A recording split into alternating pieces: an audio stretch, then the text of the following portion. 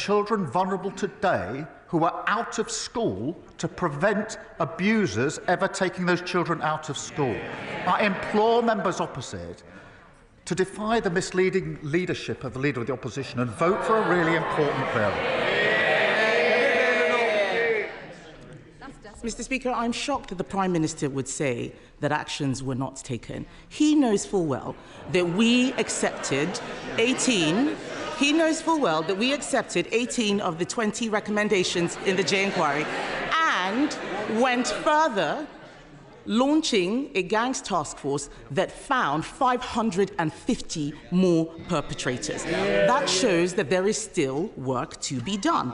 In Rotherham alone, there have been over 1,400 victims. Across Oldham, Bradford, Bristol, Rochdale, and dozens more towns, there have been thousands more victims, but no one has joined the dots. No one has the total picture, and it is almost certainly still going on. One victim from Telford, and I know he says that victims have different views. We have different views across this House. But one victim from Telford says she wants a national inquiry because it will hold people accountable in a way that previous inquiries have not. It is very possible to have actions, take on more, and still have a national inquiry. So why won't he listen to victims and launch a national inquiry which would have the power to summon witnesses and make them give evidence under oath? Mr. Speaker, she says they accepted the recommendations. They didn't act on them. One of the central recommendations was mandatory reporting, and it still hasn't been enacted. I called for this 11 years ago. They've been tweeting and talking. We've been acting. Well, Mr. Speaker, the Leader of the Opposition has been an MP, I think, for 8 years. Her party have been in government for 7.5 of those 8 years. She was the Children's Minister. She was the Women's and Equalities Minister. I can't remember her, I can't recall her once raising this issue in the House, once calling for a national inquiry. It's only in recent days she's jumped on the bandwagon. Now, Mr. Speaker, in fairness, if I'm wrong about that, and she has raised it, then I invite her to say that now, and I will happily withdraw the remark that she hasn't raised it in this House in the 8 years that she's been here until today. Mr. Speaker, the Prime Minister is being very specific because I have raised this issue. I've raised it in speeches. I've raised it publicly. He knows that as a minister, I would not have been speaking on this specific issue. I was not a Home Office minister, but Mr. Speaker, I will remind him about other victims who came to me, who I did help. The victims of the Tavistock scandal, who came to me as a minister. I didn't send them away like his safeguarding minister. I made sure, as his Labour Party were calling me transphobic, that we launched the CAS review, which even his health secretary has accepted. So we do right by victims, Mr. Speaker. The reason why a national inquiry is important is because this issue is systemic.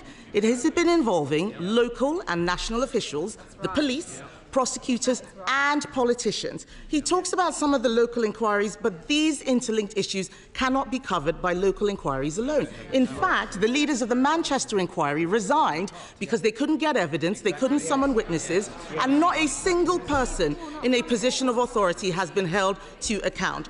The Prime Minister called for 9 inquiries in the last Parliament. Does he not see that by resisting this one, people will start to worry about a cover-up?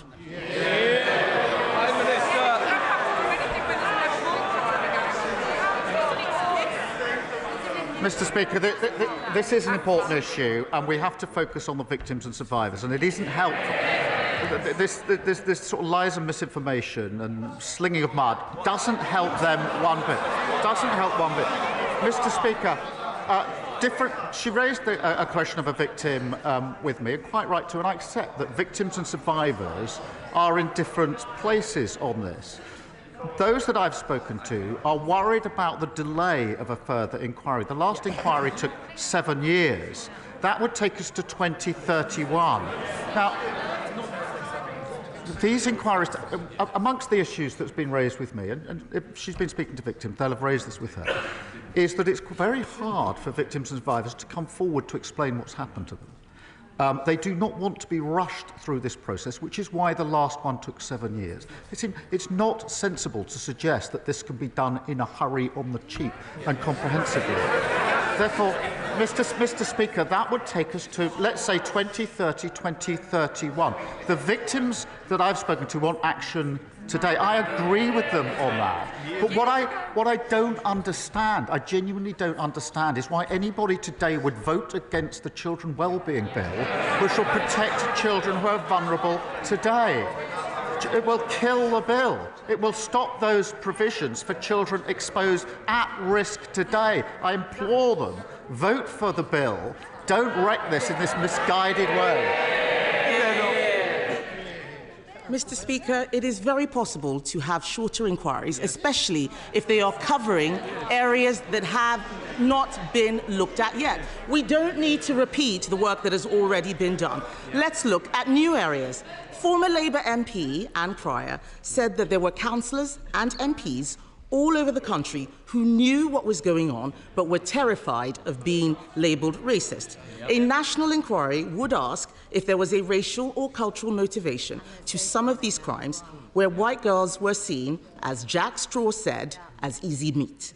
The member for Rotherham was sacked from Labour's front bench for speaking out about rape gangs.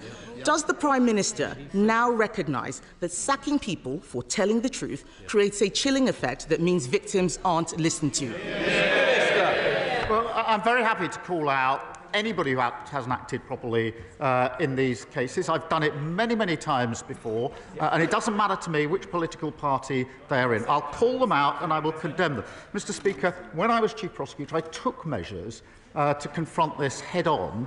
The first of the mass prosecutions for an Asian gang was in Rochdale. My team came to see me. It put a number of Asian men in the dock. They wanted the green light for the first of these cases to take place. I gave that green light, but on one condition, because it came to my attention that one of the men that was going into the dock had previously been arrested but not charged. And I said, you can bring the first of these mass prosecutions, but only if you look back at the file where we weren't charged and tell me what went wrong with a report so that I can start to put it right. And that's what started the reforms I brought about. So that's the approach I took in practice, whilst others were tweeting and talking. It's the approach I would take now in any case where there's wrongdoing here. But what we've got to do now, Professor Jay has said this, we have had a number of strong findings. There are 20 on the table from Professor Jay. We've got to get on with action. Don't block it this afternoon. Mr. Speaker, we need to focus on what this is really about. This is not about the Prime Minister's work in the CPS. And I would say very respectfully to the Prime Minister, it's not about you, it is about the victims. Be a leader, not a lawyer. We know that people were scared to tell the truth because they thought they would be called racist. If we want to stop this from ever happening again, we cannot be afraid. The Labour Party has adopted the APPG definition of Islamophobia. That same APPG report said talking about sex groomers was an example of Islamophobia. This is exactly why people are scared to tell the truth. And the lack of clarity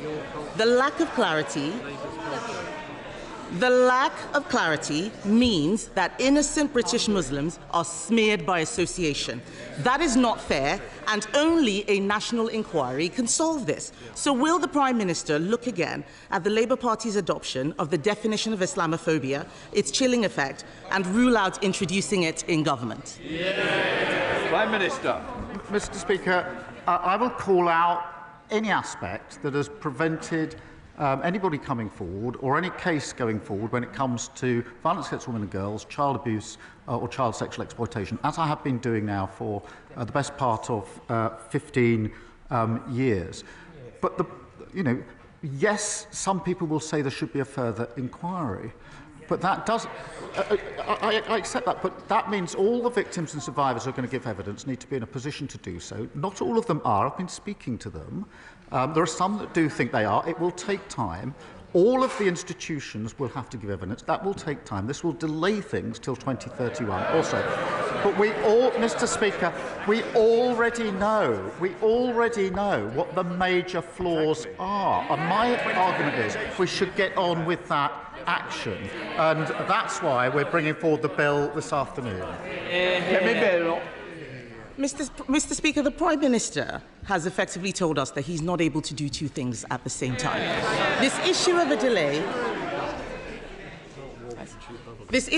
a delay is a weak excuse, and I would say to him that by refusing this inquiry, he is enabling those people who wish to smear all British Muslims based on the actions of a small minority. He is talking about distraction tactics. Let us have the truth.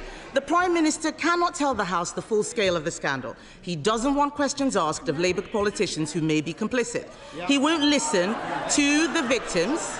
He won't listen to the victims who are calling for a national inquiry. He is making this all about a bill this afternoon. Later today, he will tell Labour MPs, including in Telford, Rochdale, Bristol, Derby, Aylesbury, Oldham, Bradford, Peterborough, Coventry, Middlesbrough, Newcastle, Ramsgate, to tell all of these people to vote against a national inquiry into the gangs which have systematically gang raped children in their constituencies. This is one of the worst scandals in British history, Mr. Speaker.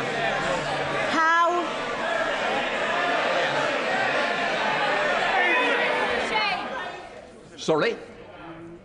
This is a very, very important issue that does matter to the country. It matters to all our constituents. I want to make sure they can hear what's being said by the Leader of the Opposition and the Prime Minister of the Opposition. Mr. Speaker, this is one of the worst scandals in recent British history. But how are they going to explain to their constituents that obeying his whip is more important than doing the right thing? She's right to say it's one of the worst scandals. It's terrible. That's why I acted on it. Her recently acquired view that it's a scandal, having spent a lot of time on social media over Christmas, not once in 8 years did she stand here and say what she's just said. Not once in 8 years. They didn't act on the recommendations. They want a national inquiry. We had a national inquiry, the J inquiry, the J report. 20 recommendations, not a single one implemented. Not a single one implemented. And she said you can do two things at once. You can't kill the bill this afternoon, wreck that bill, and protect children. There was Mr. Speaker, there was a dreadful case of Sarah Sharif that everybody will remember. This was the girl taken out of school and abused by an abuser. The bill this afternoon fixes that gap. And I know, I'm looking across, I know there are honourable members on the benches opposite who know very well that what's in this bill is necessary, that it's the right thing to do, and that would want to vote for this bill. I urge them to think twice about following this short-sighted, misguided, bandwagon-jumping approach of the non-leadership of the Leader of the Opposition. I urge them to. Speaker, my constituent, Anne-Marie, and countless other armed forces families across Aldershot and Farnborough are living in shabby military accommodation that simply isn't good enough after 14 years of Conservative neglect. So can I welcome the Ministry of Defence plan to buy back thousands of homes in my constituency? And will the Prime Minister set out how sorting out this bad deal left behind by a past Tory government will make life better for Anne-Marie and others like her living in the home of the British Army? Prime Minister. Can I thank her for her question? And we all owe extraordinary debt of thanks to those who serve. Mr. Speaker, by reacquiring over 36,000 service family homes, including 1,700 in my honourable friend's constituency, we can rapidly transform substandard accommodation. The deal that we've done also saves the taxpayer around £230 million per year in rent, and of course it follows the largest pay rise for the armed forces in over 20 years. There is of course still work to do, but this is a major step forward. We now come to the Leader of the Liberal Democrats, Red Davey. Thank you, Mr. Speaker, and Happy New Year to you. And can I join others by offering my personal condolences to the Prime Minister on the loss of his brother? And can I take this opportunity to express my sadness at the passing of a much-loved member of the Liberal Democrat family, Baroness Jenny Randerson. Mr. Speaker, fixing the care crisis is urgent. For the millions of people, elderly and disabled, who are not getting the care they need, for the millions of family carers who are making huge sacrifices to fill the gap, for the NHS, where over 12,000 people are stuck in hospital beds because they can't get out of hospitals, the care is not there for them. The Prime Minister is right to say we need a cross-party approach today, but as Sir Andrew Dillot has said today, that needn't take 3 years.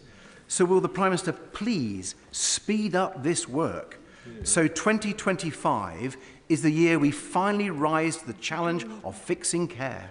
Prime Minister. I thank him for raising this important issue and thank him for his condolences. Yes, it is right we need to get this right. I'm on a cross-party consensus on this and invite him to work with us on this, as I know he will.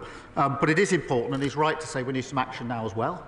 And that is why it's important I point out the immediate action that we've taken, the £3.7 billion of additional funding in the budget for social care, another £86 million to allow 7,800 more disabled and elderly people to live more independent lives, and of course the increased carers allowance. And the way in which we've set this up is in stages so that we can act and improve as we go along, but making sure that we've got consensus for the bigger changes that may be proposed in the review. And I do invite him and members across the House to work with us on this so that we can get this right and make sure that what we put in place endures beyond just a few years. Thank you. Red David.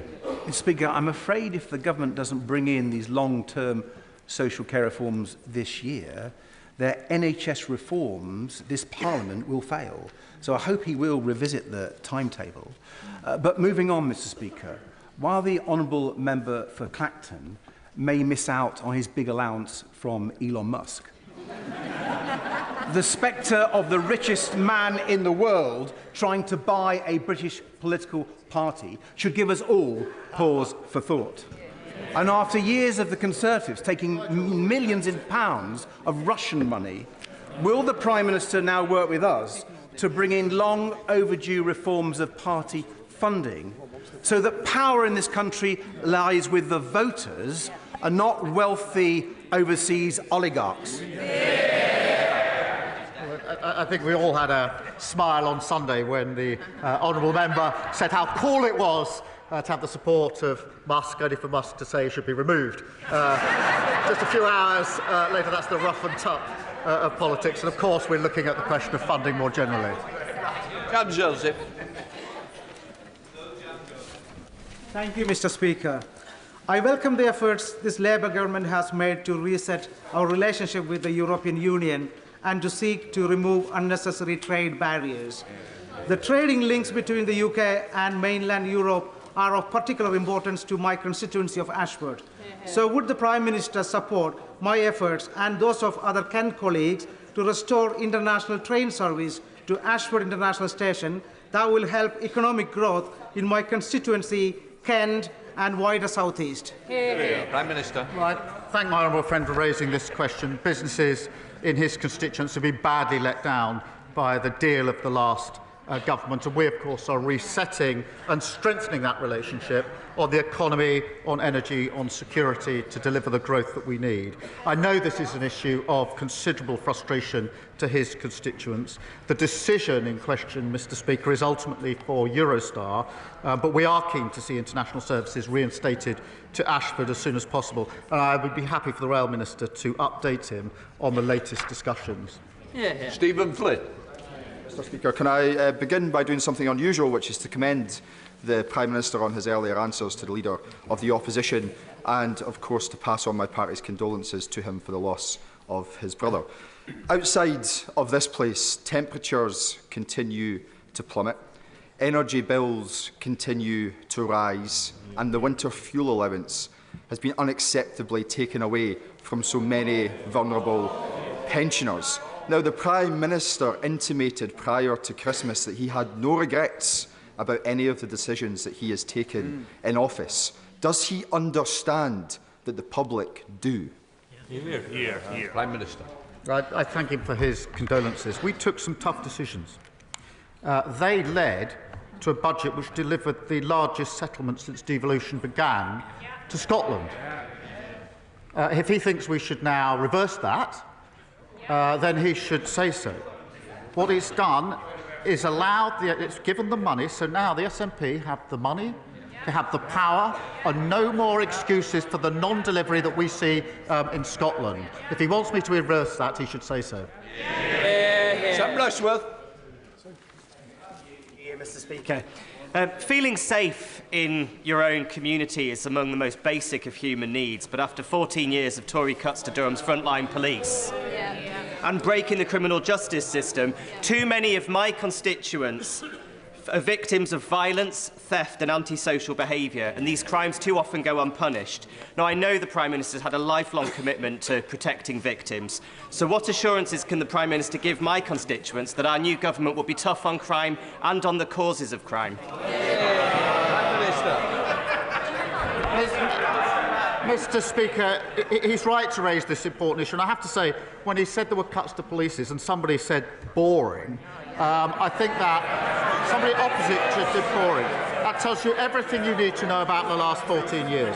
He's right. We need to crack down on those committing vile acts in our communities, and that's why our plan for change puts 13,000 extra police and PCSO officers into neighbourhood policing, 3.5% real terms increase, and of course tough new respect orders. Where they lost control, we'll take back control and deliver safe and secure communities. Thank you, Mr. Speaker. My constituent Dipak first opened the doors to his pharmacy in 1991, and he's been serving the Chelmsford community ever since, greeting many of his patients by name. But Dipak's business is struggling. His NHS contract no longer covers the cost of the drugs he has to dispense. For example, he's sometimes been forced to pay over 100 times more for a particular mental health drug than his contract provides. Dipak is dipping into his life savings to keep his pharmacy afloat, and I'm sure that many other pharmacists across the country are doing the same. Does the Prime Minister agree with me that no pharmacist should be forced to use their own money to keep their pharmacy viable? Prime Minister. Can I thank her for raising this really important and challenging case? Community pharmacists like Dipak play a vital role in our health service. And as she knows, the Department of Health and Social Care sets drug tariff prices and regularly assesses what pharmacies are reimbursed to ensure overall they're paid fairly. If she would prepare to share the details further with me, I will look and have a review by the team of the particular case that she's raised with me. Thank you. Thank you, Mr. Speaker. Last year, I was honoured to accept an invitation from the European Jewish Association to go to Krakow and discuss the role of Holocaust education in tackling the rising tide of anti-Semitism across Europe. We also visited Auschwitz and Auschwitz-Birkenau, where we laid wreaths and paid tributes to the many victims of the Holocaust. Given that this month marks the 80th anniversary of the liberation of those evil places, will the Prime Minister set out what this government is doing on Holocaust education to ensure that never again means never again? Prime Minister. Well, I thank you for raising this. Anti-Semitism is completely abhorrent and has no place whatsoever in our society. Mr. Speaker, I recently met with Jewish community leaders in Downing Street to discuss what further we can do to combat anti-Semitism, and that includes allocating £54 million for the Community Security Trust to continue their vital work, committing to building a new Holocaust Memorial and Learning Centre, and providing at least £2.2 million to continue the funding Lessons from Auschwitz. And I look forward to working with others on those important proposals. Victoria Collins. Thank you, Mr. Speaker. Businesses like Hicks in Harpenden, charities like the Hospice of St Francis in Berkhamsted, health and social care providers like the Elms Medical Practice in Harpenden, a GP, are amongst those up and down this country who are warning the government about the negative impact of the proposed changes to national insurance contributions. When will the Prime Minister heed those warnings and, at the very least, look at exemptions for health and social care providers like they have for the NHS?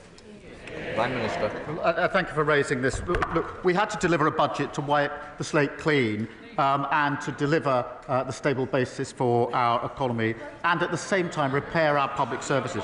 That's why we invested £25.6 billion over 2 years in the NHS, including additional funding for GPs and for hospices. And we are taking measures to ensure that funding is there to support our vital services.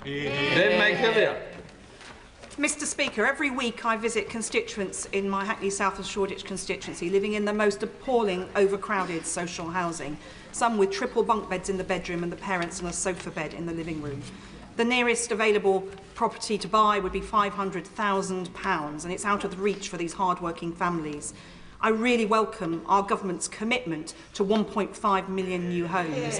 Will the Prime Minister agree that we need clear targets for the number of social housing units so that families in Hackney can live in dignity? Prime Minister. I'm grateful to her for raising this, and she describes an appalling situation when it comes to housing, and one will be familiar to a number of MPs on both sides of the House.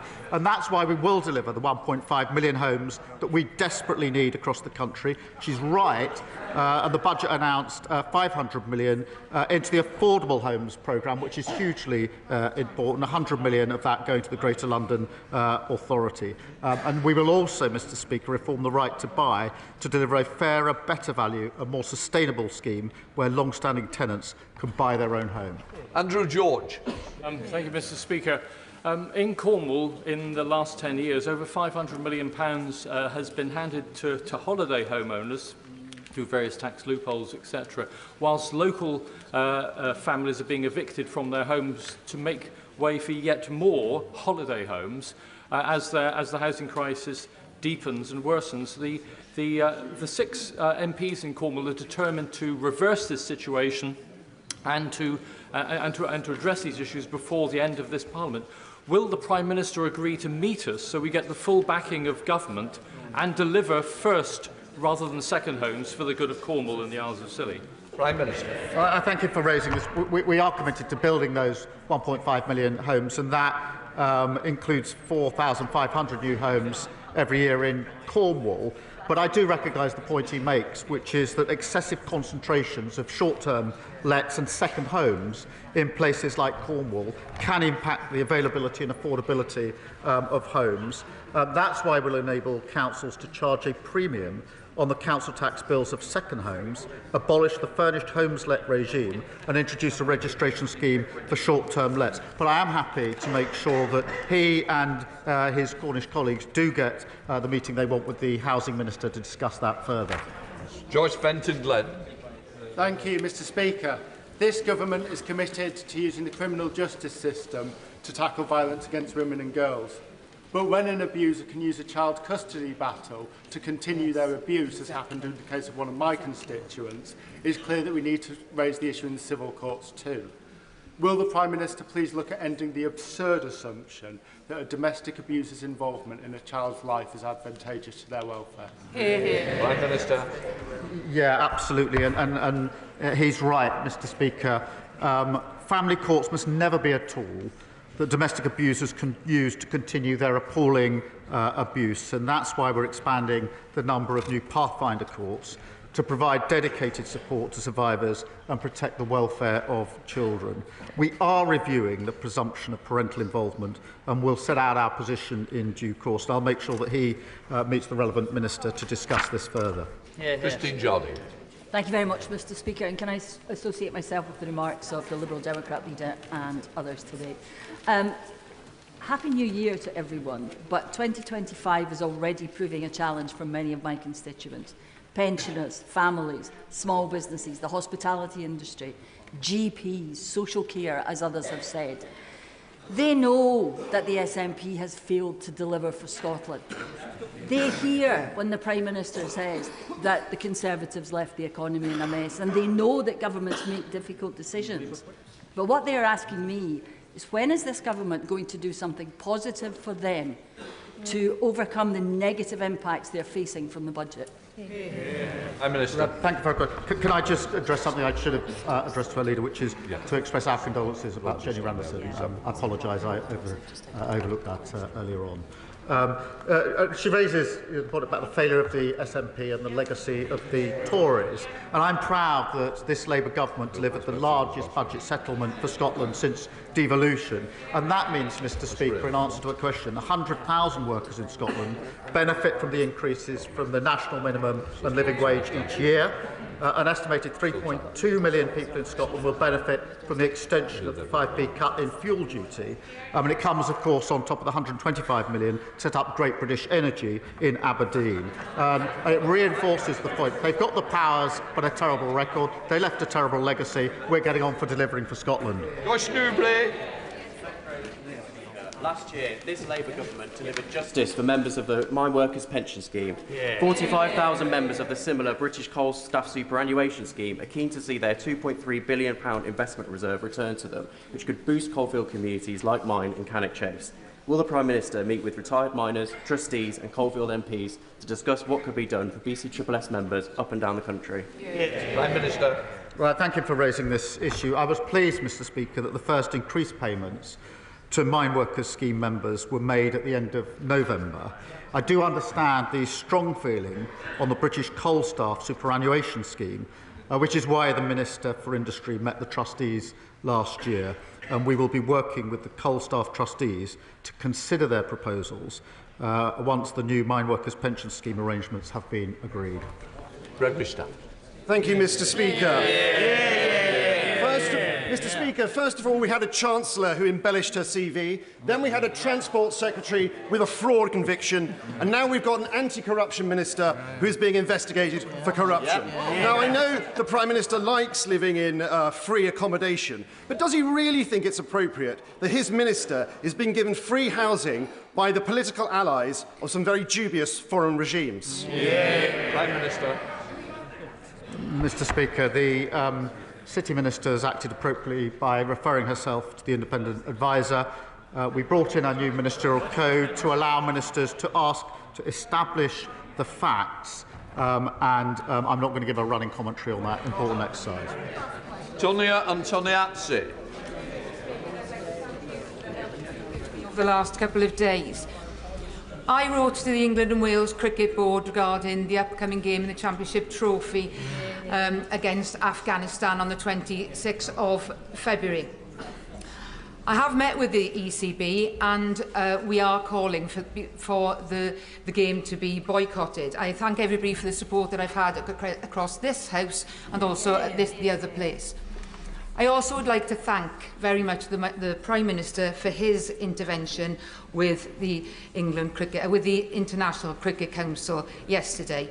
But would he please agree to meet and talk to his counterparts in South Africa and Australia that they boycott the Games as well? Mr Speaker, there's been an appalling erosion of the rights of women and girls in Afghanistan. And we all should condemn that suppression of freedoms in the strongest terms. And that's why we provided additional aid, at least 50% of which we're going to women and girls. DCMS are in touch with the international counterparts on this issue. I welcome the England and Wales Cricket Board making strong representations to the International Cricket Council on Afghanistan's women's cricket team. Final question, Sir Roger Gale. Thank you, Mr Speaker. Mr Speaker, setting aside the matter of grooming gangs, the opposition amendment on the order paper today sets out very clearly why the bill that we shall be debating is so very deeply flawed. And if it is to become an Act of Parliament, it will have to be completely rewritten in committee. But, Mr Speaker, the Prime Minister from that dispatch box has made much of his service as the public prosecutor. So could he tell the House in that capacity why during his time he declined to instigate a prosecution for rape and sexual abuse against Mohammed Fayed? Prime Minister. That case never crossed my desk. Right. That completes Prime Minister's question.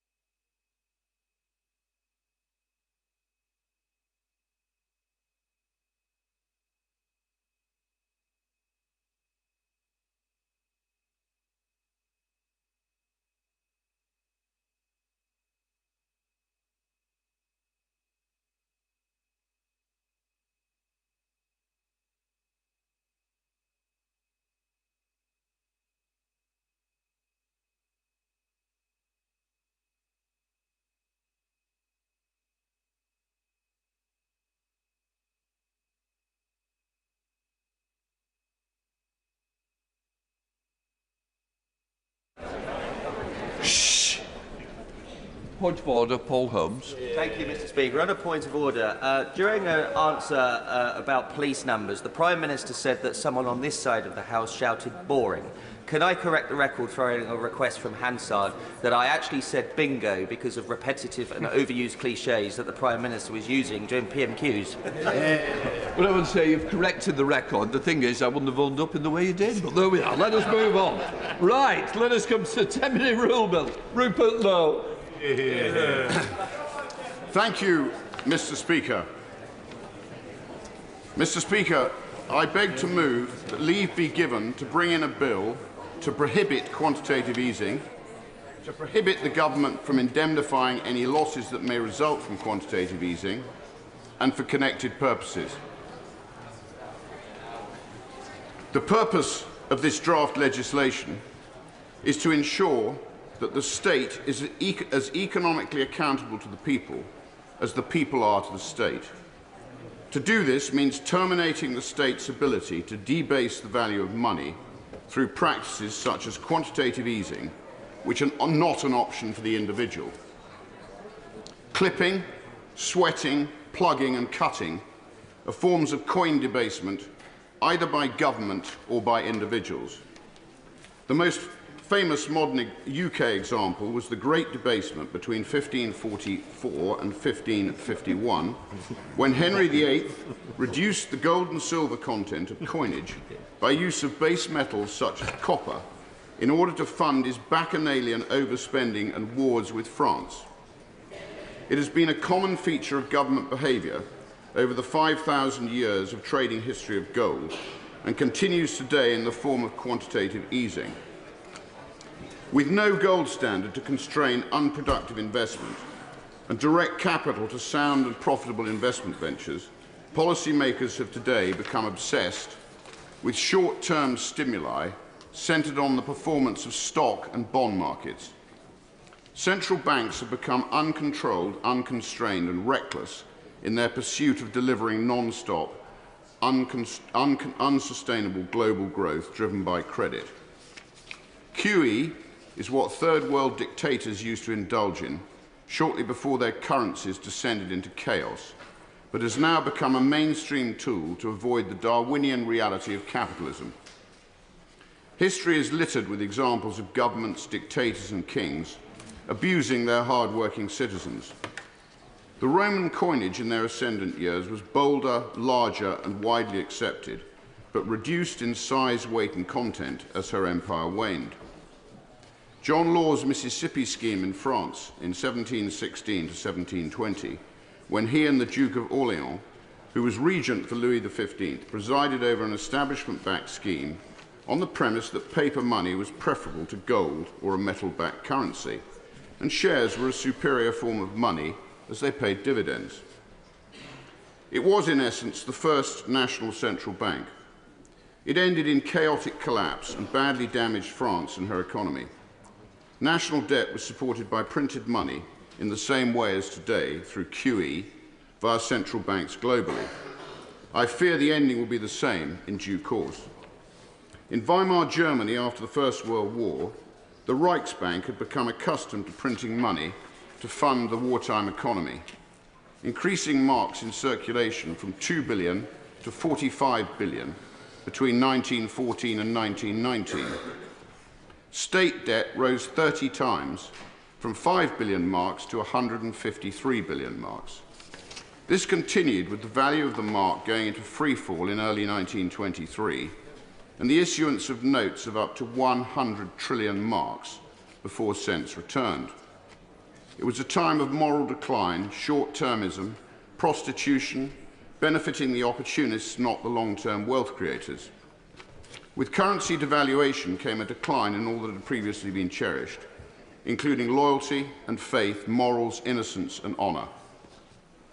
Over recent times, capitalism in the UK and globally has been undermined as states have grown in size and central banks have distorted logic.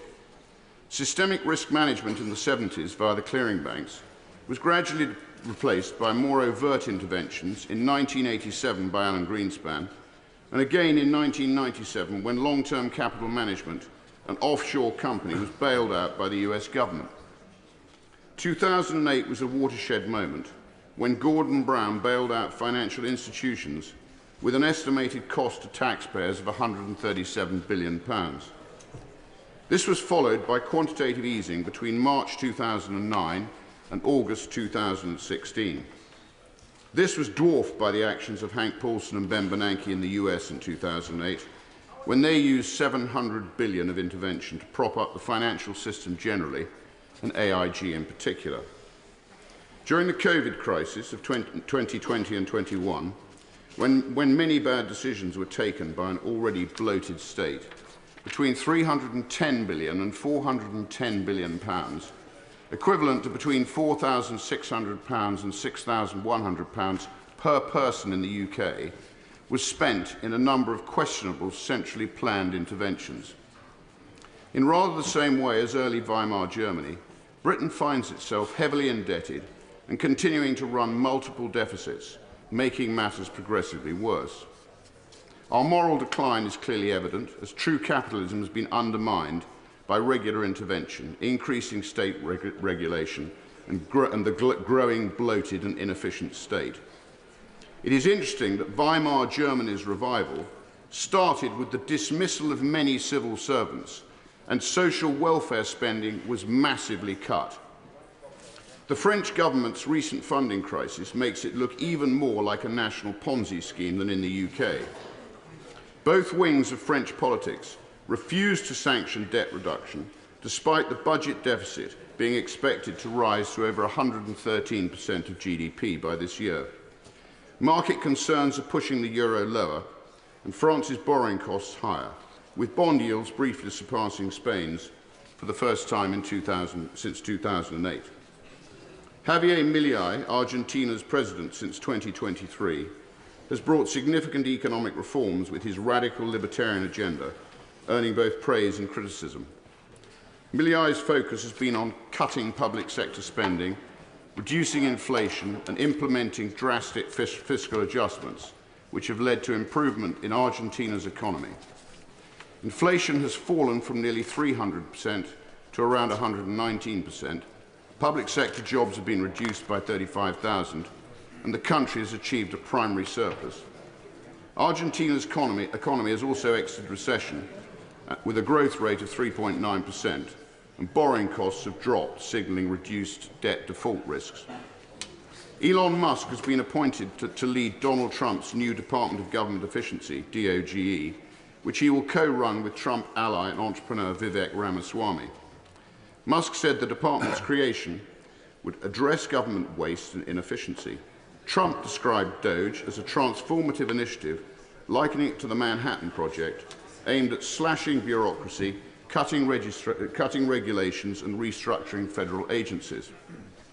Money is the foundation of all human exchange of enterprise and replaced barter in the earliest communities. It allows for the transfer of skills through a transferable medium such as a coin, a note, or indeed a transfer. By a continuous process of inflation, however perpetrated, governments can confiscate, secretly and unobserved, an important part of the wealth of their citizens. In doing so, the size of the state inevitably grows and becomes a self-serving, greedy master of the people they should be serving.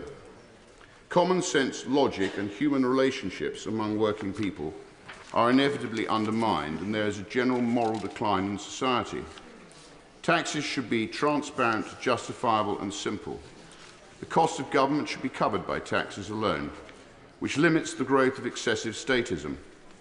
Gold has historically been the standard store of value and protection against currency debasement for over 5,000 years.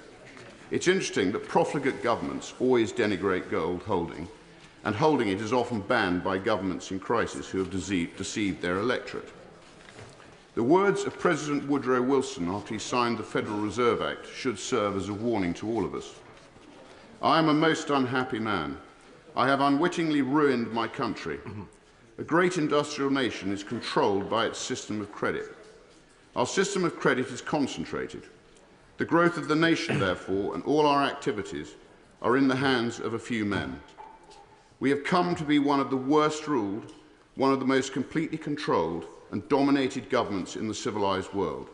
No longer a government by free option, no longer a government by conviction and a vote of the majority, but a government by the opinion and duress of a small group of dominant men. Friedrich von Hayek, an eminent Austrian school economist, said, "I do not think it's an exaggeration to say that history is largely a history of inflation. Usually inflation's engineered by governments for the gain of governments. Given the historical track record of states abusing their citizens by various forms of currency debasement, including QE, the default position should be to make it illegal unless this democratically elected House has an informed vote supporting debasement. This bill seeks to achieve this position, and I commend it to the House." The honourable member have leave to bring in the bill. The question is that the honourable member have leave to bring in the bill. As many of that opinion say aye. The contrary, no. I think the ayes have it. The ayes have it. One of us has got to sit down, Rupert. I've got to do my bit. You're coming back on in a minute, don't we? So, who will prepare to bring in the bill? Mr. Speaker, Richard Tice, Jim Allister, myself and others. You've got to name them. You can't not name them. It's McMurdoch. And me. And a one, right, OK. Say Ed David. Put Ed David down. Put Rachel. Rachel from accounts. Maybe Rachel Reeves, I don't know. Can you just read the names for clarity so that Hansard's got it? Tice, Jim Allister, James McMurdoch, Lee Anderson, and myself. All right. It's a shambles. Absolute shambles.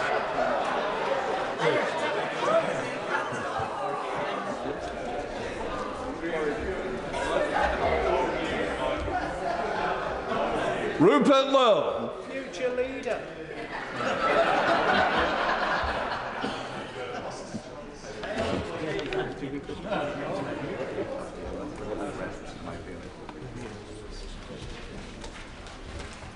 Quantitative easing, prohibition bill.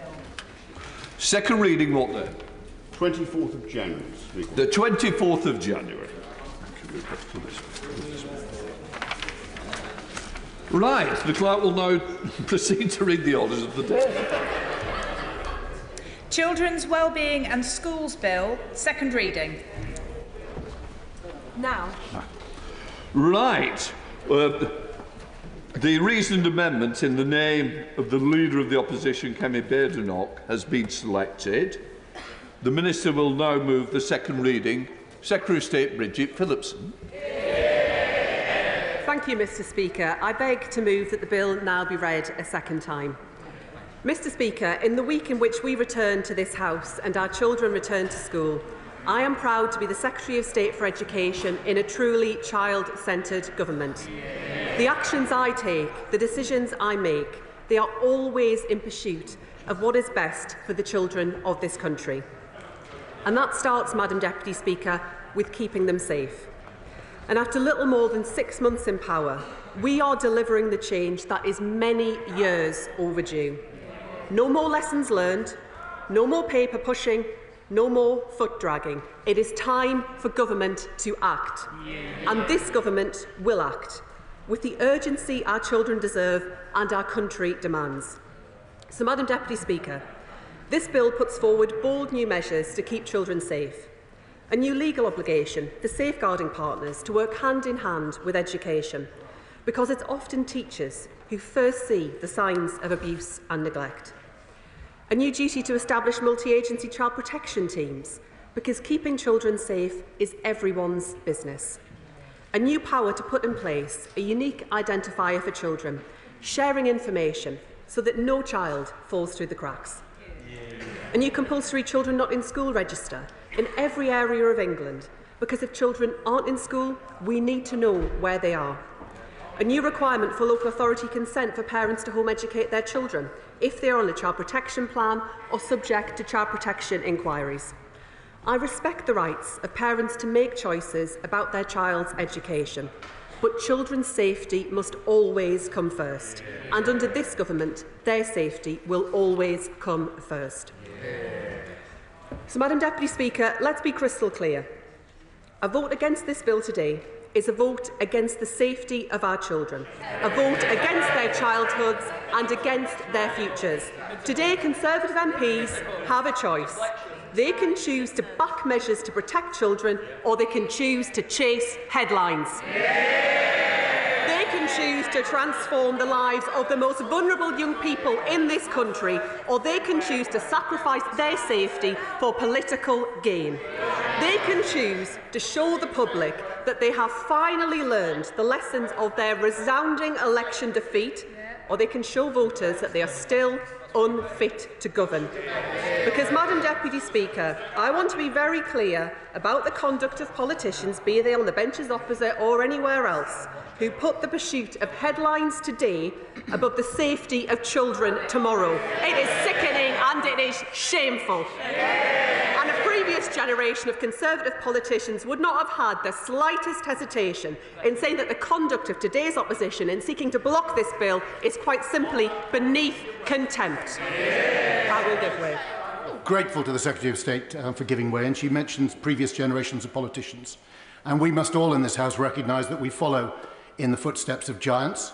Tony Blair, Lord Adonis and others created the academy system, which was built on under the last Conservative government and brought about a transformation of English education. Why does the Secretary of State want to dismantle the work of decades by members across this House and bring about a kind of a gross socialist uniformity which will destroy the progress that has been made? Mr Speaker, Madam Deputy Speaker, it's just simply a mischaracterisation, and the right honourable gentleman knows it. And I note in what he had, and I will come on to in my speech, the wider schools measures here, but I note that in his intervention he had nothing to say about the safety of children and the measures that we are discussing today, and the wrecking amendment that the Leader of the Opposition has put down that would block the very important, very serious measures they have been telling us for days they want to see put in place. If they want those measures, they need to support them. Madam Deputy Speaker. Will the Secretary of State give way on that point? I will give way. I thank the Secretary of State for giving way on that point. The party opposite mentioned uniform, but the only uniform measures I can see in the bill are regards actually saving parents money on the uniform bills, which I think we can all welcome. Would you also agree with me? Would she also agree with me?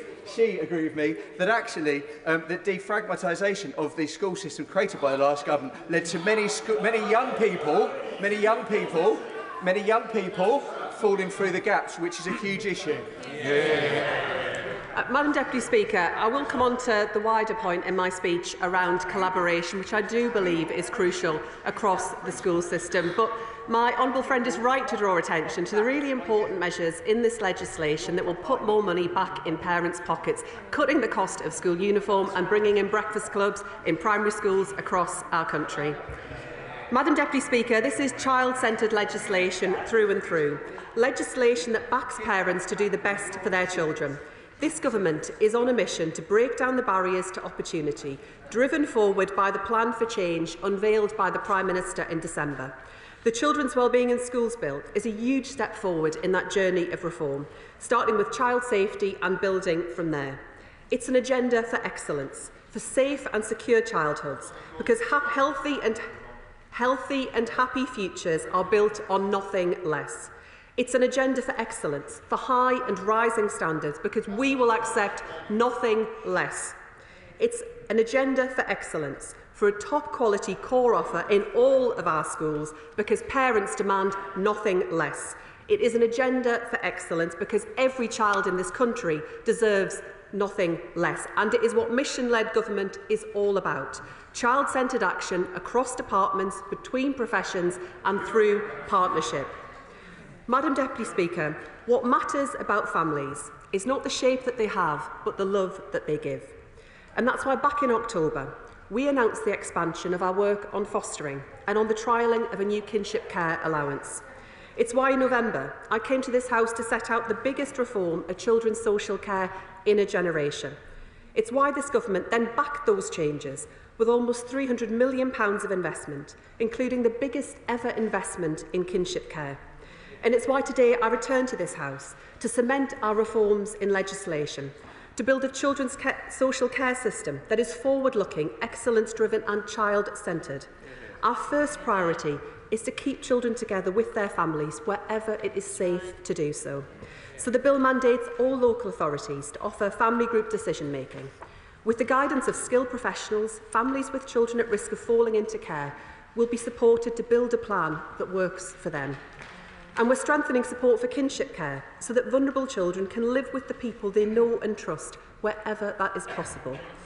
But despite the best efforts of all involved, some children will inevitably need to enter care. So we must reform the system so it works for them. And I know that members here right across this House share my outrage at the excessive and exploitative profit-making we have seen from some private providers. It is shameful, it is unacceptable, and it will end. I will give way. I thank my right honourable friend for giving way, Madam Deputy Speaker. And I know she has a good head on her in numbers. Will she be doing some evaluation of the cost and benefits of investing in things like kinship care to save not just the cost to the child, but also the cost to the taxpayer of otherwise expensive child social care?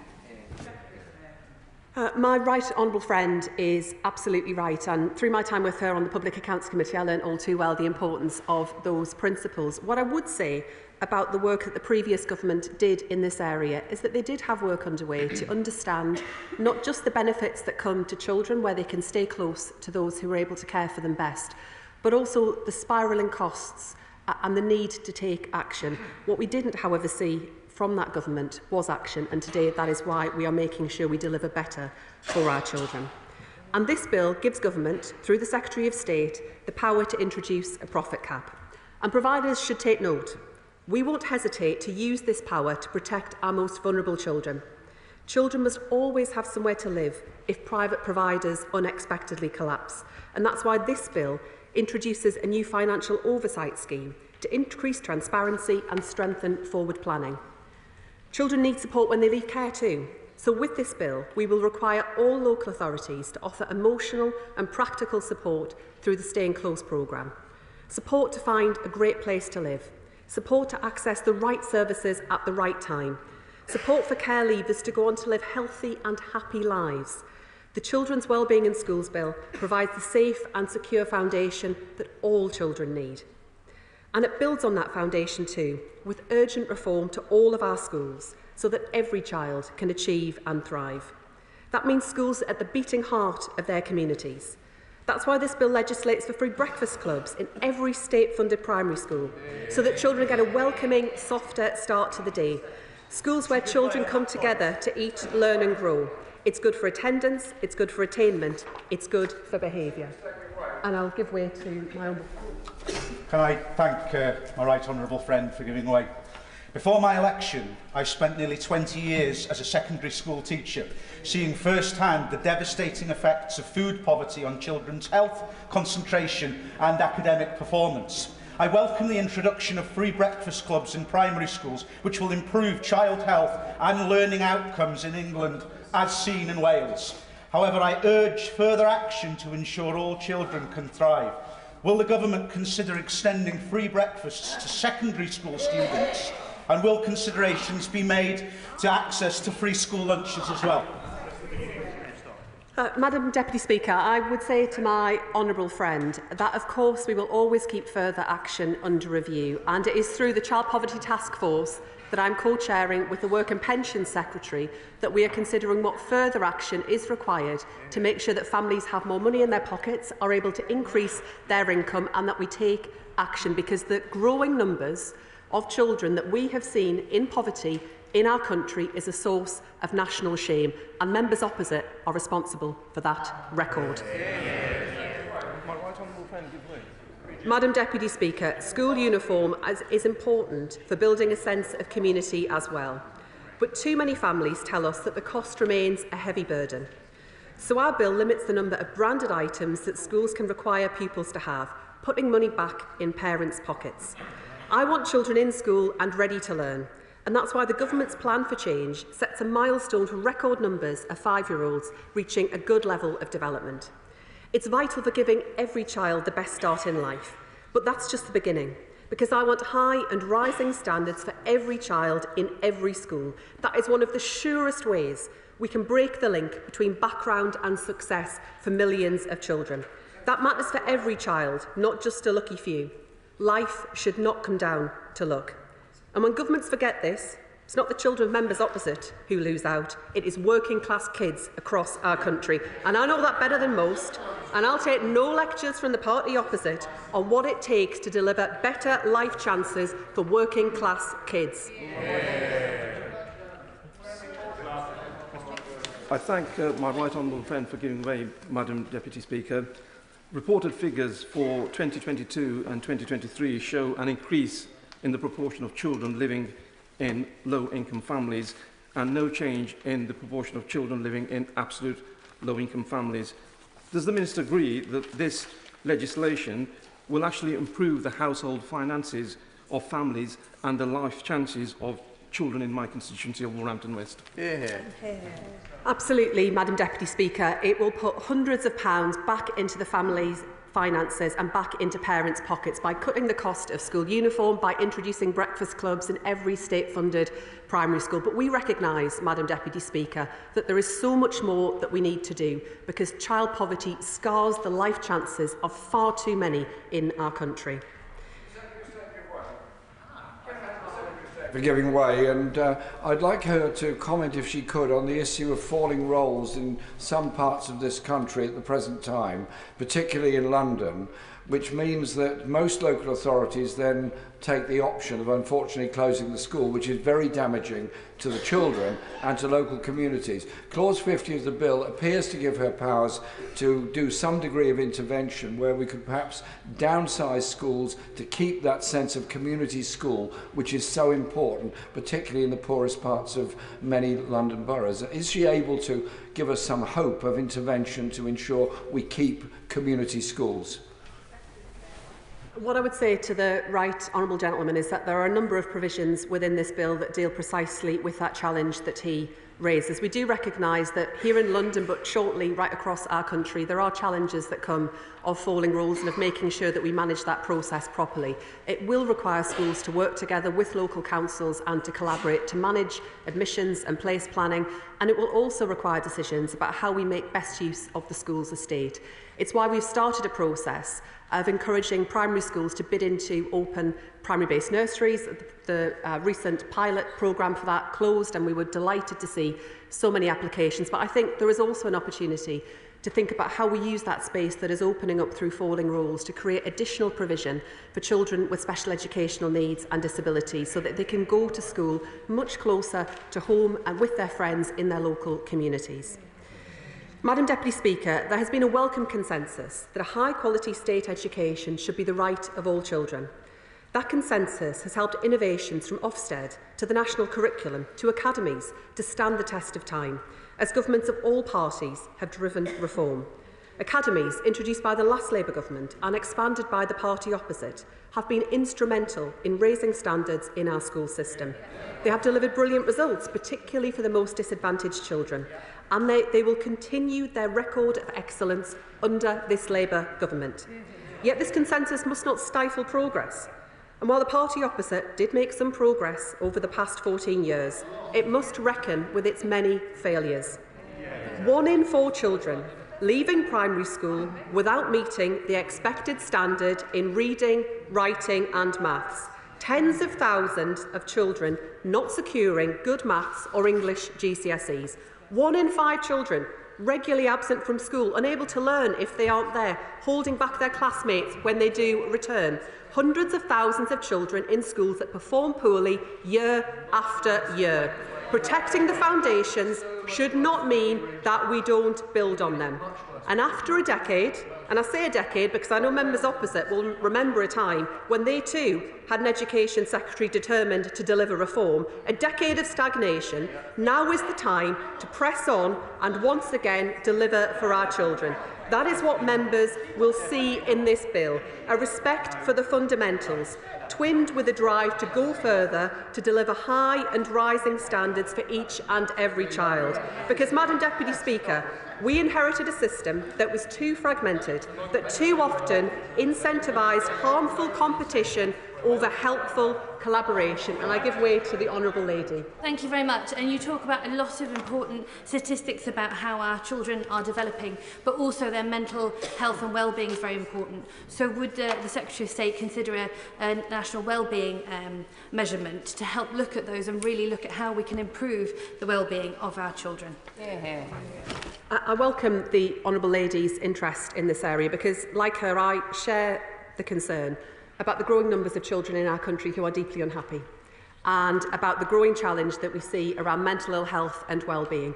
There are far too many children who are not receiving access to the timely support that we need, and we are looking very carefully at the issue that she has identified. I will give way. I thank the Secretary of State for giving way. On the point about children's welfare and making sure that children start the school day in the best position to learn, I want to thank her for bringing forward the plans for breakfast clubs, not only so that children can be ready to learn because they've had a good meal, but also so that they have that ease into the school day so that they can be set up to learn. Does she agree with me that this will benefit young children to learn better, particularly kids with special educational needs? I agree with my honourable friend, and we have been led by the evidence on this, and the evidence is very clear that not only is this a measure that provides real support to parents at the start of the school day, but it also delivers real benefits for children in terms of their learning, their development, academic outcomes and behaviour. And I'm delighted that in April we will start rolling out the first pilot schools across schools, including schools serving children with special educational needs and disabilities, to demonstrate the difference that this Labour government will make to children's life chances. Madam Deputy Speaker, forgive me, the honourable gentleman. And I'm sure everyone in this House shares her objective of ensuring that children get the best education, have the best educational outcomes possible. But why then is she dismantling the infrastructure which has delivered improvements? Why specialist schools, schools able to attract the best teachers, schools able to tailor the curriculum to the children that they have? Why does she want to dismantle that if the point is that she wants to improve educational standards? Madam Deputy Speaker, I just have to say to the honourable gentleman that it just isn't the case, and I would invite him to read the bill, and I will come on to further measures that we are setting out. Madam Deputy Speaker, if we believe that every child deserves the best, that every classroom deserves a top teacher, that every state school must be a great school, then we can't have excellence for some children and just fine, just okay for the rest. No, we need all schools working together to deliver national high-quality core offer for all children with the flexibility to innovate beyond that, so that parents know that wherever they live, whatever their local school, this government is their child's greatest champion. The best schools and trusts do incredible work day in, day out, and I pay tribute to them. They are engines of innovation, civic leaders. Collaboration and improvement are central to their success. They prove excellence already exists in the system. Now is the time to spread it to all schools. And that doesn't mean no competition. Competition can be healthy, a spur to excellence. But competition that encourages schools to hoard best practice or to export problems to others must be replaced by collaboration, by schools working together to solve problems and put children first. And I don't just mean collaboration within trusts. True collaboration looks outward too, schools driven by shared purpose embedded in communities. Our vision twins that deep collaboration with healthy competition so that every child in every school can benefit from best practice. So this bill brings reform. It demands high and rising standards across the board. We will restore the principle established by the noble peer Lord Baker that every child will benefit from the same core national curriculum following the Curriculum and Assessment Review.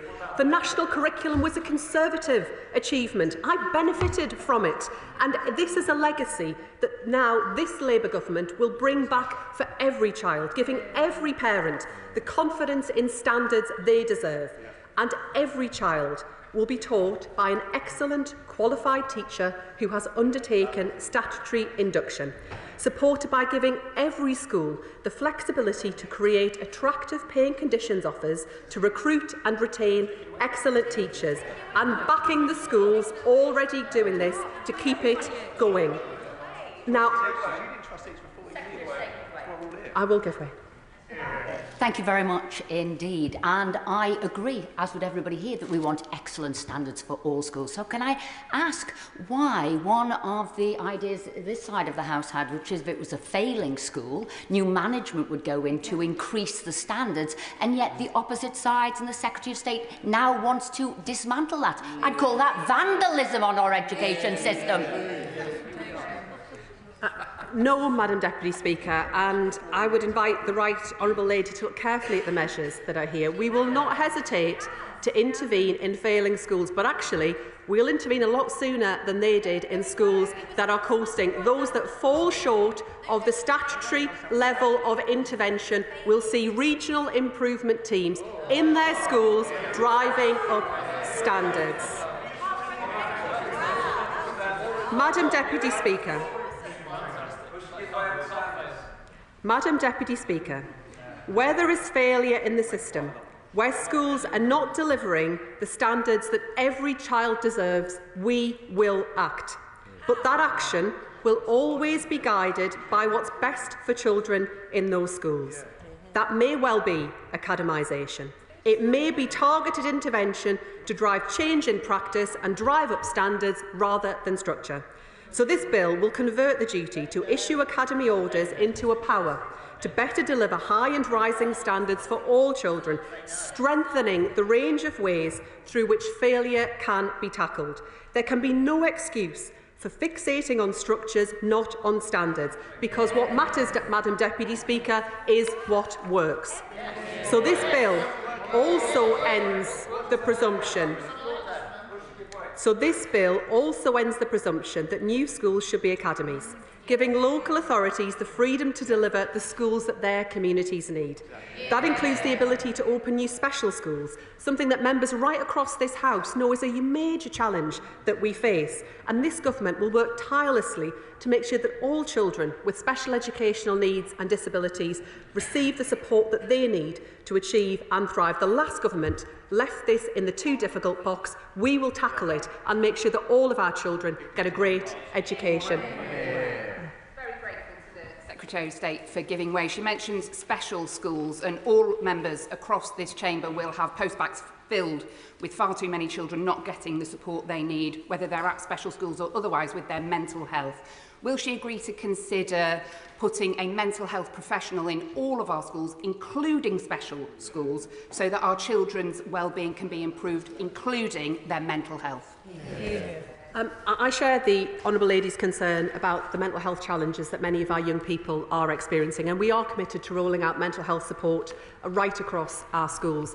What I would also say on the wider challenge that we see around support for children with special educational needs and disabilities, I want to make clear to this House that the reform that we do need to engage in this area, the change that is required, is complex and it will take time.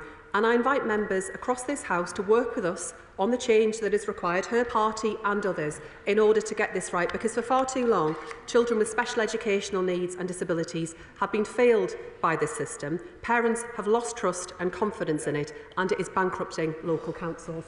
I'll give way to my honourable friend. Can I thank my honourable friend for giving way? She's spoken about academies and various other forms of schools.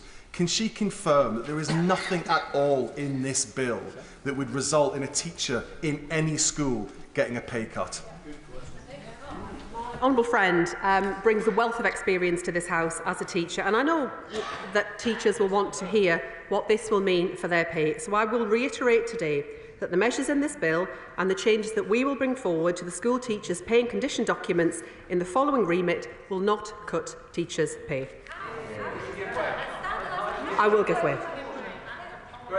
Secretary of State for giving way. She's spoken about her focus on standards. Well, the Free Schools programme has driven up standards across the country. So why was one of her first actions to threaten 44 free school projects developed by parents, pupils and communities? And will she lift that veil of uncertainty over them?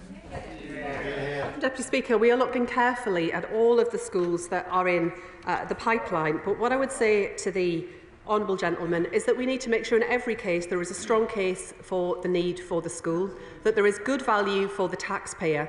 And, you know, we have inherited an enormous challenge where it comes to the public finances, and we have had to make difficult decisions because of the £22 billion black hole that he and his party left behind, and the right honourable lady opposite, who's shuntering away, was in Cabinet, in the Treasury and responsible for overseeing all of this as Chief Secretary.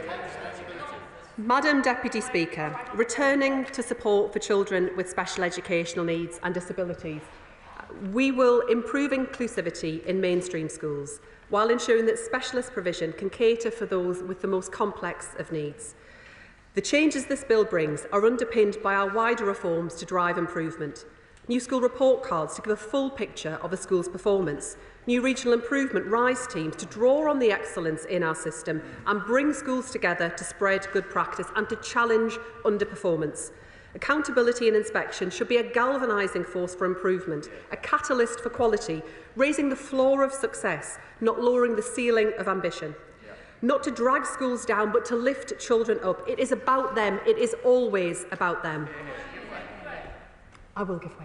I'm really grateful for the speech that my right honourable friend is making, not least the opportunity to raise standards for children with disability, children experiencing anxiety and children who have got care experience as well. Will she look at the role that local authorities can play in building that collaboration and ensure that they've got the funding that they need? Because the last government hollowed them out, and yet they've got a crucial role in raising those standards and supporting schools. Madam Deputy Speaker, I agree with my honourable friend that we do need to make sure that local authorities are working with schools, with health, with other partners in their area.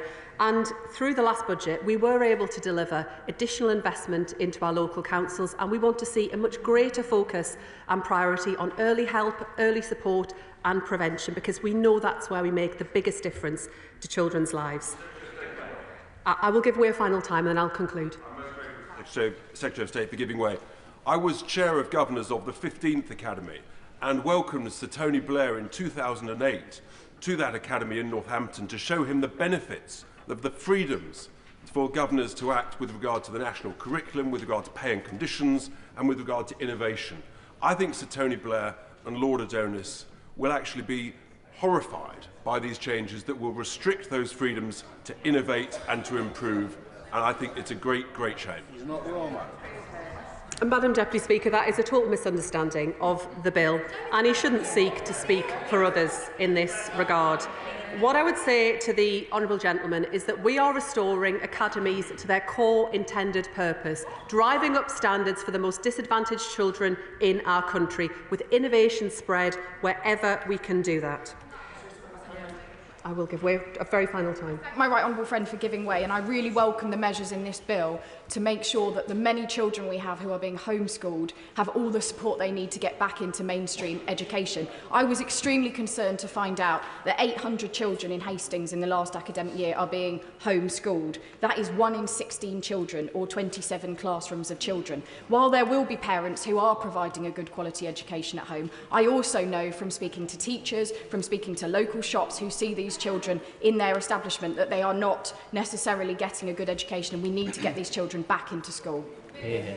I agree with my honourable friend, and I recognise the challenge that she faces in her constituency and that we see right across our country. We have seen a big increase in the number of children being home educated, and whilst I respect the rights of parents to make that choice, I think there are a complex range of reasons why many parents are now making that decision. There are questions around how we support our children on their mental health. There are wider challenges on the SEND system. But let me be absolutely clear to the House. All children, when they are not in school, when they are being home educated, must have a good level of education. And we cannot allow the situation to continue where we do not have visibility of where children are, where they slip between the cracks. And we will ensure through this legislation that where there are child protection investigations underway or a child protection plan, local authorities will be able to decline that request from parents, because we all sadly know what can go terribly wrong when we fail to step in and protect children. I'm afraid I'm concluding now. Madam Deputy Speaker, We are bringing together the system's many parts into a collaborative, coherent whole with children at its heart. And our ambition to support children doesn't stop here. We expect to bring forward further legislation when parliamentary time allows. And our work to erase the stain of child poverty must and will continue through the Child Poverty Task Force, which I am proud to co-chair with the Work and Pensions Secretary, reducing the burden on schools, freeing teachers to teach and children to learn. Today is about action. And so, Madam Deputy Speaker, when my colleagues from across this House read the bill in all its detail, they will find running through its 60 clauses one golden thread, one common theme, one objective, one common cause. It's not structures or ideology. They'll find no pet projects or stale dogma. They'll see that our focus, Madam Deputy Speaker, is firmly on children. Their life chances are the aim. Their protection is the objective. Their success is our common cause. This Children's Schools and Wellbeing Bill is written for them. It is introduced into this House for them. It will be implemented for them, for their safety, for their schooling and for their futures. And I commend this bill to the House. The question is that the bill be now read a second time. I call the Shadow Minister, Lord Trott. Thank you, Madam Deputy Speaker. The bill in front of us today is a bill of two halves, one of which seeks to protect children, to improve safeguarding and support for children in care. And whilst we will seek to amend various aspects of it at committee, we do see value in what is being put forward. But, Madam Deputy Speaker, the other half of this bill is the policy equivalent of a wrecking ball. It is an all-out assault on teachers, the education system and standards. It is nothing less than education vandalism, and we will oppose it with every fibre of our beings. Madam Deputy Speaker, this House must be in no doubt. This bill really matters. It destroys the consensus built over 2 decades in England on how to improve schools, a consensus that has led to English children being the best in the Western world at reading and maths. I cannot understand why they would seek to reverse this progress. What are they hoping to achieve? It seems to be policy purely built on ideology. More than that, it is wrong, and I desperately hope the members opposite will come to this. I'll do this shortly. You would think, Madam Deputy Speaker, that Labour government will feel proud of the record they had under Blair in education. It was the Labour government that innovated and made way for academies. When Blair talks about academies, he says an academy belongs not to some remote bureaucracy, not to the rulers of government, local or national, but to itself, for itself. The school is in charge of its own destiny. And it's this Blairite principle, a school in charge of its own destiny, which was built on and expanded by subsequent Conservative governments. And what has been the result of this largely cross-party consensus? A thriving education system in which English children have soared up the PISA rankings. But before me, I see a move away from all of these things that have enabled this success. This bill seeks to turn its back on Labour's history, take back those academy freedoms, on curriculum, on pay, on behaviour. You name it, they are reversing it. All the things that have done so much to improve our education system. Step by step, the very policies that saw our schools rise up the international league tables are being reversed. And I guarantee you, Madam Deputy Speaker, just as we went up, as a result of this bill, we will come down those very same rankings. And who will be the ones that will suffer? The poorest pupils in society. I will give way. I've lived the dream of the Academy programme from the very beginning under London Challenge and seen Hackney children go to university when I was first elected they weren't. But what the last government did was bring a wrecking ball. It made a smorgasbord of free schools with an open chequebook from government paying over the odds for inadequate sites which children are condemned for years, and no accountability in the system as each bit of fractures away. And on the issue of standards, the reason that standards haven't notionally gone up is that some schools went 11 years without an inspection when they were outstanding, or were far from outstanding when they were next inspected. So she needs to take responsibility and accountability for what her government did, and applaud the Secretary of State for what she's trying to do to put it right. a huge amount of respect for the Right Honourable Lady, but she will know that the Academy programme was expanded over 50 times under the last government, and that we went up in terms of educational rankings, not down, which is what happened under the previous government. This bill is abolishing academies in all but name. And for what? Because education ministers think that they know better than Catherine Birbalsingh and Sir John Coles. As Blair said in 2005, command public services today are no more acceptable than a command economy. Well, somebody needs to tell the Education Secretary, because that is exactly what she is proposing in this bill. It is anti-rigour, anti-choice and anti-accountability. Will my right honourable friend give way? Absolutely. One of the most impressive aspects of the previous government was the work instituted by Michael Gove to build on the reforms of Tony Blair, carried on by successive Secretaries of State like my right honourable friend. Will my right honourable friend commit the next Conservative government to reversing these changes and ensuring that we have more choice for head teachers on curriculum, on hiring and firing, on expulsions, so that we bring competition to the school sector, not the dead hand of a Whitehall bureaucrat? My honourable friend is absolutely right. And to be clear, this bill is proposing a pay cut for nearly 20,000 teachers in future years because they are imposing national terms and conditions on teachers in academies. You have to ask, Madam Deputy Speaker, what is the problem that the government is trying to solve here? Teachers outside of national pay scales are paid more, not less. What have they got against high-paid teachers? Why on earth are the government coming here today and telling tens of thousands of teachers that their pay is too high? It is absurd. Levelling down seems to be this government's priority. And the flexibilities given on terms and conditions allow academies to offer things like a longer school day. Are the Labour government proposing to ban this? The explanatory notes to the bill set a new standard in doublespeak when they praise the positive innovation and good practice in teachers' pay and conditions in some academies, and say that they want to ensure that local authority-maintained schools also have the opportunity to implement it. So, what are they doing? Are they giving these same pay flexibilities to local authority schools?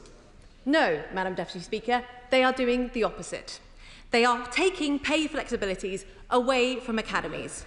And don't try to make any sense of this, Madam Deputy Speaker, because it's impossible. It is entirely contradictory.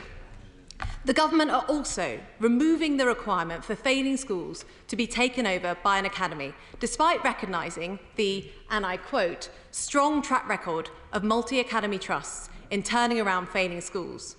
And what are they replacing it with? They mention regional school improvement for standards and excellence, so-called RISE teams, officials sitting in the Department for Education, but in another breath, they've said that these teams are not going to be involved in failing schools. The government have clearly themselves totally failed because they do not understand that the reason failing schools become academies by default is because it is the most effective intervention. If it is not mandatory, I will shortly, there will be lots of massive rows about what will happen to failing schools and inevitable delays and legal challenges. And what is the upshot of this? More time with children in failing schools not being dealt with. So what is their plan for failing schools? What is their plan to protect these children from falling behind? What is the evidence that this approach is better? Have they trialled this anywhere? Why on earth are they putting this into a bill without a really clear alternative failure regime in place, which evidence shows is at least as good? It is totally unacceptable, misunderstands why the Academy order has been so important, and I cannot say this strongly enough to the benches opposite. It needs to change. I will give way to the Honourable Lady. Grateful for the honourable member for giving way in this point. Will she concede that the academisation process has meant that the off-rolling that we've seen up and down this country has led mostly to the crisis we have in SEND, and actually that is the whole point of how the academy systems have apparently improved standards? No, they haven't. They have decreasing inclusion. Can you please show us how the accountability system has helped our children that are now stuck at home because they have been off-rolled? Well, I'm glad that the Honourable Lady has confirmed that the Labour Party is indeed anti-academy. It goes on and on, this bill. Rampant centralisation in search of a cause. Why are they making all the schools follow the national curriculum? Where is the evidence that there is a problem with this? Why are they putting in place sweeping powers to direct academies on unspecified things? What possible justification do they have for this? They say in the notes this is to prevent unreasonable use of power. I say, look in the mirror. I'll give the vote to the Honourable Director. I'm grateful to my right honourable friend for giving way, and she's mentioned pay and power. And I think they lie behind this, because it's the education unions have opposed every step in the way under the last Labour government and under the last Conservative government. And we have the dinosaur tendency, of which we just heard from the honourable lady opposite, showing that they viscerally dislike freedom of academies, and they turn their face against the transformation of educational outcomes, not least for the poorest, because of ideology rather than a genuine commitment to the child. Sadly, I think my right honourable friend is absolutely correct. I see no other reason why the academy provisions in this bill would be in place. It actually says in the explanatory notes of the bill that the primary aim of this legislation is to make the education system, and I quote, more consistent. This, Madam Deputy Speaker, is at the heart of the problem today, because more consistency does not a better education system make. This is a classic Labour argument, one size must fit all, lobbing the tops of the tallest poppies. God forbid that schools might be able to innovate and learn from each other. Teachers might have freedoms in the classroom to try new things, backed up by a regulator which rigorously inspects and identifies failure, because that is an excellent education system. A system which aims solely for consistency is not. A system of command and control, stifling teachers, suppressing innovation, everything decided in an office in Whitehall, far away from the classrooms. Same old Labour, consistency for all and excellence for none. I will give way to the Honourable Lady. He has referred repeatedly to command and control and consistency as if the latter were a problem. The Right Honourable Lady was presumably part of the government which sought to use academies as a mechanism by which to literally control individual schools from Whitehall rather than having the individual involvement of local authorities. The whole point of academies is to drive up standards by freeing it from state control. The bill undermines all of this, which is why it's abolishing academies in all but name. I urge members opposite to actually look at what the education part of this bill will do. Look at the Labour history under education secretaries like Lord Donors. Don't destroy something that the Labour Party helped build. The government must get rid of the academy elements of this bill. They will not improve the school system. They will make it worse. Don't destroy the work and policy of 2 decades at the stroke of a bureaucrat's pen. We have to ask ourselves, who is this all about, Madam Deputy Speaker? Are we on the side of ideology, unions and bureaucrats, or are we on the side of children and teachers and making sure the disadvantaged get the best possible education? If it's the latter, the education sections of this bill must go. And lastly, Mr. Speaker, I have to come to the final part of our amendment, a national grooming gang inquiry. This debate has been taken too far away from the victims and what is right for them. There are legitimate arguments to be had in this area, but the one I will not accept is to call for this is to be far right. The Labour government have to understand that they must explain their actions, not just call the opposition names. Local inquiries, which the Labour government say is the answer, don't have legal powers to summon witnesses, take evidence under oath or requisition evidence.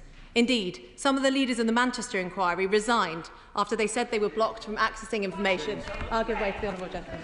First of all, can I commend the Shadow Minister for our amendment, but indeed for the last part in particular. My politics, Madam Deputy Speaker, is very much left of centre. Everyone in this chamber probably knows it. But in this amendment, as put forward by the Conservative Party, I fully support what they're doing, and my party will be supporting them as well in relation to it. And the reason why we're doing that is quite simple. There's been women and children who have been faced injustice over the decades, and they deserve to see those grossly perverted perpetrators who carried out unbelievable things against children over those years. We seek justice for them. The Conservative Party seeks justice, and today the amendment as put forward by them encapsulates not just the feeling of this House, but the feeling of this nation. I'm enormously grateful for the right honourable gentleman's support, and I completely agree with him. This is an enormous scandal, and yet we do not fully know the number of victims, the number of perpetrators, and where this has taken place. Of course.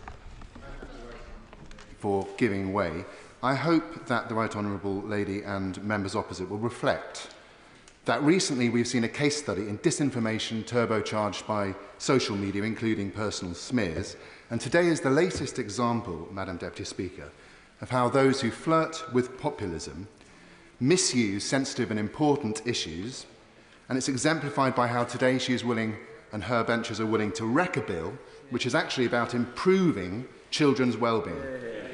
She should reflect on how they chase headlines and jump on bandwagons, while my right honourable friends on the front bench take action after years of inertia.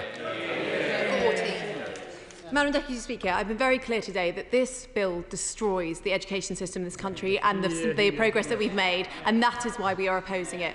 But on the broader point that he makes, I condemn this morning the language which has been used against honourable members in this House. But he will recall that there was a social media graphic which was put out by the Labour Party, which greyed out the then Prime Minister and said that he said that paedophiles should not go to prison. It is incumbent on all of us in this House to be moderate in our language. So to continue, this is an enormous scandal, and yet we do not know fully the number of victims, the number of perpetrators, and where this has taken place. The previous Conservative government set up the Grooming Gang Task Force, which made over 500 arrests in the first year. There were 1,400 victims in Rotherham alone. This will potentially encompass tens of thousands of children. And that's why we think we need a comprehensive national inquiry into grooming gangs to tell the truth. There is no reason... I will give way to the Honourable Lady. Just for clarification, should the opposite benches do the right thing and vote with our amendment, there would be no wrecking of any bill. They just need to vote the right way. As ever, the Right Honourable Lady is absolutely correct. There is no reason that action cannot be taken at the same time as a national inquiry. It is not an either-or. If the government wants to disagree with this, they have to argue their case on the facts, not simply attempt to smear any opposition to them as far-right or say that parliamentary procedure means it can't happen. This is an opportunity... No, I'm going to finish. This is an opportunity for all MPs across the House to give victims the justice that they deserve. So, Madam Deputy Speaker, you have our arguments on this and on schools. I hope that today, when we vote on our reasoned amendment, that the government sees sense on both. I call the Chair of the Education Select Committee, Helen Hayes. Thank you, Madam Deputy Speaker. Our education system and the wider network of services that support children and families offer unparalleled opportunities to make a critical difference to the life chances of the next generation. If governments get the policy framework right, they can support every child to thrive in their education, to close the disadvantage gap, and to lay the foundations of good mental health and well-being, which sets a child up for life.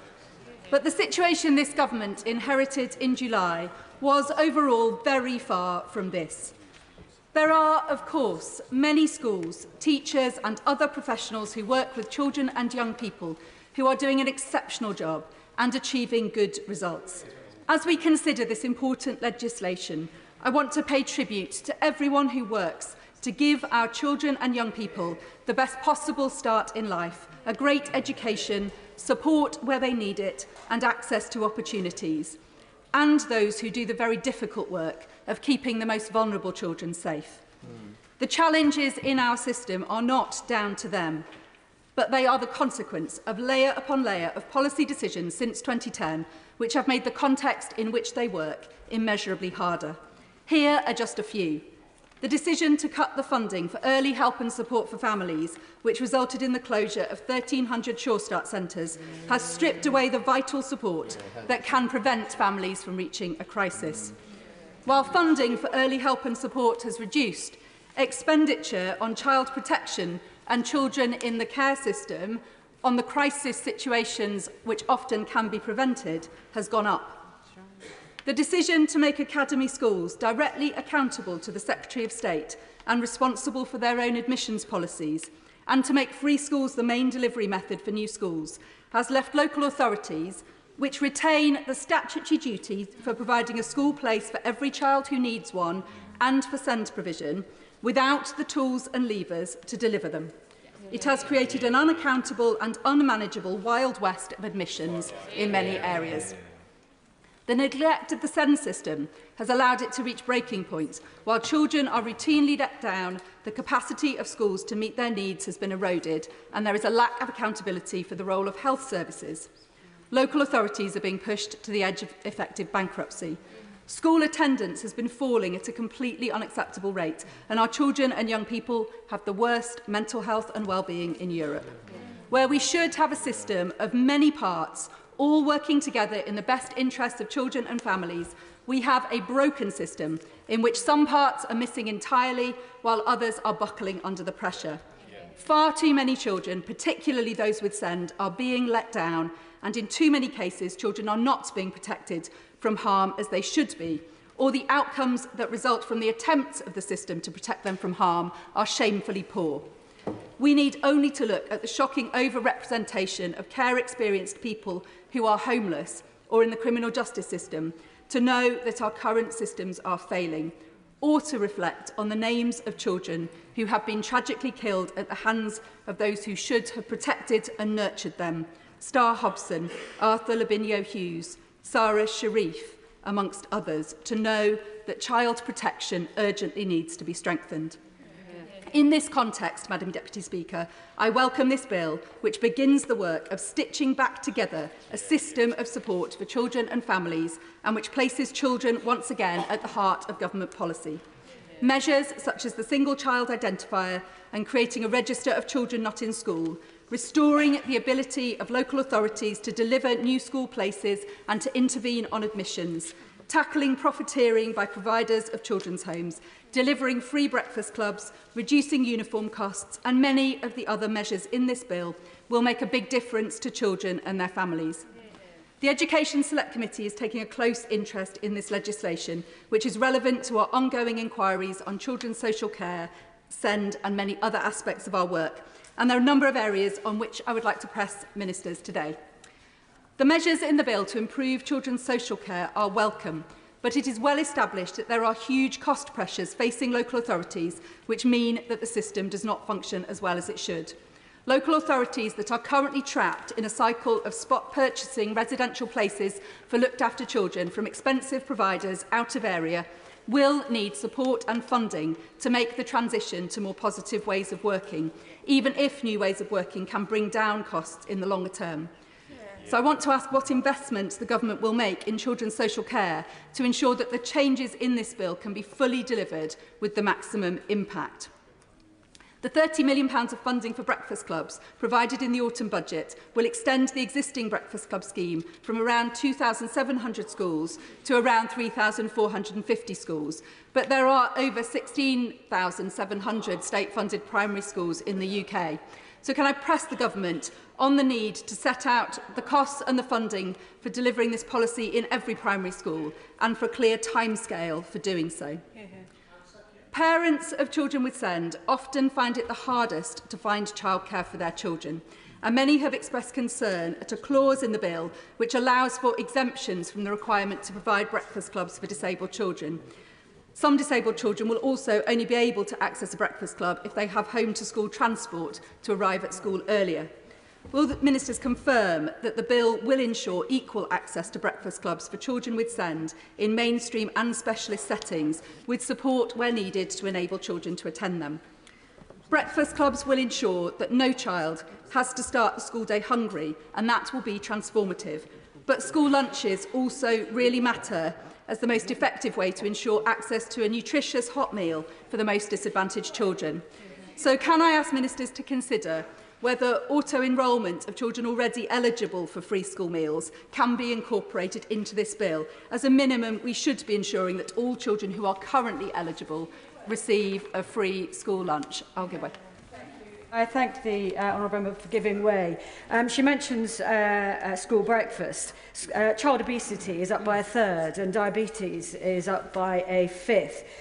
So does the honourable member agree with me that while free breakfast clubs are a great opportunity to ensure children are fed, we must also ensure that school meals are healthy and nutritious, and that the school food standards need to be updated in line with the most recent nutritional advice alongside this bill, as well as making clear that they apply to breakfast? We've got a very long speaking list. Interventions must be short. Helen Hayes. Thank you, Deputy Speaker. I would agree with the Honourable Lady that school food, in whichever setting it is delivered, should be of the highest quality. She will know about the pressures on school budgets, and my constituency has experienced amongst the highest drop in funding for our local schools of anywhere in the country. That has eroded the money that schools have to spend on high quality food, and I know it is one of the areas that the front bench will be anxious to deliver on over time as the public finances permit. The measures to support care leavers in this bill are welcome, but are limited to extended staying close support and requiring local authorities to publish the details of their offer. So I want to ask what further measures does the Minister intend to take to improve outcomes for care leavers and to ensure that they're getting the same opportunities as their peers. Only 14% of care leavers go to university, compared with 46% of non-care experienced young people.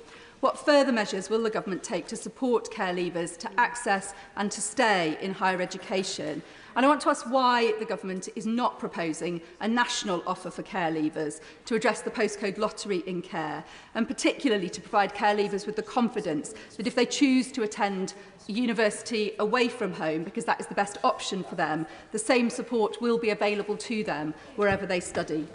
There are other government departments whose policies and practices have a profound effect on the experience of care leavers.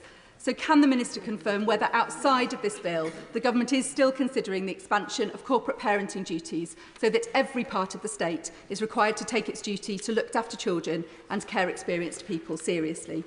Finally, Madam Deputy Speaker, in order to deliver on the commitments in this bill, those who work with children and families will need support. There are challenges in recruitment and retention across many of the professions, from social work to teaching to the early years. So I want to ask whether the government will set out a workforce strategy to ensure that training places, CPD and effective recruitment strategies are in place to secure the staff that we need to deliver the transformation that our children deserve.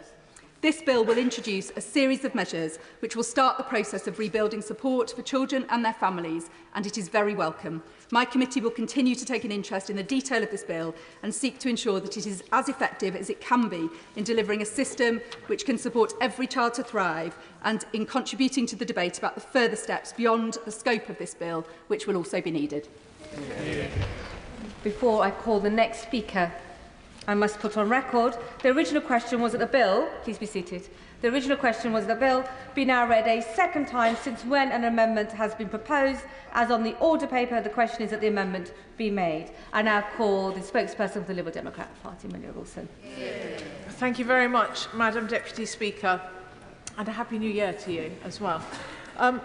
After 5 years in this place, I'm relieved and delighted that I and other honourable members will finally have the chance to consider a piece of legislation that focuses on children.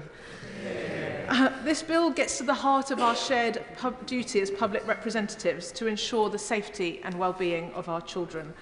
Liberal Democrats will approach this bill in a spirit of constructive cooperation, and I would urge colleagues across the House to do the same for the sake of our children up and down the country. So on that particular note, I turn to the Reason Amendment, which has been tabled in the name of the Leader of the Opposition. Everyone in this House agrees that no child should ever face sexual abuse and exploitation. We all agree the state must comprehensively investigate all allegations. We must deliver justice and prevent these sickening acts happening again in the future. Where we disagree is on how to achieve that. And we on the Liberal Democrat benches want to see action that helps victims and prevents these crimes happening again.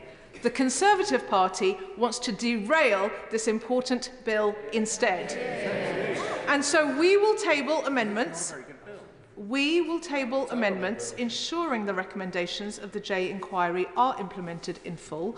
We will be a party of constructive opposition, and we will aim to strengthen this bill and its crucial measures on child protection and safeguarding. And for that reason, we cannot accept this wrecking amendment. Our children's safety and well-being is simply far too important, Madam Deputy Speaker. We owe it to them all to get this right. Will the Honourable Lady give way? I will give way. I'm grateful to the Honourable Lady. Could she set out in what way exactly this amendment, which I think is entirely constructive, which accepts the safeguarding elements, but challenges the educational vandalism which is being undertaken by the government? What exactly does she find so objectionable?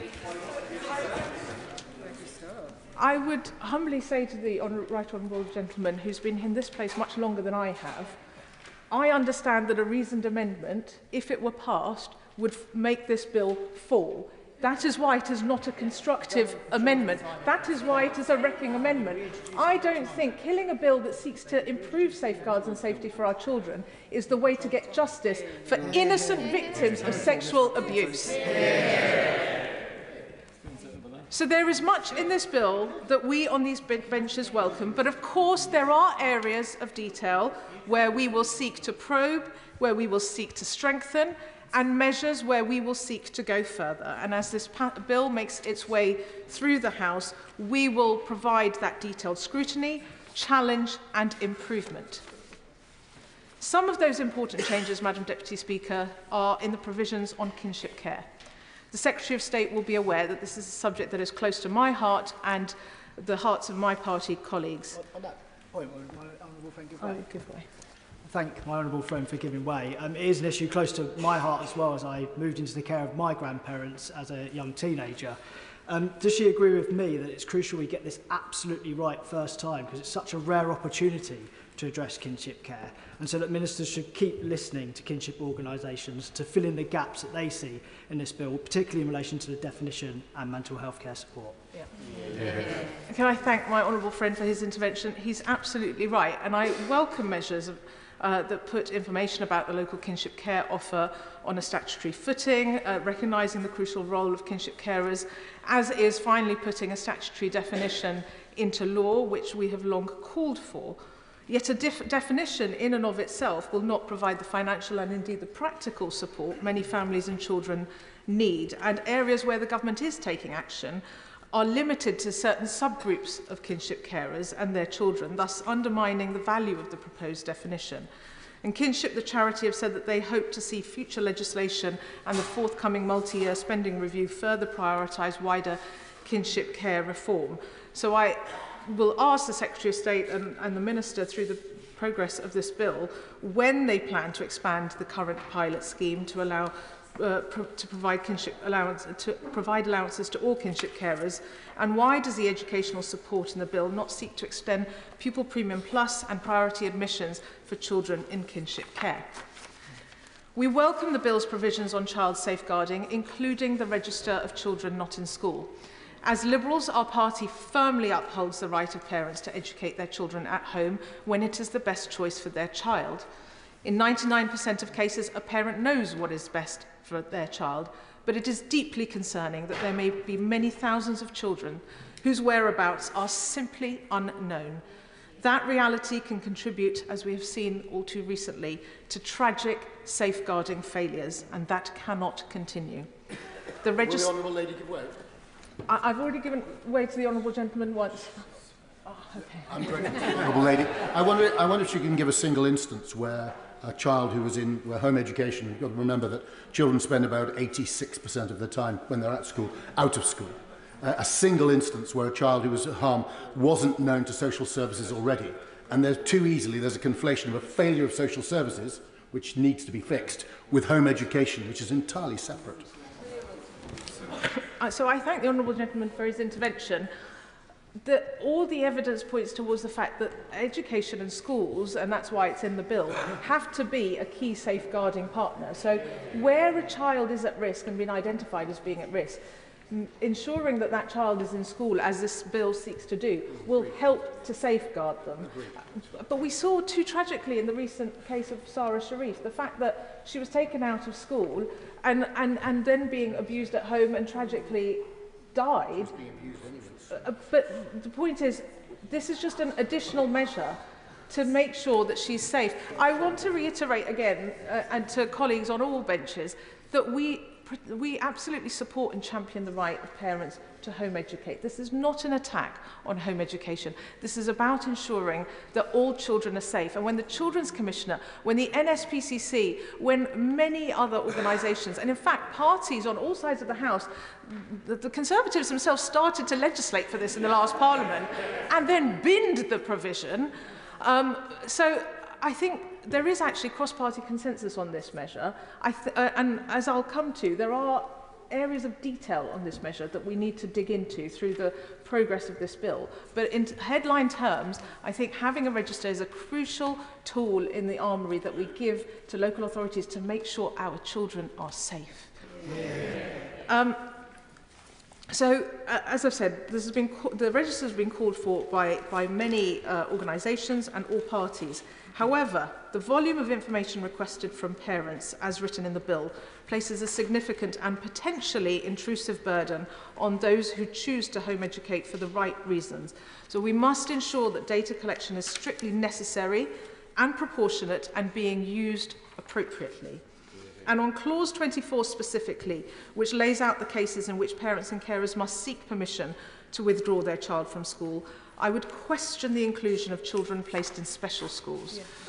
Where there are safeguarding concerns about a child, it is right that the local authority should be able to step in to make sure they receive their education in school.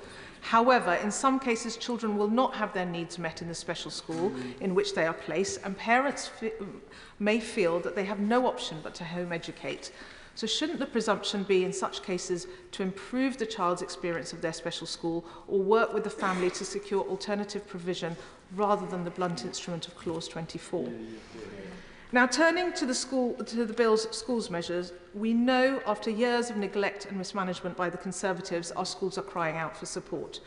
For students, parents and teachers enduring crumbling buildings, persistent underfunding and a spiralling SEND crisis, hearing the Conservatives' rhetoric today will be utterly galling.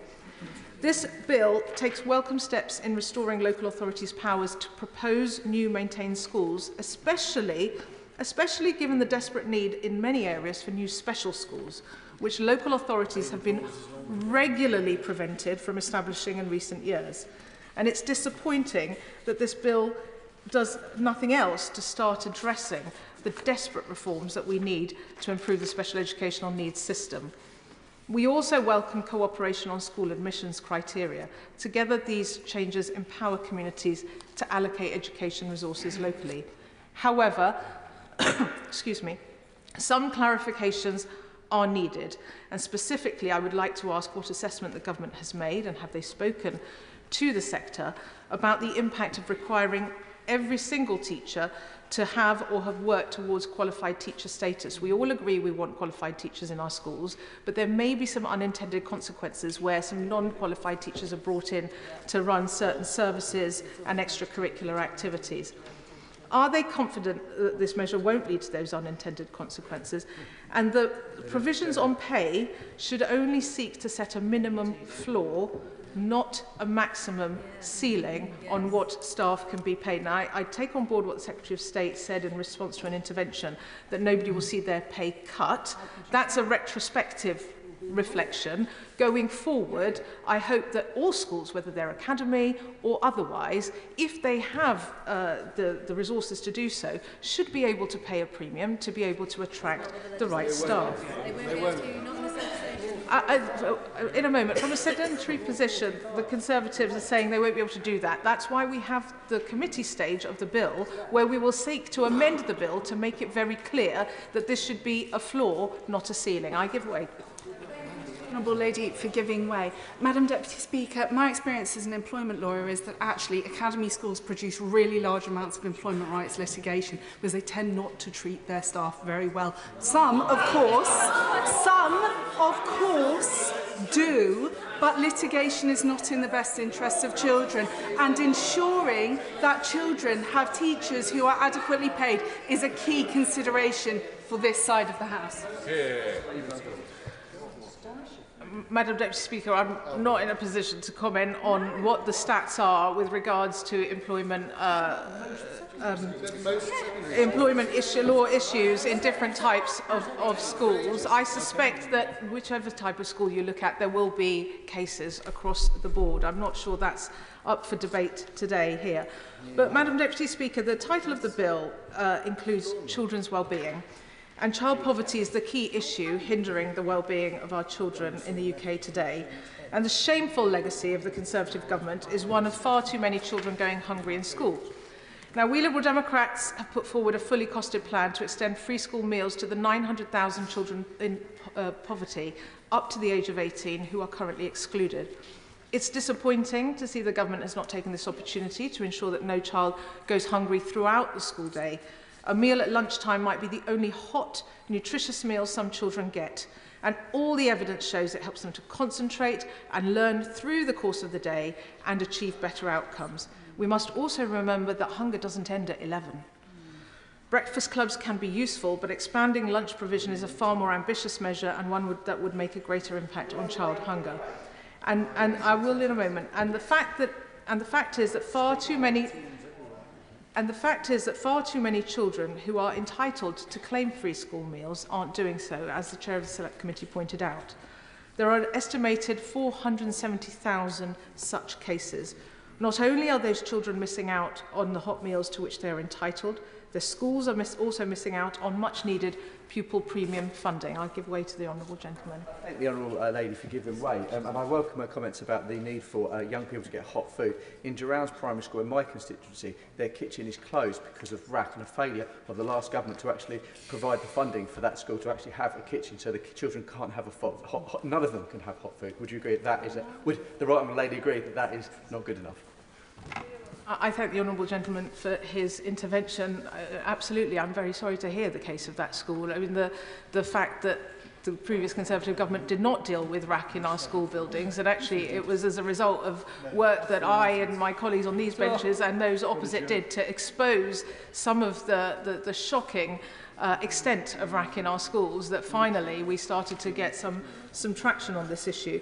Just going back to the point about auto-enrolment, Madam Deputy Speaker, for free school meals, the Liberal Democrat-led coalition administration on Durham County Council introduced auto-enrolment for free school meals in September last year. They have now seen an extra 2,500 children signed up and an extra £3 million in pupil premium funding for the county. Just imagine the impact that model could have nationally. So I hope the government will take this opportunity to expand the free school meal provision and introduce auto-enrolment. Now, in a wellbeing bill, I was disappointed not to see any mention of mental health in this bill. This was an opportunity to tackle the mental health crisis we see amongst our children, and it's crucial that we don't allow this opportunity to slide by. With, on average, 6 children in every classroom having a mental health condition, the government could have seized the chance to ensure that every school across the country, whether primary or secondary, has a statutory and fully funded duty to provide a dedicated mental health professional in their school. And as the bill progresses, I and my Liberal Democrats colleagues will seek to do just that. I'm sure we can count on support on all sides of the House. I will give way. I'm very grateful to my honourable friend who's making an excellent and balanced case for protecting children. Many children with mental health problems with autism are educated at home because there is no realistic alternative. Would she support encouraging the Secretary of State to ensure that in Clause 25 the support given to home-educated families would include free access to examinations, which could cost hundreds and hundreds of pounds for children who are struggling to get good home education because of that cost? I thank my honourable friend for his intervention. I'm very happy to support that. And in fact, when the previous administration introduced a schools bill, which they then decided to bin, we had the Liberal Democrats in the House of Lords had actually tabled an amendment that did just that. And I'm sure we will seek to do the same again this time round to support those families who do choose to home educate. Excuse me. Finally, Madam Deputy Speaker, while this bill sets out some important reforms to our school system, we on these benches would like to see greater ambition. The attainment gap has widened significantly in recent years, and it's unacceptable that outcomes for less affluent, more vulnerable students are getting worse. And we believe that one piece of the puzzle can be a tutoring guarantee for every disadvantaged pupil who needs support. Tutoring, when implemented correctly, has proved its worth time and again. 7 in 10 parents whose children receive tutoring at school said it raised their child's attainment. We know that it also boosts young people's confidence, and tutoring can help tackle persistent absence, which is a huge issue in our schools. So I hope the Secretary of State agrees with me that a tutoring guarantee introduced via this bill would be a powerful tool in narrowing the attainment gap and ensuring that every child gets the high-quality education they deserve. So in conclusion, Madam Deputy Speaker, let me reiterate, this is a bill that we must get right. Now is not the time to play politics. Now is the time to work to keep our children safe, to give them the chance to flourish, and that is our task across this House, and it is the mission that my party will pursue as this bill progresses. Thank you. I do not wish to set time limits, so if colleagues kept their contributions nice and short and tight, we can try and get everybody in. Alistair Strathern. And I want to thank the front bench for the speed at which they brought this bill forward so early into the parliamentary term. As a former teacher and later local authority children's lead, I know quite how important so many of these measures are, and importance only matched by how overdue so many of them are too, which is why it's such a shame to see others seeking to turn this into a political sideshow when there should really be an opportunity for the House to come together behind some powerful and important safeguarding measures. As a teacher who saw firsthand the importance of breakfast clubs for delivering that best start to a school day for young people, and as a local authority lead to work to expand them, I'm really excited to see Section 21 in this bill bringing forward Labour's commitment to make sure that no child starts school hungry. No one should tolerate children starting school without the food they need to learn, without the food they need to be ready for their school day, and I'm very glad that this government certainly won't be. Today, though, I want to focus particularly on some of the measures relating to keeping some of the most vulnerable children in society safe and making sure they've got the support that they need. I'm particularly pleased to see the clause in this bill, Section 24, which makes sure that local authorities will have an obligation to have a register and visibility of every child off school roll. As a former local authority lead, reading serious case reviews is an important part of preparation for any role, and certainly for that one. And if you've read those serious case reviews, if you've read those stories of what can happen to some young people, some of the most vulnerable young people in society, when they're allowed to fall off the radar, when they're allowed to slip between the net, and when they're left open to exploitation and abuse by some of the most evil people in our society, you can be under no illusions why this measure is quite so important. Now, I absolutely understand why at first reading those who homeschool might have some concerns about this, but this absolutely isn't and shouldn't be an attack on homeschooling. The right to homeschool is important, and certainly at a time when inclusion and support in schools is far from what it should be for some children with some of the highest needs, it's important that that's protected. But just as every parent has the right and responsibility to do what's right for their child, we all have the right and responsibility to make sure that no child can be left vulnerable and fall between that crack. This bill does that, and I'm incredibly proud to be standing here with colleagues supporting a measure that I know so many of us have called for in a variety of roles over the last decade. Alongside, absolutely. But does he have sympathy with some parents who may feel they've been let down by the local authority on support for their child with special educational needs, who recognise the historic primacy of parents in determining the education of their child, who are now seeing a piece of legislation which removes that and says the state decides whether that child can be taken out of school, not the parent? We all accept where the safeguarding issues, action should be taken. But for the ordinary parent to have this changed after decades of it being the other way around, as the Honourable Gentleman, is he really comfortable with that? Is one of his many interventions today. I'm not sure I quite heard an apology for the state that same provision was left in by the previous government. I absolutely recognise the point I think he's trying to make. But I think if he reads the bill, he should see a lot of assurance in there. In choosing to set the threshold as high as a Section 47 assessment, a child protection assessment, I think we have been incredibly cautious in where we've drawn this line. Some outside this House may even say too cautious in where we've drawn that line. But I think it recognises the important balance that rightly has to be struck here for exactly the reason the gentleman is alluding to. Alongside that, I think colleagues across the House recognise the fact that for far too long, children's social care And the children's social care system hasn't been doing right by some of the most vulnerable people in our society either. At great cost, the system is delivering really poor outcomes for vulnerable young people. It's not providing the support they need, it's not providing the love they need, and that love and support isn't lasting anywhere near long enough into their adult life. Yeah. No parent would expect their responsibilities to end age 18. I wouldn't write it for my child, I'm sure no one in this chamber would. But yet we all, far too often do, for those who are in our care as a society.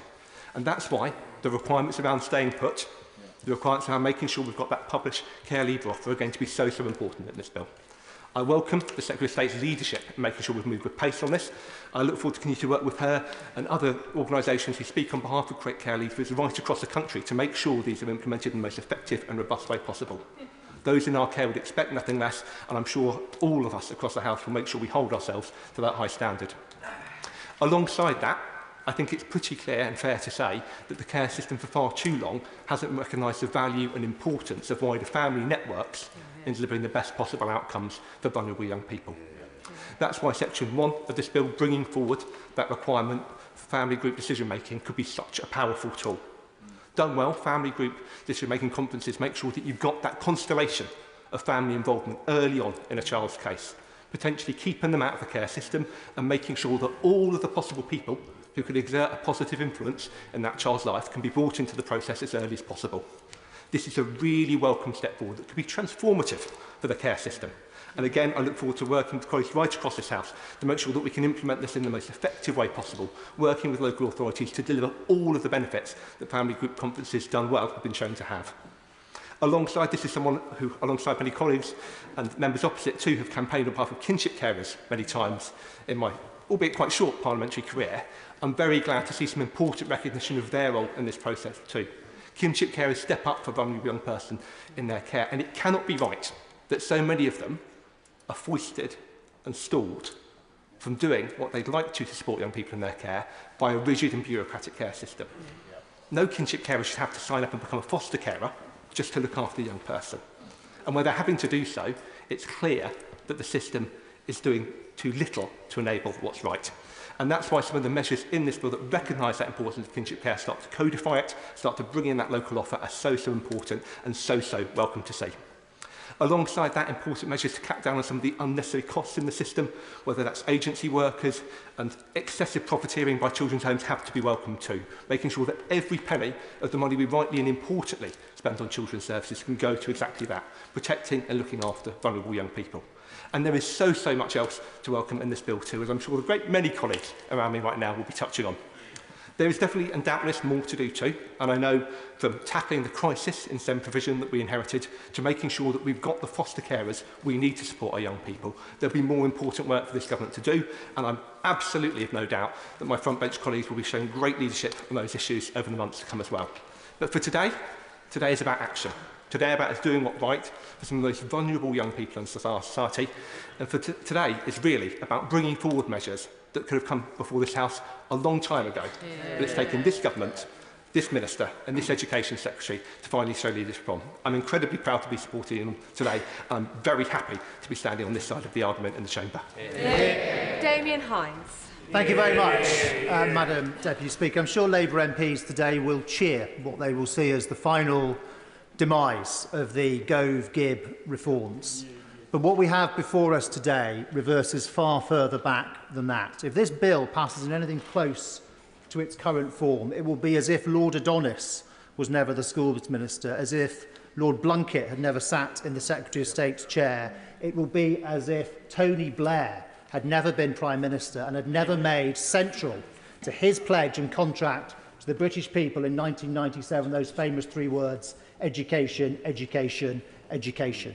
Now, to be clear, there are things in this bill that we agree with. There are things that were in our bill. There are things that build on the work that we were doing on staying close, on virtual school heads, on kinship care and more. Of course, there are also things in this bill which are just there to be, and this is something they did learn from New Labour, to be eye-catching initiatives, retail offers in the jargon, on breakfast clubs. There are thousands of breakfast clubs already in our country.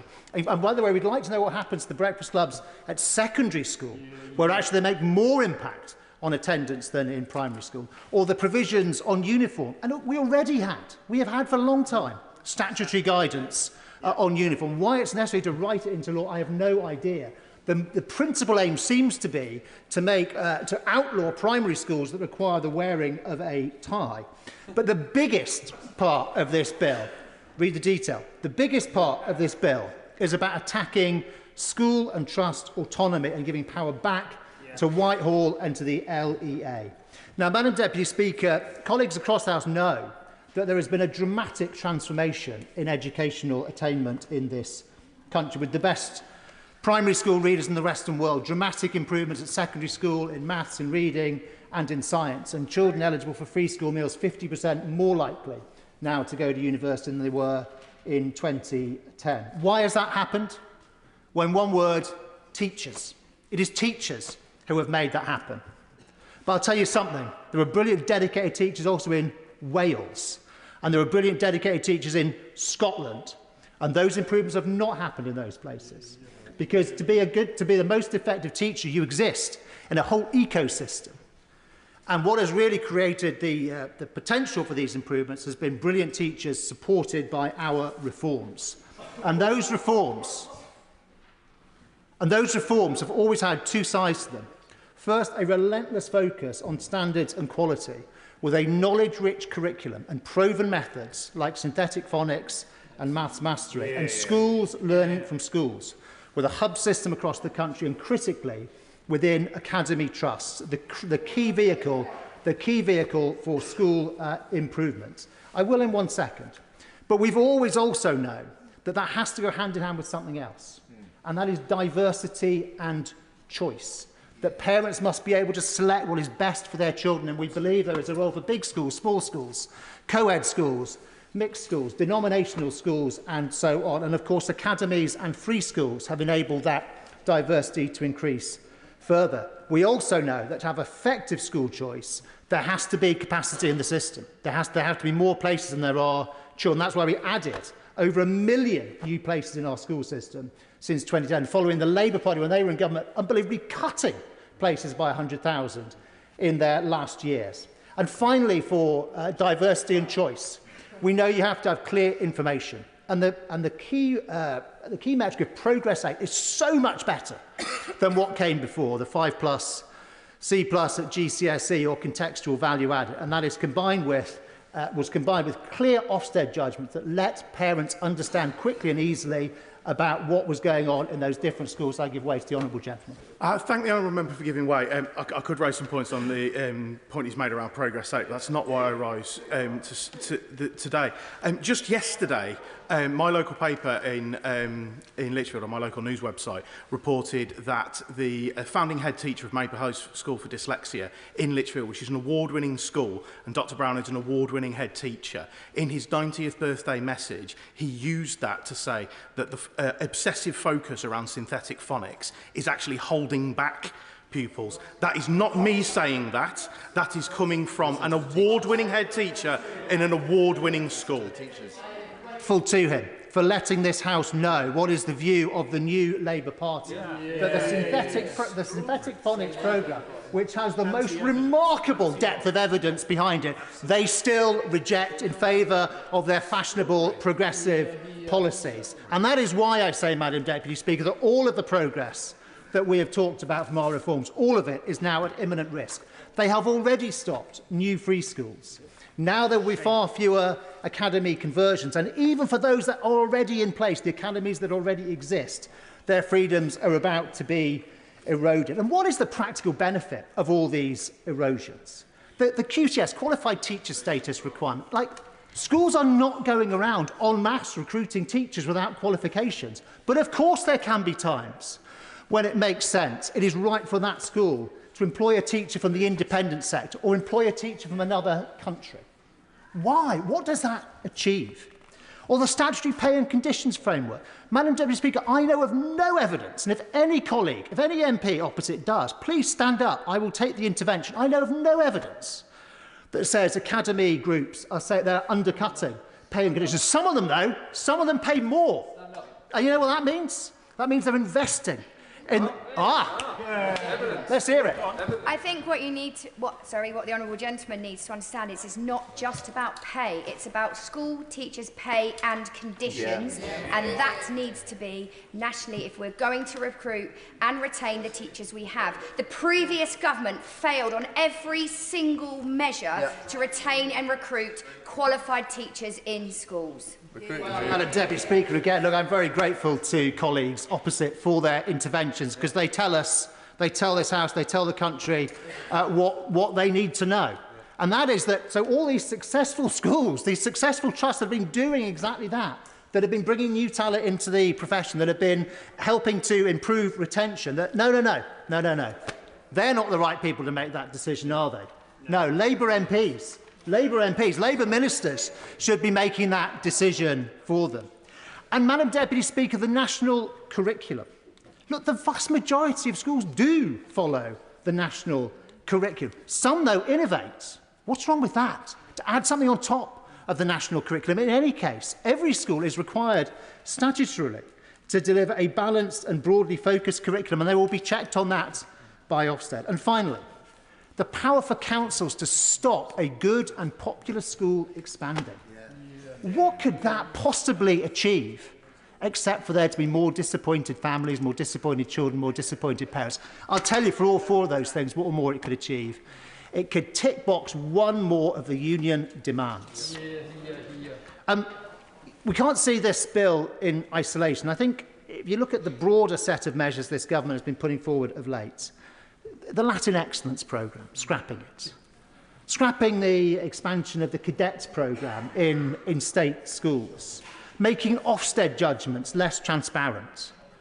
Putting tax on independent sector education for the first time in the history of our country, and almost uniquely in the world, in a way that will just fill up more of the most popular state schools and make it harder for families to get their child into the state school of their choice. And then, of course, there is potentially the biggest thing of all, which is the curriculum review. Now, this bill says that schools must follow the national curriculum before the new national curriculum is actually set out. It preempts. And we don't know what will be in that review, and we have to keep an open mind and see what comes forward. But I would also remind colleagues that the government is not forced to adopt what the independent reviewers come up with, nor are they obliged, of course, to stop where the independent reviewers come to. And in sensitive subjects like history, like English literature, like RE, we've always in this country, since the start of the national curriculum, taken an approach of not specifying exactly what kids will learn. Quite often people misunderstand this, but it's not actually a list of things that you learn in school. It's a broad framework, and that has helped to guard against the politicisation or the over-politicisation of our education. And I say to ministers, it would be very dangerous if they came up with instead a more prescriptive approach to the national curriculum, and especially so if this bill removes the safety valve of schools being able to deviate somewhat from it. The honourable gentleman. The honourable member for giving way. I listened with interest to the points that he's making about the national curriculum, and we know that academies don't have to follow the national curriculum should they wish at the moment. But I note that 42% of schools across this country no longer enter any pupils for GCSE music, 41% of schools no longer enter any pupils for drama at GCSE, and 84% enter no pupils for dance at GCSE. Does he think that's a factor in why we've come to that space? The GCSE numbers with the technical and vocational qualifications for things like music, because it's misleading otherwise. But we all want kids to be studying, those who wish to and can benefit from it, to be studying all those subjects. I'm not sure quite how what he just said negated what I just said, which is normally how we do things in this debate.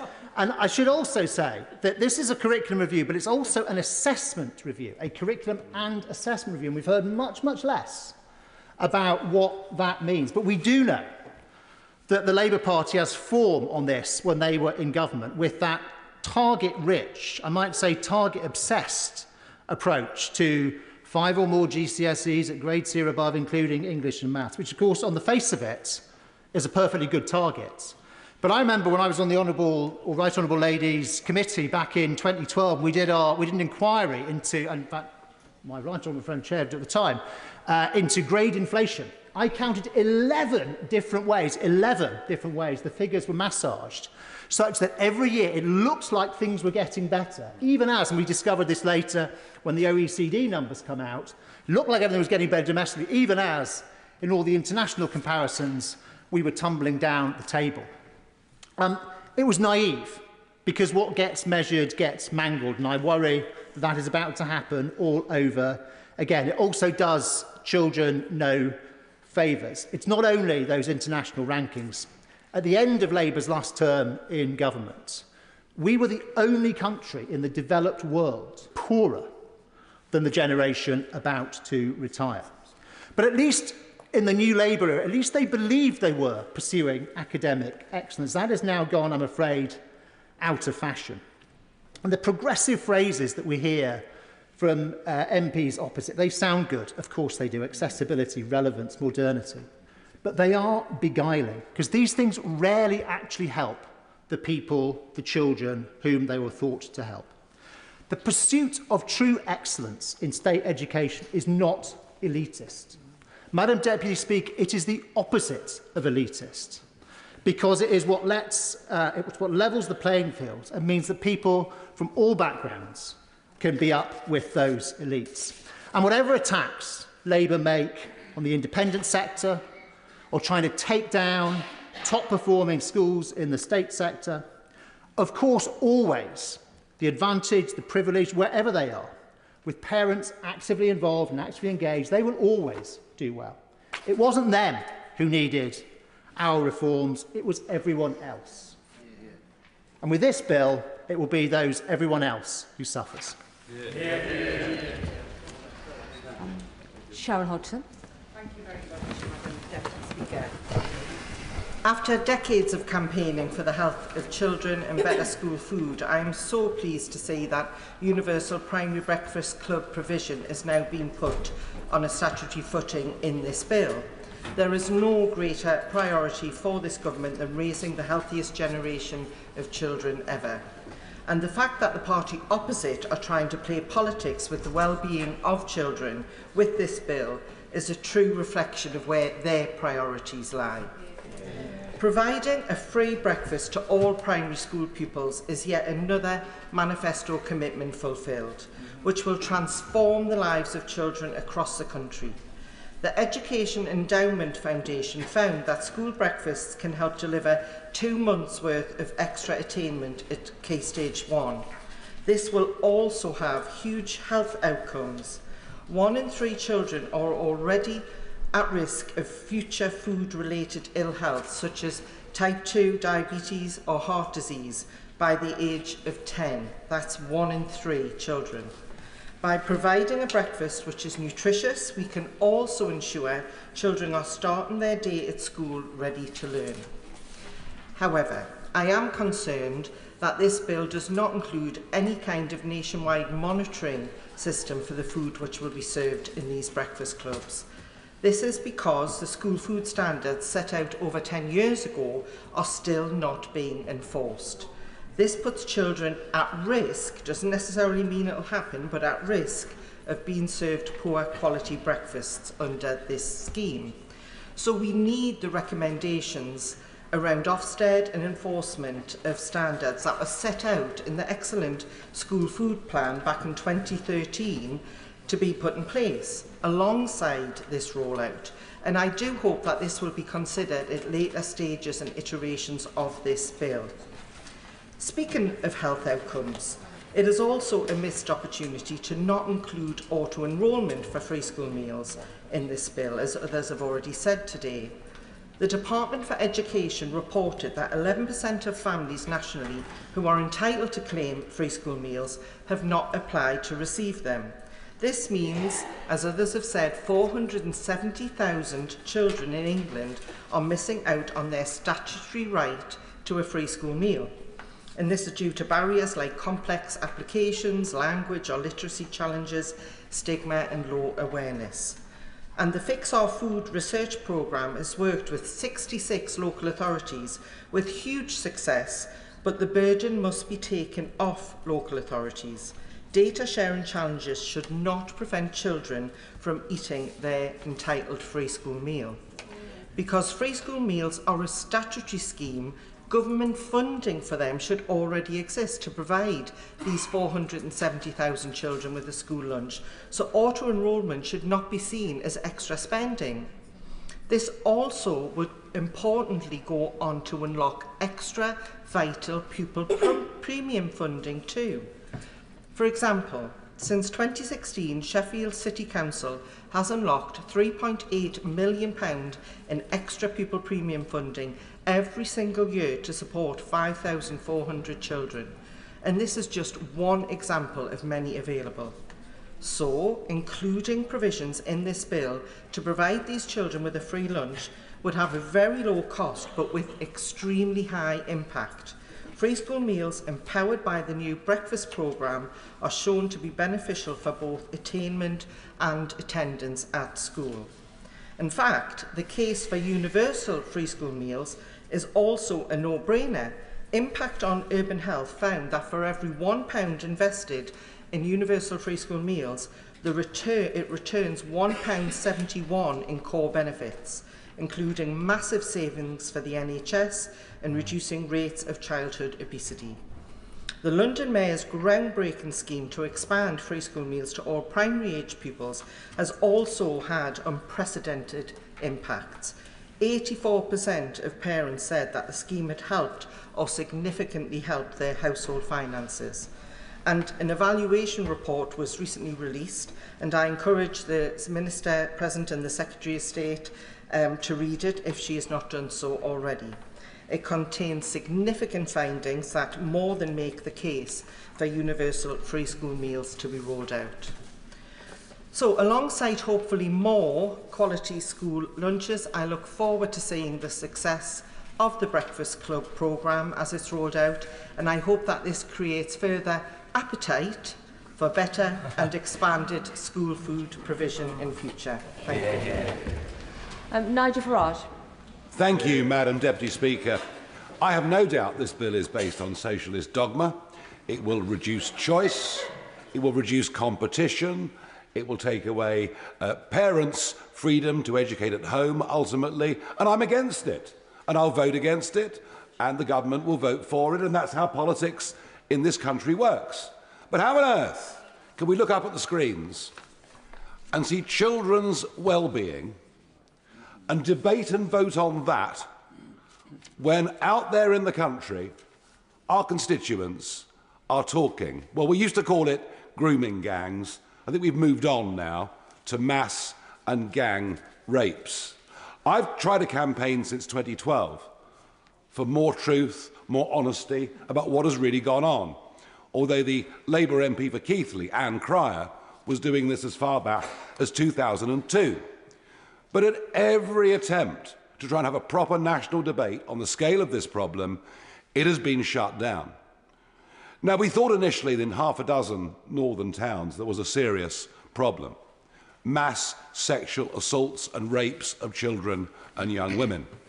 But recent research from journalist Charlie Peters at GB News now says he's certain this has taken place in at least 50 different towns in our country, at least 50, and that it's still going on today. I will give way. Thank you. I really sincerely thank the member for giving way. I appreciate the need to look at these issues in the round. But does he accept that there are measures in this bill that will protect children based on what we already know? That it will help children, stop them being abused and make it harder for groomers to get access to them across this country? And that's what we all want to do, isn't it? I hope he agrees with me. I don't. No, I don't. And whatever measures are in this bill to protect children, and we all want to see children protected for goodness sake, no, it will not. And here's the thing. Here's the thing. The Prime Minister is doing his best to tell us there's been an inquiry. The J inquiry. Well, there has, and it's 459 pages long. Grooming gangs are not mentioned once. Rotherham is literally mentioned once in passing. And the scope of that inquiry was like a shotgun. It was to cover a whole range of areas in which children were being abused. What we need and what we're calling for is a rifle shot inquiry, one that looks specifically at to what extent were gangs of Pakistani men raping young white girls. Because ultimately, it seems to me there's a deep racist element behind what happened. Now, I might be right, I might be wrong, but doesn't the country deserve a full, open national inquiry? And I'll say this, if the government won't do this, and I do believe there is now overwhelming support on all sides of the political spectrum for this, and Parliament should not be in denial about this. If it doesn't, then we will raise the money at Reform UK and appoint independent arbiters, because we need the truth to be out there. Now I will vote with the amendment that's been put forward by the Leader of the Opposition, although I do note that as Women and Equalities Minister from 2022 to 2024, she didn't meet a single victim of these rapes and never raised the issue once. Insincere though it may be, I will vote for it, we will vote for it, but I beg those on the other side of the House to think, don't you believe that your constituents need to know the truth about this great evil that has happened in our country? Hear, hear. We have over 60 colleagues hoping to get in, so I will implement a 5-minute time limit. And the next speaker for 5 minutes is Nadia Whitto. Thank you, Madam Deputy Speaker. Madam Deputy Speaker, every year around 500,000 children in this country are abused. It likely could be higher because, of course, the vast majority of abuse is hidden. This bill is about safeguarding them. It's about stopping vulnerable children from falling through the cracks, such as through a homeschooled register. It's about trying to prevent horrific crimes like those committed against Sarah Sharif from ever happening again. The Children's Charities Coalition have called it a major step forward. Now, I want to be clear that no party has completely clean hands in this area. Under successive governments, vulnerable children have been systematically failed by the institutions that were supposed to protect them: the police, social services, local authorities, the CPS, their schools. They were disbelieved and their lives were devalued. We in this House owe it to victims and survivors of the past, the present, and sadly the future, to give them justice and protection where the state previously so badly failed. And in order to do that, we cannot turn child sexual abuse and exploitation into a political football. And I want to be clear too that it's by no means all members opposite who are guilty of this. There have been dedicated and powerful advocates for children on both sides of this House. But the Conservative leadership and Reform MPs, marching to the beat of Elon Musk's drum, are plainly weaponising the pain and the trauma of victims for their own political ends.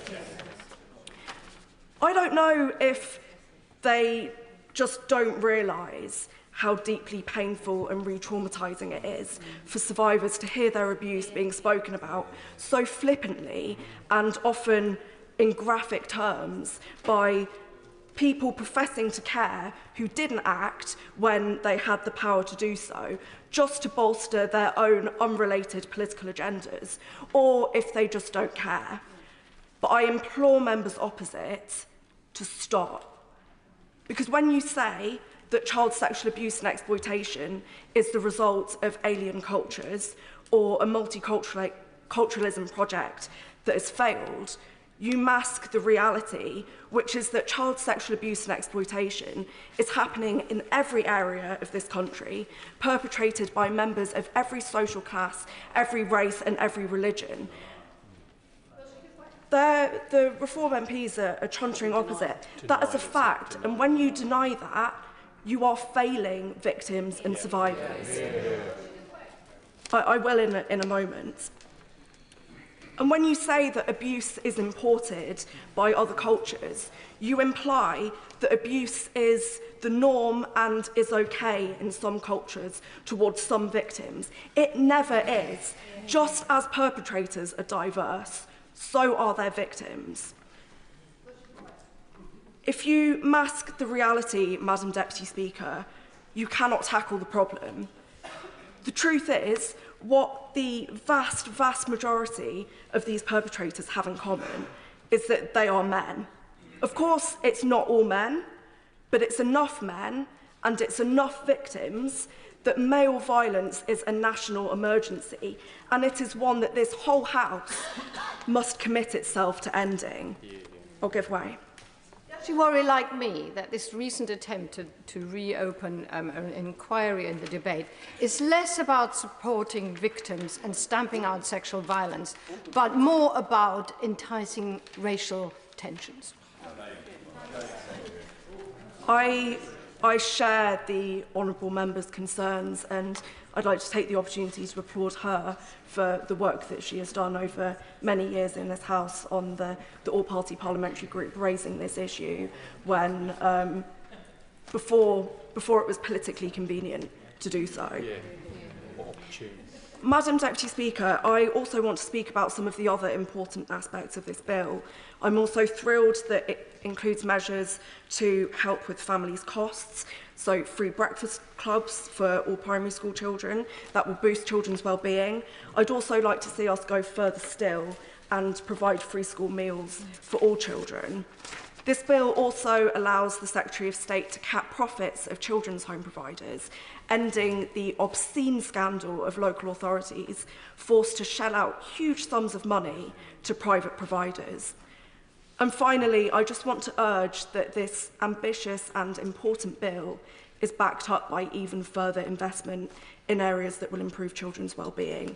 We need more money for children and adolescent mental health services, for children's social care, and to tackle child poverty. Anna Sabine. Thank you, Madam Deputy Speaker. I'm actually standing up to talk about the important issue of school uniform, but I would just like to say that the member for Nottingham East was quite right to point out that child sexual abuse takes place across our society. We've just seen the Archbishop of Canterbury and others in the Church of England resigning over child sexual abuse, and for the member for Clacton to deny that it affects all aspects of the society is really for the birds, frankly. On school uniform, I'm a single parent to 2 teenagers, and like many other parents in this place, I know how many expenses are involved in sending children to school. As they grow and progress through school, they require different pairs of shoes, sets of stationery, and money for school trips. State schools should represent a level playing field for children of all backgrounds, where pupils are treated with the same respect and given the same opportunities. I recognise that school uniform allows pupils to go into school with the same appearance and not be discriminated against or bullied for what they wear. However, school uniform is one of the biggest costs in sending children to school, and while I welcome the government's commitment to limiting the number of branded items students are required to have each year, I think that more needs to be done to support parents during the cost of living crisis when they're already facing higher energy bills and food costs. From my experience of sending my daughter to state school, branded school uniform items are being sold for an inflated price from monopoly suppliers compared to those items bought from high street shops and charity shops.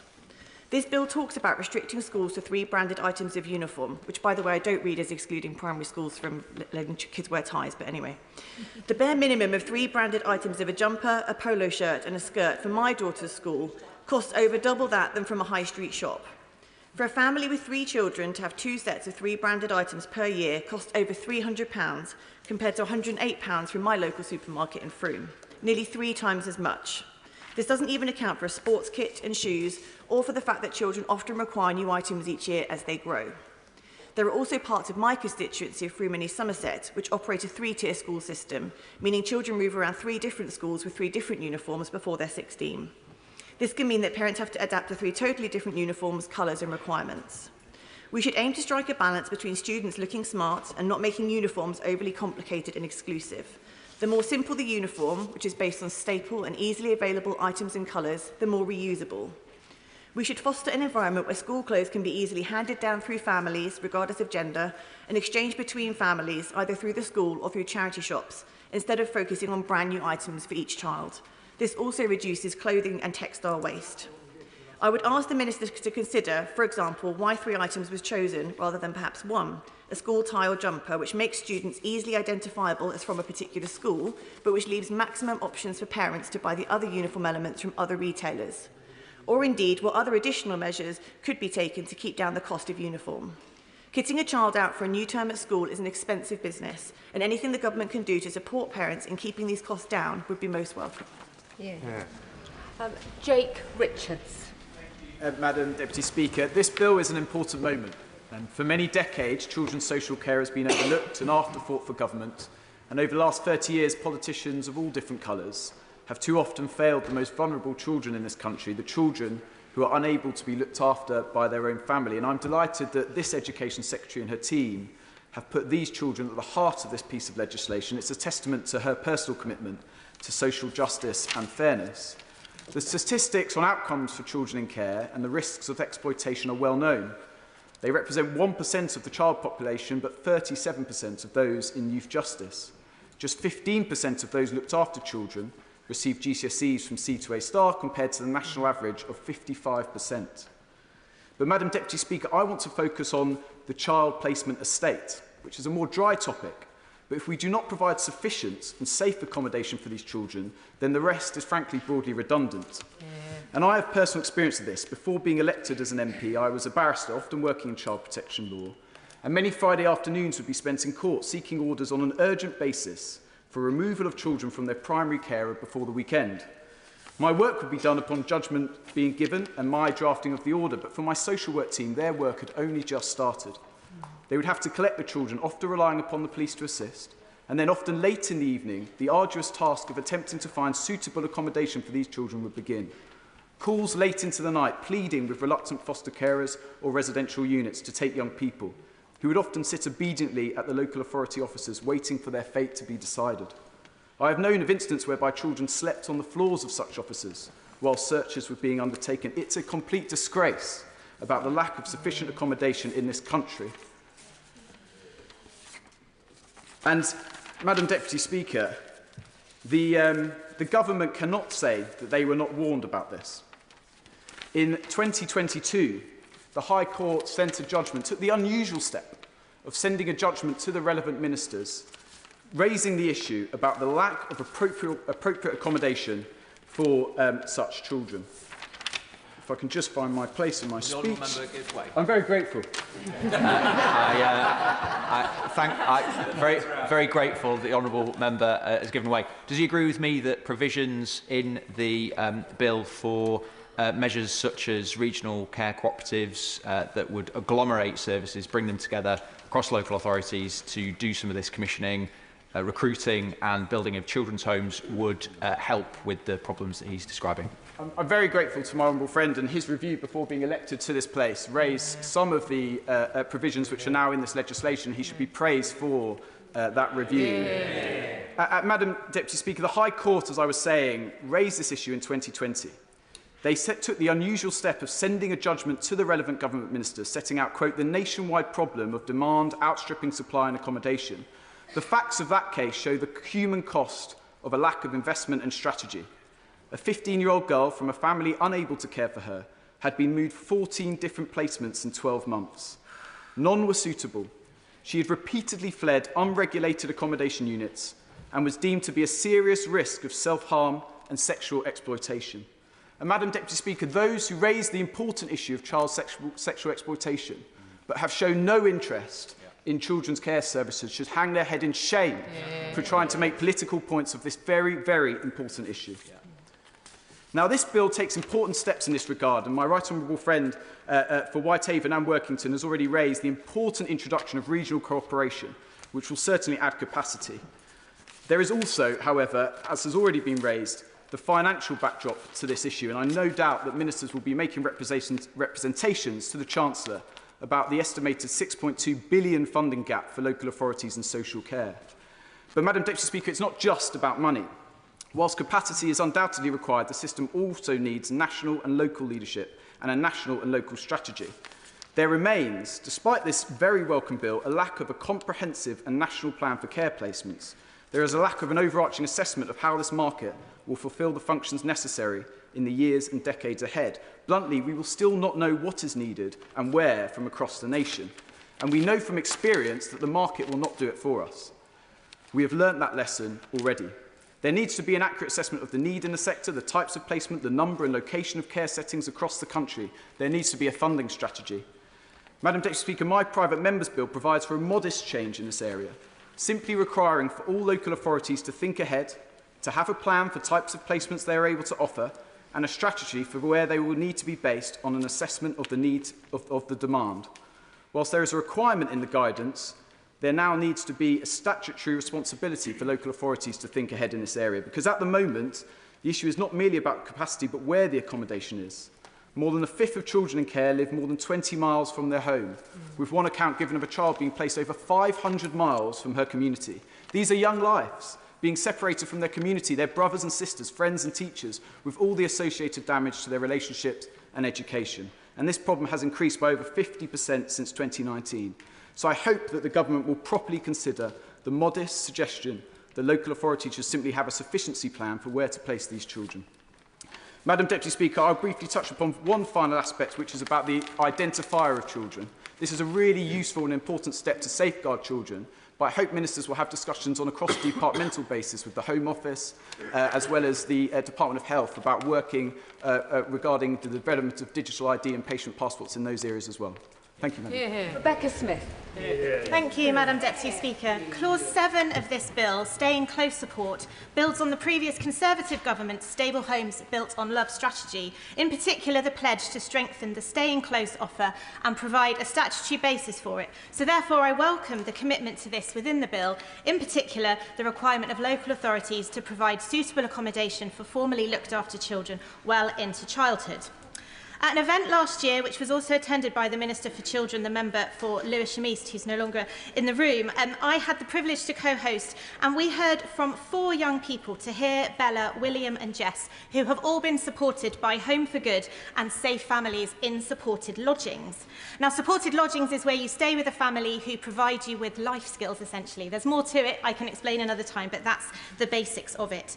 And all of these young people shared powerful stories of how living within a household had enabled them to pursue education and work and given them a place to call home and in some cases, as one of them described, a second family.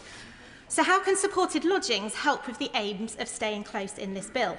Well, in October 2024, a report was published, The Voices of Supported Lodgings, which the 4 young people I've mentioned worked on. And it found that every staying close support category that is listed in the bill has been proven to be provided by supported lodgings. Health and well-being. 84% of the young people reported that supporting lodging feels like home. Relationships.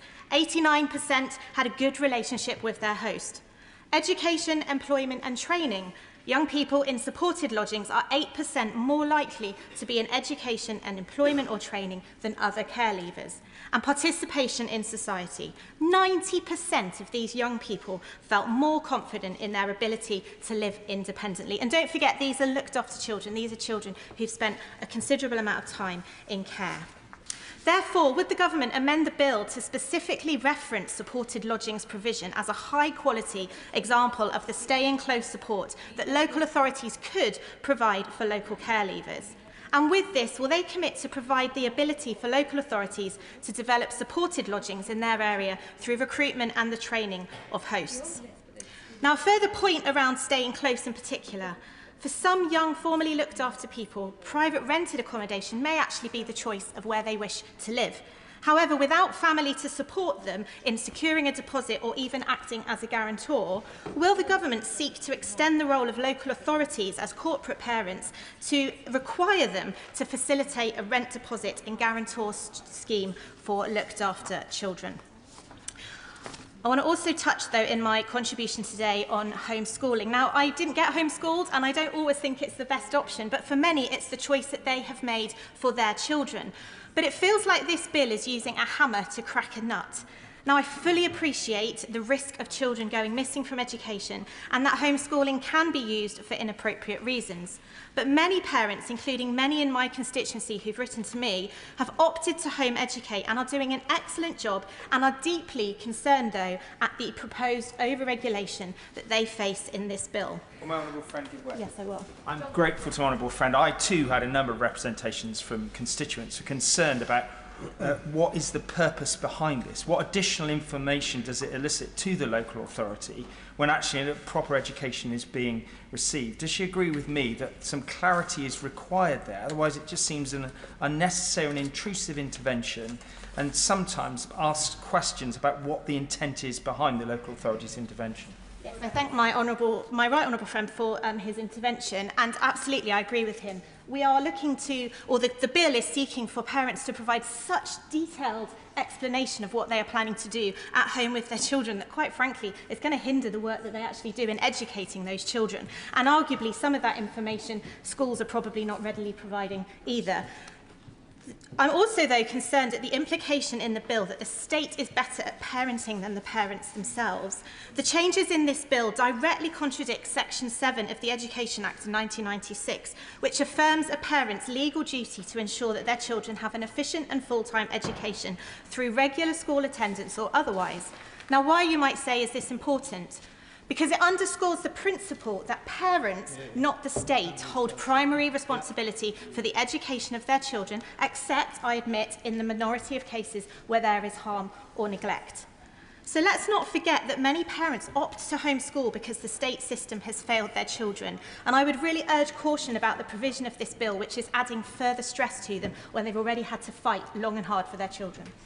May I applaud my honourable friend for the point that she's making. I too have had representation from excellent homeschooling parents. Does she think there's a way, with reason and understanding on both sides, that a balance can be struck between the need to safeguard the rights of homeschooling by responsible parents and the needs to prevent abuse of children by parents who have got other more sinister objectives?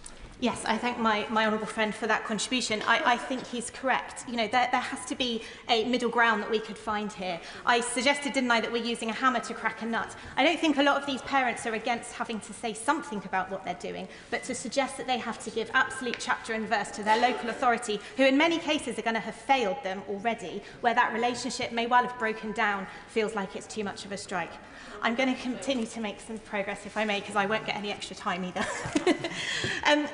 The requirements in the bill, therefore, risk hindering families who, for legitimate reasons, and often because of failures in the SEND provision that they have needed, have opted to educate their children in this particular way. So to conclude, I have 3 questions that I'd like to just raise for the government on this. Will the government confirm that the evidence base for this particular part of the bill is founded on accurate data and genuine needs, which I think reflects the questions that my honourable friends have asked already? What assessment has been made of the potential consequences of the bill on home educating families and their ability to provide a tailored high-quality education? And are we actually inadvertently hindering them from doing that? And will the government work to protect the rights of home educators and prioritise the well-being of children over administrative convenience? Now, we've heard all sorts of contributions this afternoon on many of the topics, but for me, I said in my maiden speech, looked after children are one of the key things I wish to speak about, and I believe very strongly in the rights of parents to choose what is best for their children. And I really hope that the government will listen to the contributions from the House today on both of those points, and that we could see some amendments in the next stage of this legislation that would tighten this up and make for an even better piece of legislation. Jess Assato. Can I start by thanking my right honourable friend, the Secretary of State for Education, for bringing forward this landmark piece of genuinely transformational legislation. As someone who spent 3 years in the voluntary sector fighting for vulnerable children, I know this bill prioritises children and their needs, righting many of the wrongs of the last 14 years of failure under the Conservatives. This bill signifies a much-needed movement towards preventative services, shamefully slashed by the party opposite. Sure Start, with its huge impact on child development, disappeared. Youth services, decimated. Due to the huge cuts by the party opposite, in England we spend 11 times more on late intervention, and spending on early intervention has fallen by 44% since 2010. The reforms laid out today, coupled with the funding needed to properly realise them, have the potential to ensure that with the right support, more children can remain safely living with their birth families. It should also ensure that when children do need to live with foster parents or in a residential home, we are able to provide them with the best possible care. These children, after all, are the responsibility of the state. We are their parents, and we need to have the same high ambitions for them as we do for our own children. The recognition in this bill that young people need more support when they first leave care must also be celebrated. The bill will help to improve the situation by finally extending staying close to all areas of the country. This was a key recommendation of the independent review of children's social care. However, that review also recommended extending corporate parenting principles so they applied not just to children's services, but to a greater range of public organisations. In November, the government outlined that this important reform would be implemented. So therefore, can the Secretary of State confirm that extending corporate parenting responsibilities remains part of the government's plan to improve support for care leavers? We've also heard about the postcode lottery in the help available for care leavers. The support a young person receives too often depends on where they live, not what they need. That is why I believe that we need a national offer of support. It could include things suggested by children's charity Barnardo's, such as a right to a free bus pass, free prescriptions and help with rental deposits. And finally, like the Children's Commissioner for England, I believe this bill presents an opportunity for this House to finally ensure that children in England, like their counterparts in Scotland and Wales, receive equal protection from assault and battery. We cannot adequately ensure children's welfare if we fail to protect their physical safety and well-being.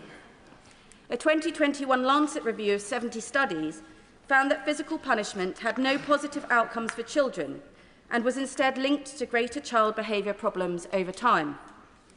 The Royal College of Paediatrics and Child Health have also found that children who experience physical punishment are 2.6 times more likely to experience mental health problems and potentially 2.3 times more likely to experience more serious forms of physical abuse. These children are also more likely to believe that violence is an acceptable and normal way of expressing frustration, contributing to a cycle of violence in society that we need to break. And though for many of us physical punishment may seem a relic of the past, data from 2020 to 21 found that more than 1 in 5 10-year-olds have experienced physical punishment, and the NSPCC has seen a 3-fold increase in the number of child welfare calls mentioning physical punishment in the past couple of years. Given 71% of adults believe physical punishment is unacceptable, the time to end this injustice is now. In the context of one child dying every 4 days from deliberately inflicted injuries and the horrific murder of Sarah Sharif, whose father sought to justify her treatment under the dark cloak of discipline, it is clear that the threat of violence children face should no longer be given the pretence of legal cover. This bill does so much for children and young people, and it's my view that by extending corporate parenting, ensuring equal protection and establishing a national care leavers offer, we can do even more to ensure that everyone growing up is given the opportunity to flourish. Thank you. Rupert Lowe. Thank you, Madam Deputy Speaker. Given that the opposition amendment has been accepted, I'm not going to stand here and outline my disgust at what has happened with regard to the historic grooming scandal. The British people want answers, so I'm going to ask questions of the Labour Party and several of them. Will the government commit to urgently deporting all guilty foreign nationals involved, including family members who were aware of the crimes and therefore complicit? Wives, sisters, mothers, cousins, if they knew and said nothing, these individuals are just as guilty as the rapists themselves. Will the government commit to stripping citizenship from dual nationals implicated and deport them as well? Race or religion must protect nobody. Will the government commit to pausing all Pakistani visas and foreign aid into the country until the Pakistani government agrees to accept any of its deported citizens that have perpetrated these crimes on British soil, and also imprisons these rapists and their accomplices in Pakistan, however they see fit? Will the government undertake a full investigation into officials who had knowledge of these crimes yet failed to act? Establish a specified task force to root out this wicked evil. Don't just fire these vile individuals, prosecute them. How many girls are estimated to have been raped? Is there a tally for the overall number of rapes? Horrifyingly, it may well be in the millions. We just don't know. How many vulnerable young girls are estimated to still be involved in these gangs?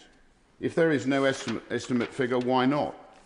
Will a regular update be published detailing ongoing prosecutions and sentencing? Will the government publish a full nationality breakdown of those convicted for such offences, along with the location of their crimes?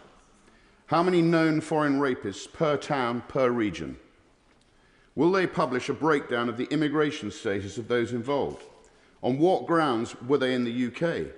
Do they have previous convictions? How many foreign nationals found guilty have been released but not deported? And how many re-offences... I'm going to carry on if that's right. How many re-offences have occurred since release? How many of these monsters are walking on the same streets as the girls they raped and abused? One report suggested a victim had come face to face with her rapist in a supermarket. Is the government comfortable with that? How many of the foreign rapists were in receipt of any form of state benefit? Would the honourable member give I'm going to carry on if that's right. How many released currently receive any state benefit? How many children have been born following a rape from these men? How many have been given access to the child against the mother's wishes? And how many had used the child as a route to remain in the UK? Will the government commit to preventing this in future? How many deportations have been blocked due to the rapist's right to a family life or other ECHR influences? Will the government set up a dedicated, confidential and accessible official process for whistleblowers to safely raise their concerns regarding foreign rape gangs, ensuring it is safe, secure and easy to find? Will the government release all court transcripts relating to these cases so the British people can understand just part of the horror for themselves? How many of these documents have been hidden due to the cost of release? This should not be an obstacle to transparency on these trials. Will lifelong sentences now be considered for those British citizens involved in the crimes, but also those in positions of power who acted to cover up the scale of the abuse? Which politicians, local and national, had knowledge of these events but failed to act? Again, going as far as to actively conceal what was truly happening. These are the facts that the British people want to know and the British people deserve to know. All of these questions have also been submitted in written form, and I look forward to receiving open and transparent answers. The mass rape of young white working class girls by gangs of Pakistani rapists is a rotting stain on our nation. This is not about Elon Musk. This is not a bandwagon of the far right. This is about the victims and ensuring swift and brutal justice is delivered to those demons responsible. It is about distinguishing between right and wrong. I finished. Sarah Champion. I want to start by welcoming this bill because it actually does address a lot of the underlying problems that we have within our schools, education and indeed protection of children. I welcome the Secretary of State's commitment to make this a child-centred bill. I've got to say, I feel disgusted by what the Honourable Gentleman has just said. Can you imagine if you're a victim or survivor listening to that? I'm sure his intent is to get to the truth and get justice. But the language, please think about who hears our words. Sorry, everyone. On the 26th of November 2024, in her letter to the chair of the Safeguarding Practice Review Panel, the Secretary of State for Education said, "The forthcoming Children's Wellbeing Bill is a vital mechanism for improving the lives of vulnerable children. There is a renewed government focus on tackling child sexual exploitation, which will necessarily include our response to the ICSA recommendations. I want to take this moment as an opportunity to say to the Secretary of State which of those recommendations falls squarely within this bill, and I hope with cross-party support we can encourage the Secretary of State to adopt them. ICSA actually published 20 recommendations that were trying to address the whole of child sexual abuse in this country, to get support for those victims and survivors, to get early intervention to prevent the crime, but also to get the prosecutions that we all so desperately want. Recommendation 1 was for a core data set Currently, the bill's single-use identifier number is not the same as a core data set. There is a need for a unified set of data which allows authorities to better understand the prevalence of abuse, identifying patterns and informing evidence-based policy making. What we currently have is a patchy, fragmented data system that hinders effective prevention and intervention. ICSA asked for the creation of a single core data set that includes the characteristics of victims and alleged perpetrators of child sexual abuse, vulnerability factors and the settings and contexts in which the abuse occurs. Recommendation 2 would be for a Child Protection Authority for England and Wales. Recommendation 3, a Cabinet Minister for Child Protection, and that needs to be someone that cuts across all the different departments, because that's where we're failing children right now. We do not have a joint approach when it comes to child protection. Recommendation 4, public awareness campaign, and cultural awareness is included throughout the recommendations. We need to make children aware of the risks that they face, but we also need to tackle cultural insensitivities and much worse wherever we find them. This is one that's particularly pertinent to me because I'm very proud that I got the previous government to make sure every child from primary school had relationship education. However, in September 24, the DfE published an independent evidence review on teaching relationship education to prevent sexual abuse, and it found that still teachers were not receiving the adequate training.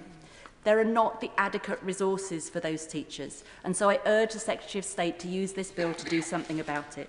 Specifically, will she ring-fence RHSE training budgets? I will, of course. Thank you for giving way. A fantastic organisation in my constituency of South Devon called Child Assault Prevention.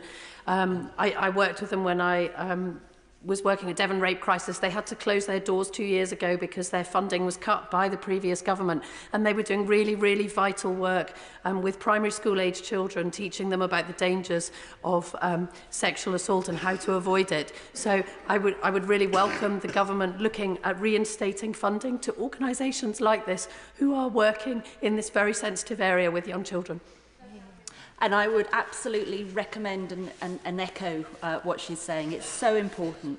Recommendation 13 is on mandatory reporting. And I was keen to hear the Home Secretary say that this was going to be one of her objectives, but it also needs to cover those in all positions of trust. I'm very, very concerned as well that if we just have mandatory reporting without the resources for the administration to actually act on that, it becomes no more than a tick box exercise, but also the very teachers and training staff that should be protecting children get penalised, worse, prosecuted as a consequence. I would like to say that ICSA took 7 years, cost £186 million. It had over 2 million pages of evidence, 725 witnesses, and over 6,000 victims and survivors put their trust into the process and gave their evidence. They did all of this. We spent all of this money so that the recommendations would be implemented. There was also a Home Office report. Again, I spent a year of my life putting into the Home Office report, which was in 2020, which gave the solutions. I spent 2 years in the ICSA inquiry, specifically around grooming gangs. The recommendations haven't been adopted. So I say, with the deepest respect to all of those calling for a national inquiry, rather than that, put all of your energy in getting these recommendations adopted. Because with the best will in the world, and you all know me, I'm not making a party political point here, with the best will in the world, another inquiry will mean another 10 years of waiting. And what I want to see, and I truly believe we all want to see, is child protection right now, including the...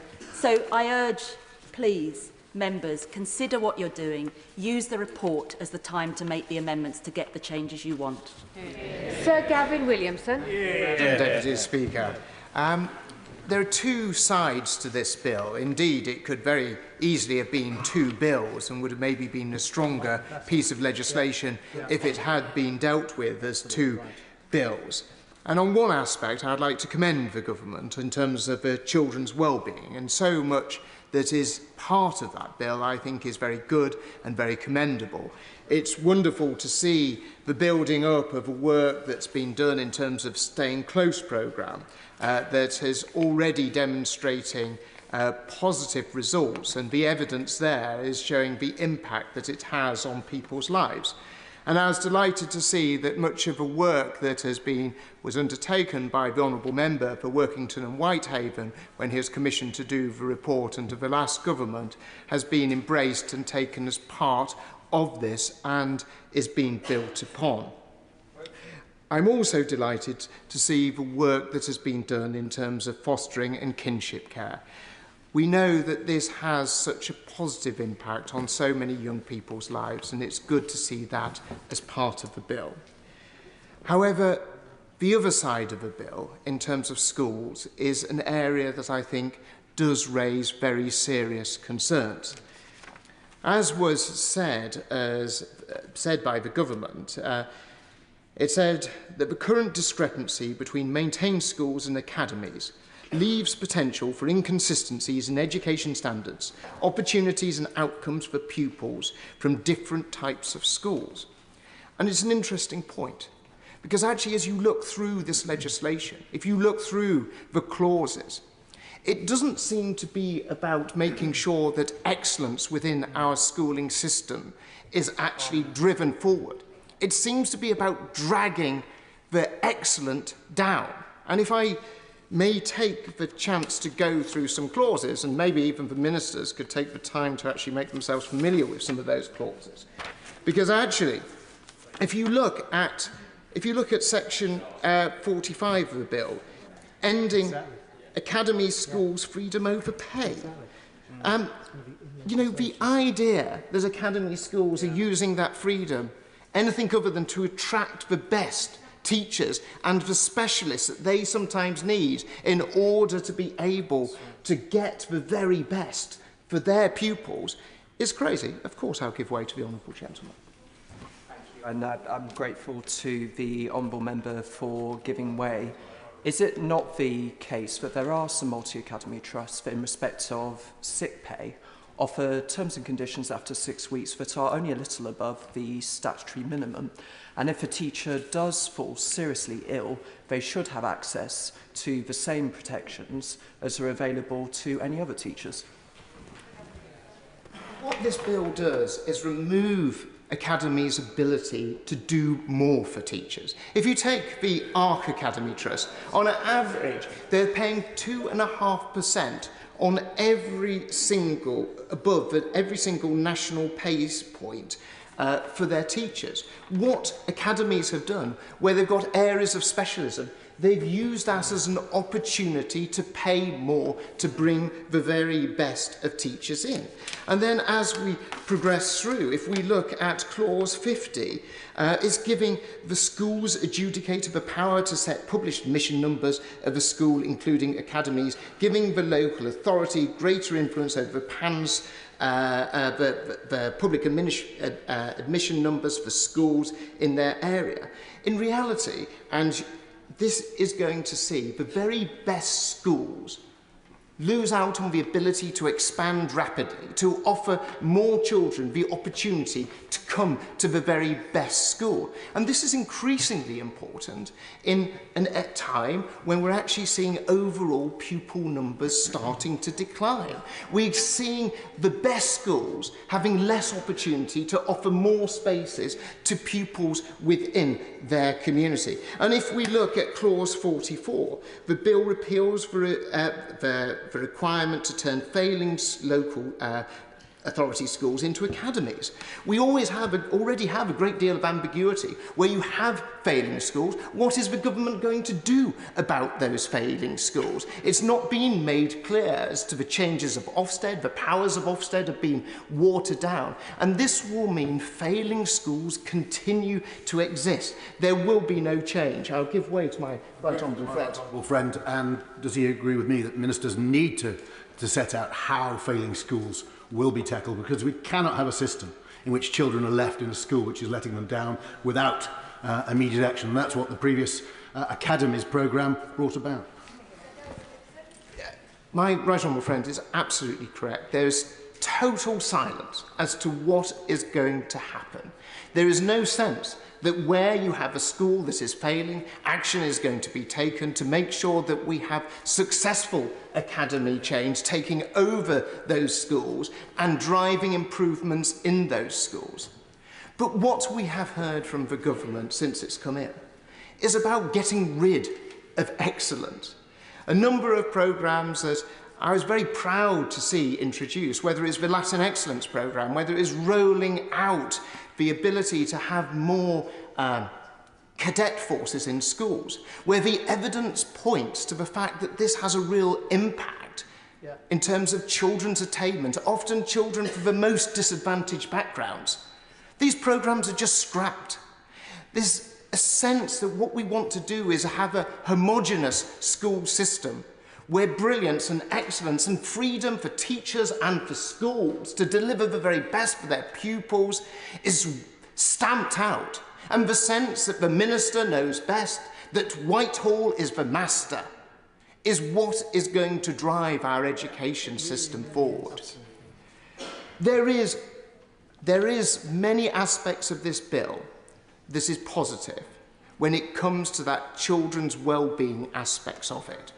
But I urge the Minister to look at those other aspects that systemically destroy the progress that has been made by both Labour governments and Conservative governments in terms of driving academic excellence forward, driving schools to be able to offer some of the things that private schools have, but the state school previously hadn't. I certainly know at my comprehensive school, the idea that you could join a cadet force or you could learn Latin, that was just not available. This is about dumbing down. It's not about raising aspiration. It's not about raising excellence. Minofa. Thank you, Madam Deputy Speaker. This is actually a bill which will ensure that every child growing up in this country will have the best possible start in life and break down the barriers to opportunity. And like the honourable member opposite, I also went to a comprehensive, and also I believe in comprehensive state-run education should be excellent, and that's why I support this bill. I would also say that every teacher I spoke to before the election was cheesed off with what was happening in education. And that's one of the reasons I got involved in this, because they were so depressed about what they were doing. And also, every teacher I've spoke to who has read this bill is in support of it. So surely we should be listening to those. Can I answer a couple of other quick things first? Can I just say that in terms of mental health, that was raised by a colleague, an honourable member. Actually, this government is going to bring a mental health work into every school. It's not in this bill. This is about the Department of Health. And I believe that we will transform that. Did I actually say you could give way? But look, go on then. After you. Yeah. I think he's very kind second time round. I think he just said the new government was going to bring a mental health work into each school. Could he just repeat that for the avoidance of doubt? That is our manifesto commitment. And can I also say that one of the reasons I am here is because a child in my constituency under the last Tory government had to wait 6 months following a suicide attempt at school, and that is simply not acceptable. So that's all I would say. The other thing I would also say is, in terms of the curriculum review, we need to expand the curriculum. Every teacher I spoke to has said this. We need to improve the arts, music, and this will in itself improve well-being. But I would also like to just, rather less controversially, just concentrate on clause 22 regarding the provision of free breakfast clubs. So I have been a GP for the last 30 years, and I understand that health and education are inextricably linked. We cannot learn when we are hungry, and I think free breakfast clubs will ensure that every child, irrespective of their background, has the foundation they need to start the day. And also, there's a very strong evidence around obesity. Obesity is a massive problem in our children, and it's harming their well-being. 10% of children entering reception are obese, and at year 6, 22% are obese. So free breakfast clubs will reduce that as well. And the other thing I would be very keen to encourage is that, well, in Stroud, we've been working really closely with local primary schools, and this is about getting local food that's nutritious into the school diet and not relying on national companies doing that. And we have a commitment to try and procure 50% of that food from the local agricultural community. And I am very, very proud of this. And the other thing about breakfast clubs is that it's really important that children eat together. And that's what we used to do at our primary school, and it fosters a feeling of well-being as well. And the Long Table in Stroud is an organisation that encourages that. So can I just say one other thing about breakfast clubs? Now, something we need to be careful of is of the food industry. The food industry lobby is incredibly powerful, and they have been providing free food for these breakfast clubs. And all I would say is there's no such thing as a free breakfast. These companies are trying to promote their own products, and we must be very, very wary of them as well. I'll be very brief now as well. I want to just talk about free school meals. There's quite a lot of evidence that free school meals reduces obesity, and I would support their universal rollout, not just in Wales and in London. And in London, there has been a reduction in obesity levels and improvements in learning as well. So let's really work for that when the conditions allow. And I also think, as an interim, we should go for auto-enrolment for free school meals, because that will improve the funding for schools, and it will also enable about 400,000 children to receive free school meals. So I just want to conclude by commending the government committing to ensure every child has the opportunity to thrive. The Children's Wellbeing and School Bill is a bold step towards addressing inequalities and improving the lives of the next generation. But introducing free breakfast clubs, this government is not only tackling hunger, but also investing in health and education. So I urge my honourable friends, do not get waylaid by these political things that are going on around this bill. This is an excellent bill, and we need to support it. Thank you. To ensure that as many colleagues can get in and not many are then disappointed for not getting in, we're going to reduce the speaking limit to 4 minutes. And next I call Vicky Slade. Thank you, Madam Deputy Speaker. I shall go as quickly as I can because I've timed it to 5. The death of Sarah Sharif shocked us all, and as my honourable friend for Woking said before recess, we have the opportunity to change the law so that her legacy is that she is the last vulnerable child to be killed by the people who should have looked after her. We often recall the names of Victoria Climpier and baby Peter Connolly, but there are so many more children and babies who have been the innocent victims of evil parents and family members, neglectful professionals and siloed systems, and their memories should be etched on our hearts as we consider this bill. I welcome the moves in Part 1 of the bill to strengthen the multi-agency approach, slip of the tongue, but I agree with the Children's Commissioner and the Honourable Member for Lowestoft that we should go further in protecting children from assault. Some of the injuries inflicted on children like Sarah Sharif under the reasonable punishment hide were beyond belief. But if it's not defined in law, I can imagine that it must make it very difficult for some social workers to really force what is appropriate. I've been shocked by just how many of the child deaths reported are of babies, infants who haven't reached school or nursery and whose voices are literally unheard. And I worry that the role of the health visitor in the lives of new parents is so greatly reduced. As a new mum, I would join other parents in regular weigh-in sessions and playgroups alongside health visitors right through to when my child started nursery. And GPs in my constituency of Mid Dorset and North Poole have told me that they would previously liaise with the health visitors in their surgeries to warn families that were at risk. Perhaps a mum that had come in for a smear test and they were worried about domestic abuse, or a father coming in where they were worried about alcohol abuse. They could send the health visitor in and just check up on them. And that just doesn't happen anymore, thanks to the smashing of the system under the previous government. But turning to the schools part of the bill, I'm sorely disappointed that the bill lacks anything to support children with special educational needs and disabilities. There is no requirement for schools to be inclusive of such children, and nothing about the need for teachers to be trained in autism or social and emotional health. On previous occasions challenging the Minister, I've urged for more action and have been told to wait for this bill. But if this was an Ofsted judgment, it would be requires improvement. When my child was pushed out of school, unable to cope full-time, and obvious they were not going to achieve the heady heights of 5 GCSEs and 90% attendance, we seriously considered home education. To hear your child say, "Mum, they don't want me here," breaks your heart. And the lack of accountability in the academies is just not okay, and I welcome the move to bring them under more control of local authorities. But home education is a right of parents, and it can be transformational for some children. My constituent Katie, who chooses to educate her children at home, has raised concerns about the potential for schools to refer a family to social services if they indicate their wish to move to home education.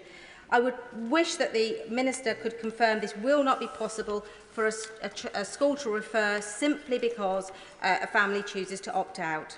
They're also concerned about the risk to parents fleeing domestic abuse, where one parent has no involvement, and this bill requires the register to get the permission for both parents and to list both parents, which simply won't be possible. And if this means single-parent families are excluded, that's simply not okay.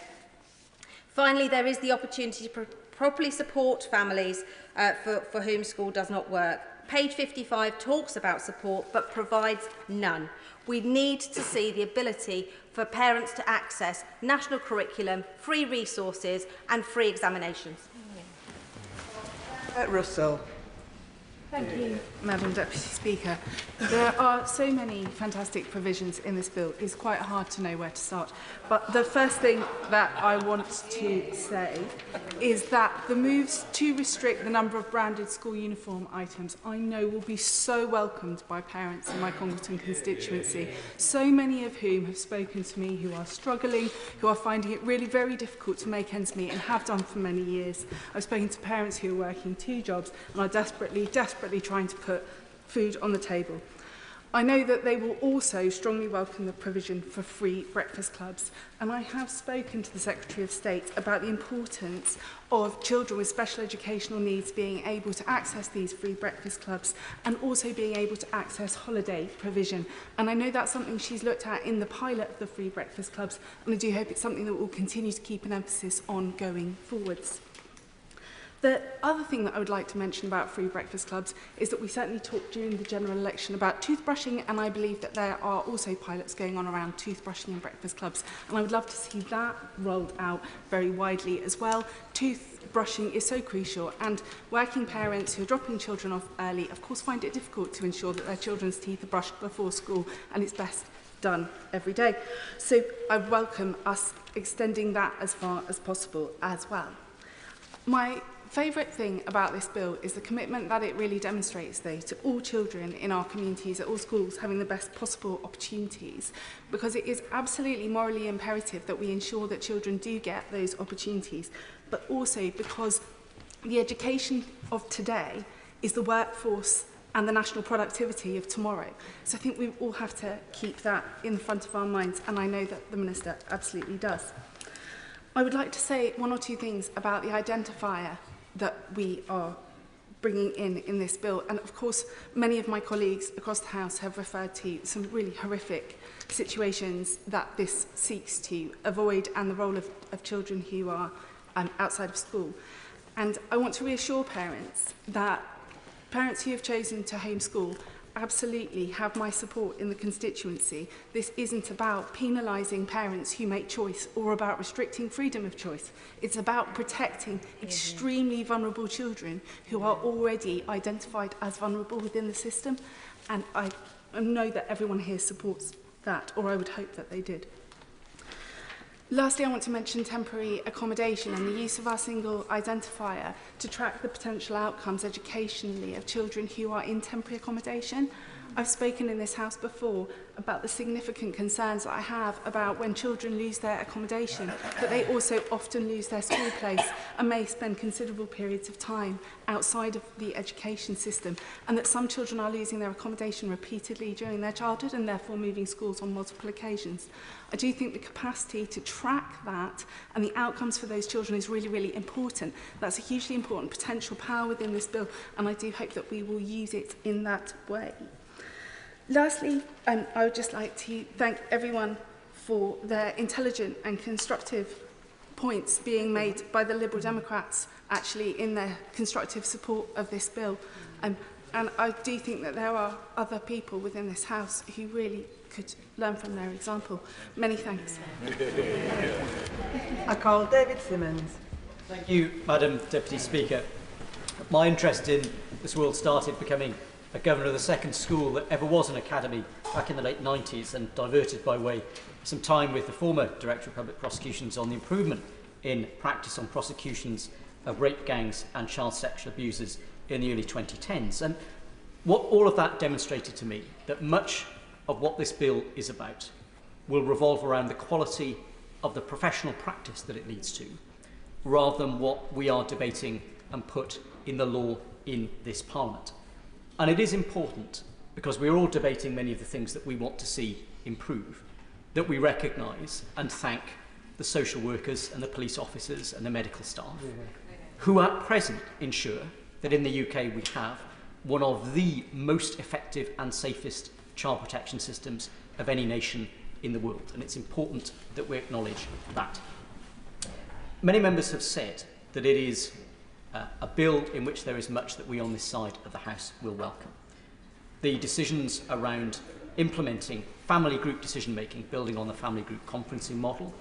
Section 6, building on the success that virtual head teachers have had in driving up attainment and ensuring that children in care are now amongst the best school attenders of any group of children in our country, are to be commended. And I would say to ministers that in respect of Section 2, and in particular Section 16EB that refers to bringing partnerships together, that the working together guidance that was last updated in 2023 is going to need to do a lot of heavy lifting to ensure that the aspirations that we're setting out work in practice, in particular in respect of education.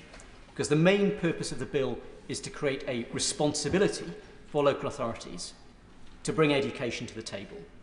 But it does not go so far as to create a duty or an obligation on schools, nurseries and childminders to reciprocally participate.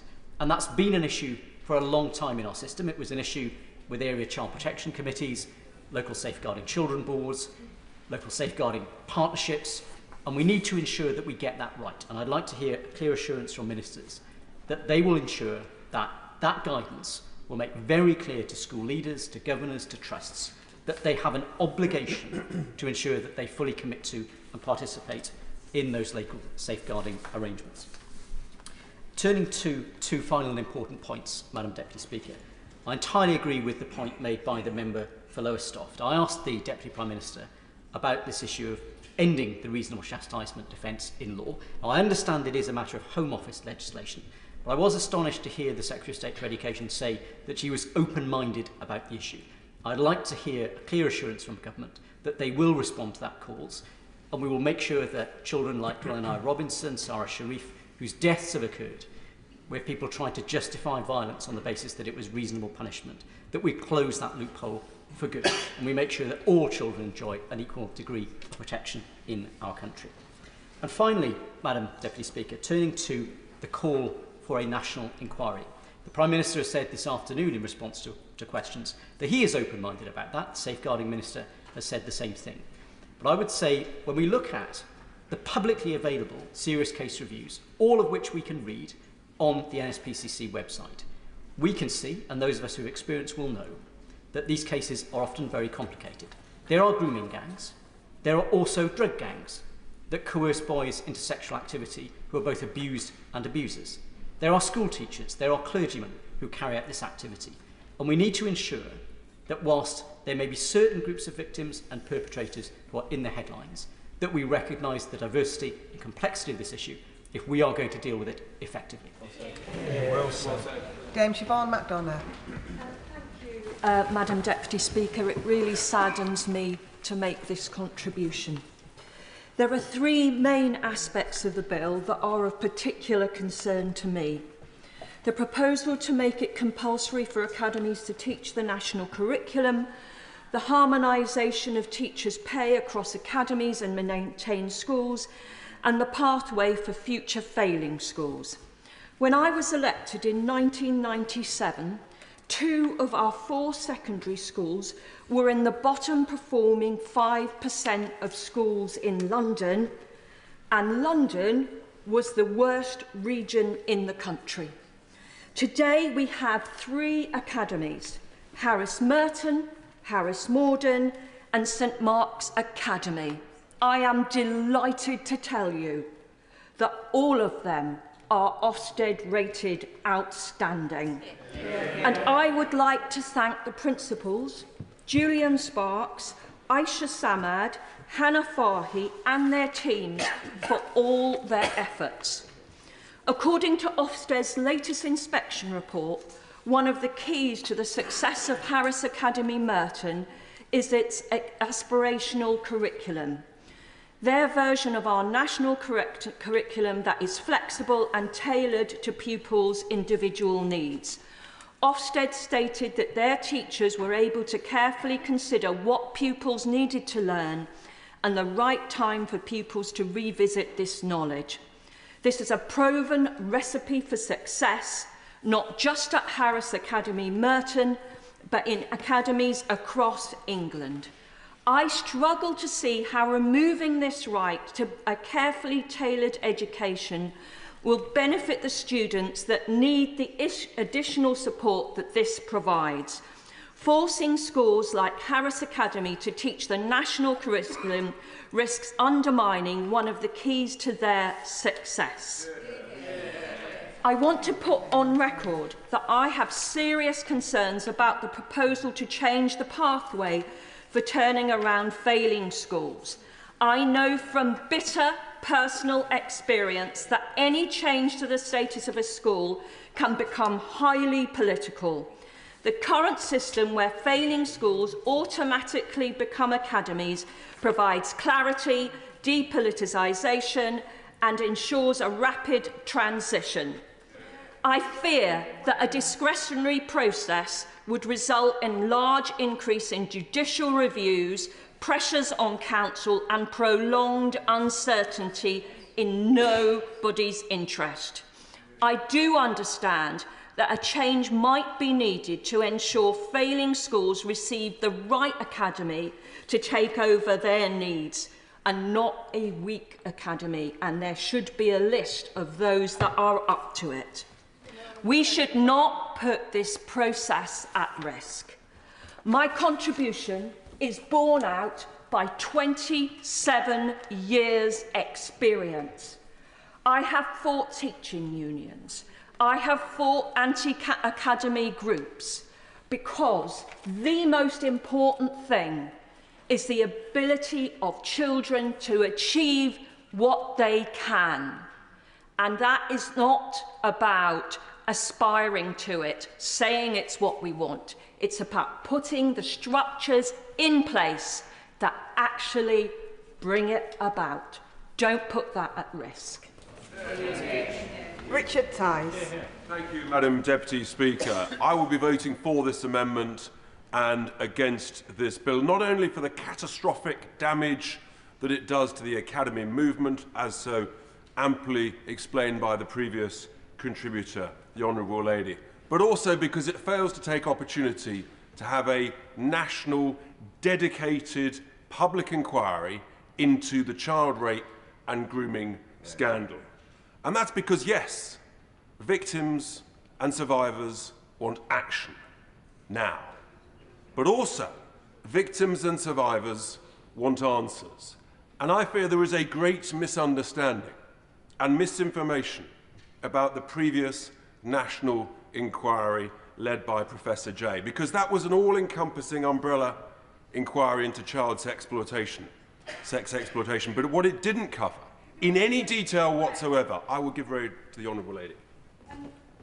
Agree that there was a 2-year inquiry on organised networks and sexual exploitation, which is grooming gangs in the language of the inquiry, and that the Chief Executive of the National Association of People Abused in Childhood, NAPAC, has said that we urge the government to focus on delivering improvements rather than proposing new inquiries that may potentially delay action even further. And I shall come to the specific point she makes, because the reality is that this Professor J inquiry, it was an overarching inquiry. Its references specifically to grooming gangs was minuscule. It only mentioned Rotherham. There are dozens and dozens of towns, primarily Labour-led towns, where we know that horrific things have taken place. And victims and survivors not only want action, they want answers. And this is an opportunity for both things to take place. So the Honourable Lady refers to the need for action. Surely, in this great nation of ours, we can do both in parallel. Surely we can say, yes, these are the actions required from the recommendations of the J inquiry, but alongside that, to continue with public confidence, to get the answers that victims and survivors want, is to say, actually, we need to keep exploring in specific towns. And it's not good enough. I will give way to the Honourable Lady. I appreciate it. Thank you very much. If I can just correct him, the inquiry was part of the overarching inquiry. There were 12 separate inquiries, one of which lasted 2 years, with a report that's 185 pages, was specific about grooming gangs. And if I can just ask him, what more information do we need? We know who the perpetrators are, we know the model, we know the victims. What we want is prosecution and support for those victims. I'm grateful to the Honourable Lady. She's quite right in that victims and survivors, where we know, want answers, want action and prosecution. But I regret to say to the Honourable Lady, there are many towns where people don't know the perpetrators and the truth has not been exposed. And the reality is that many councils have a vested interest in not digging into the truth, because it will expose the failings of their own councillors and officers. And that's why we have to have a national dedicated inquiry into this horrific issue. And I believe that we should be ambitious and say, it doesn't need to take 3 years or 5 years or 7 years, for heaven's sake. Let's do it in 1 year. Let's get it done. Let's have the appropriate numbers of people inquiring into it, town after town after town. Let's examine it and get the answers, because that, I think, is what will restore the confidence of the British people, so that we get action immediately and answers within a year or so. Surely, as a nation, we can do this. Thank you, Madam Chair. Marie Tidball. Thank you, Madam Deputy Speaker. I first met my constituent, Claire Throssell, at a remembrance service at my old secondary school in Penistone. Every year, the head teacher marks the deaths of Claire's sons, former pupils Jack and Paul Sykes, who died at the hands of their known domestically abusive father in a house fire he set alight whilst on permitted contact visit. However, the names of most of the children who've been murdered at the hands of their domestically abusive parents in the decade since Claire's boys were killed remain unspoken. But we must not forget them. Between 2005 and 2015, Women's Aid research found 19 children, including Jack and Paul, had been killed as a result of unsafe contact with abusive parents. These children have to remain nameless to avoid causing further distress to their families, and subsequently many more will also have followed, uncounted, unrecalled. The scale of those children at risk may be even higher. In the year up to March 2024, 215,640 assessments identified that either the child or parent were experiencing domestic abuse in child in need social care cases in England and Wales. One name is sadly known to us only too well: Sarah Sharif. Her tragic death makes the need for action on this issue all the more poignant. With the sentencing of her murderers taking place just before Christmas, The Children's Wellbeing and Schools Bill before us today will help protect children like Sarah. It creates a safer and higher quality education system for every child by introducing children not in school registers to help ensure no child falls through the gaps when home educated. Our government is taking strong action in response to Sarah's death through the bill's establishment of a single unique identifier for children and introduction of new duties which will improve information sharing and within agencies, bringing together multi-agency child protection teams from education, social work and the police. I commend the work of the Secretary of State for Education for bringing forward a bill so transformative in its work on child protection, a bill which is powerful in strengthening regulations on the use of agency workers in children's social care. Claire Throssell, my constituent, promised her 2 boys that no other children would die in the same tragic circumstances that her son did. I'm proud that our mission-led government includes halving violence against women and girls in a decade and recognises the need to use every government tool available to target perpetrators and address the root causes of abuse and violence. To achieve this mission and fulfil the promise Claire made to her children will require connecting the incredible strategic work in today's bill with an urgent need to change the law to remove the principle of presumption of contact in the family courts. The principle added via the Children and Families Act 2014 and now found in the Children's Act 1989 currently allows known abusers to have contact with their children, putting those children's lives, lives at risk. Just as the Children's Wellbeing and Schools Bill implements child-centred government, emphatically embedding this in education and children's social care, there must be parallel work to put children first in the family courts.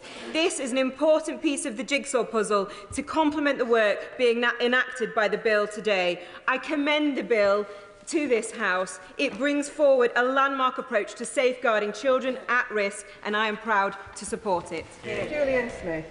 Speaker, could I firstly pay tribute to the Honourable Member for Rotherham for all of the work she has done on child sexual abuse. I want to speak very briefly on 2 limited parts of this bill. The registration of children not at school, a positive measure building on work of the previous government, and now set in this bill on a statutory footing, and the sections on teacher training. On registers, we know from our casework that these measures are positive and will play a big role in ensuring that children are not lost or hidden in the system. But in implementing and applying these measures, I want to urge the government to consult with SEND charities and organisations, and particularly those organisations working with autistic kids and families. Ambitious About Autism makes a case for greater focus on the register to contain more data about the specific profile of children not at school, disaggregated by primary need. Putting on a clear footing the expectation of detailed profile data is vital for autistic children and families so that schools and councils can offer more tailored support in getting them back to school. For pathological demand-avoidant children, these children require a completely different approach to negotiating school entry and ensuring that their needs are dealt with patience and understanding. My right honourable friend, I'm grateful to my right honourable friend. He will be aware that despite the many children with autism who are home educated being known to local authorities, there is very, very poor support for them as it stands.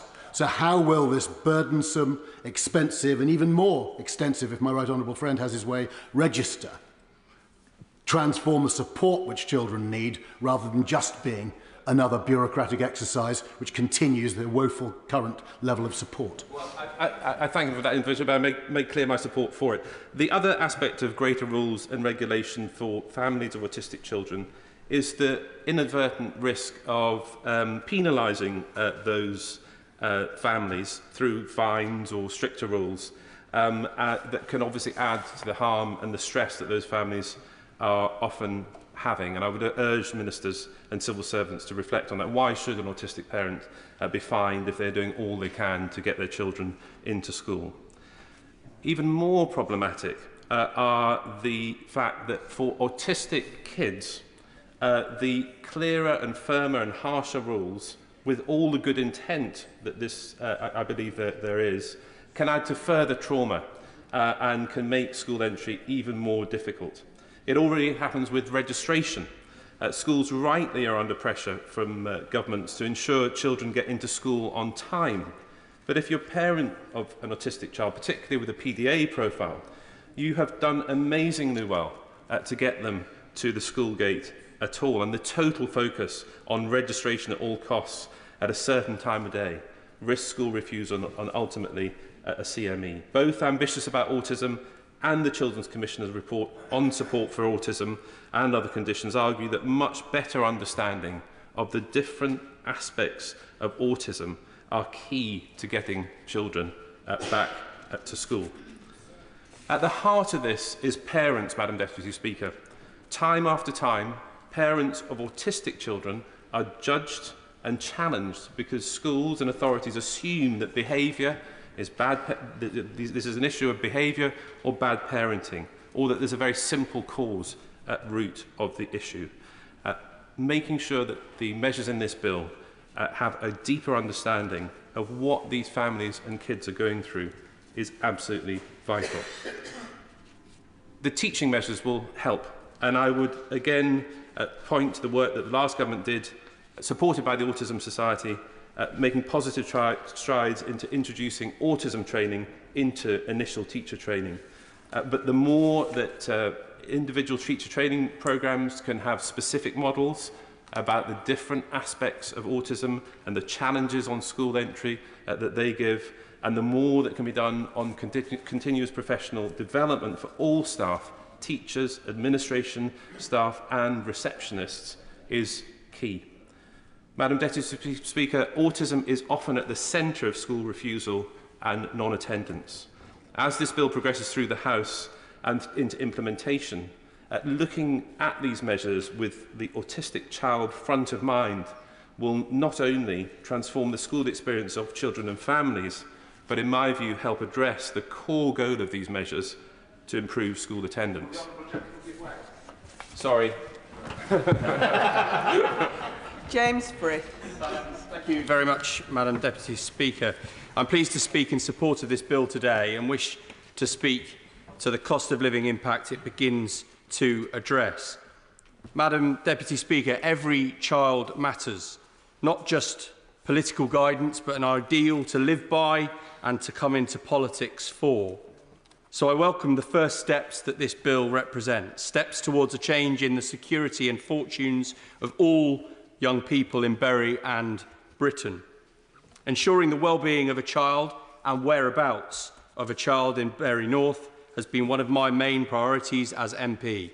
It's also why I've long championed improvements to the appalling state of the special educational needs system, both in this term and in my last time in this place. Madam Deputy Speaker, a child's well-being or their vulnerability doesn't exist in a vacuum. It is tied to the conditions they grow up in. In Bury North, we confront a grim reality. 42% of children in Bury North are living in absolute poverty. Poverty must no longer simply be glanced at by our politics. We must reach into it. It is a concentrated poverty, dense, multiple and compounded. A poverty, I won't touch, a poverty that's crept up on us faster and faster in recent years, where one mile's difference between postcodes can mean as much as a 7-year gap in life expectancy. It shows itself in poor, squalid housing, in too few teachers in the schools, in a lack of accessible public or social services, an absence in quality public transport, the scourge of antisocial behaviour, victims of unpunished criminality, and even worse, streets than the better-off wards are rightly animated by. Worse still, though, is the poverty of opportunity. Children unaccounted for or not attending school at all. I strongly support the bill's first moves to ease the burdens faced by so many families, cutting the cost of children going to school. Common sense on school uniform will save parents more than £50 a child on the back-to-school shop. Free breakfast clubs for all primary school children will save hard-pressed parents up to £450 a year per child. And critically, this can help working parents make their hours. But I know the ambitions of this government go well beyond what this bill starts. Eyes and expectations will turn to the Child Poverty Task Force and its recommendations, as well as future work of this Parliament, because we need to tackle the roots of these experiences and not just symptoms. I know this government is determined to transform the lives of children with structural, strategic changes to life in Bury and Britain. It's been done before. Sure Start, building schools for future, maintenance allowance, and the power of progressive social policies, the importance of the first 1,000 days of a child's life, of foundation learning, yes, of phonics and choice. We will not let the inheritance from the Conservative Party prevent us. This will be a period of renewal and hope. Bury North's poorest are failed by living down the road from those doing just all right. Another town overlooked and underserved by funding formulas that have only ever glanced at the place and its problems, and the failures to level up, let alone even out. Let's be clear, this bill is only the beginning, a good start. We must keep going, because every child matters. Graham Stewart. Madam Deputy Speaker, it's a pleasure to take part in the debate. Touch on, if I may, initially the issue of the need for a national inquiry into the rape grooming gangs.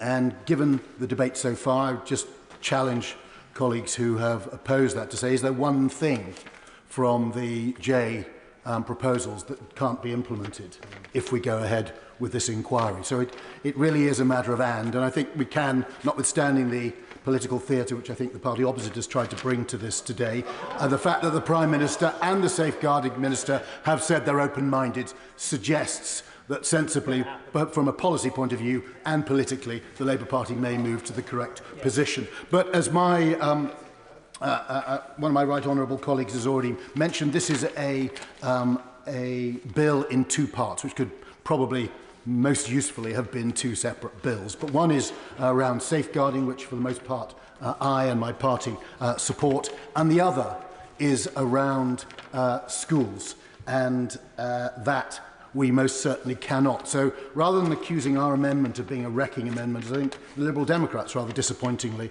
have done, it's, the truth is the second half, the schools element of this bill, is the wrecking element, because it makes the important safeguarding improvements part of a bill which cannot be genuinely supported in this House.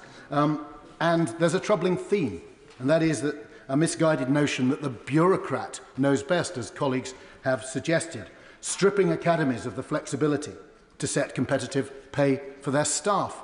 If this government was genuinely interested, as the honourable gentleman who spoke last talked about just now, levelling up, well then, as Sir Dan Moynihan, perhaps the nation's most successful head teacher and trust runner, has said at lunchtime today, I believe, why not give those academy freedoms to maintain schools? Why rip away those things which have been used by academies to produce schools like Michaela, which are the best in the country, and which we have a ideologically driven Labour government, certainly the front bench, I wouldn't want to daub everyone behind the front bench with it, cannot even bring itself to congratulate the school which has been the best in the country 3 years in a row. So the government is signalling it doesn't trust schools to attract and retain the best teachers, but only the Secretary of State. And in advocating for new schools to be opened and controlled by local authorities, it removes the contestability. And we actually had, notwithstanding some of the contradictions in the Secretary of State's speech, but she described competition as harmful. Well, I represent Beverley and Holderness. I looked at Hull schools for many years. And there was a sort of sotto voce voice. It's the people here. It's the people that's the problem in Hull, as they generation after generation were failed. And when the academies programme was opened out in 2010, what happened? Well, you saw primary schools en masse leave local authority control. You saw it was no longer acceptable for local authority to use the democratic mandate to give a substandard education to their local population. We saw a transformation. We saw academy groups open up, and it was teachers and communities seizing that. And I cannot believe that members opposite really want to tear that away when the evidence is so crystal clear from the OECD PISA tables on any measure.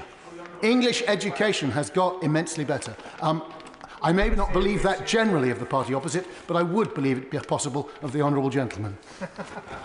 Richard Bergen.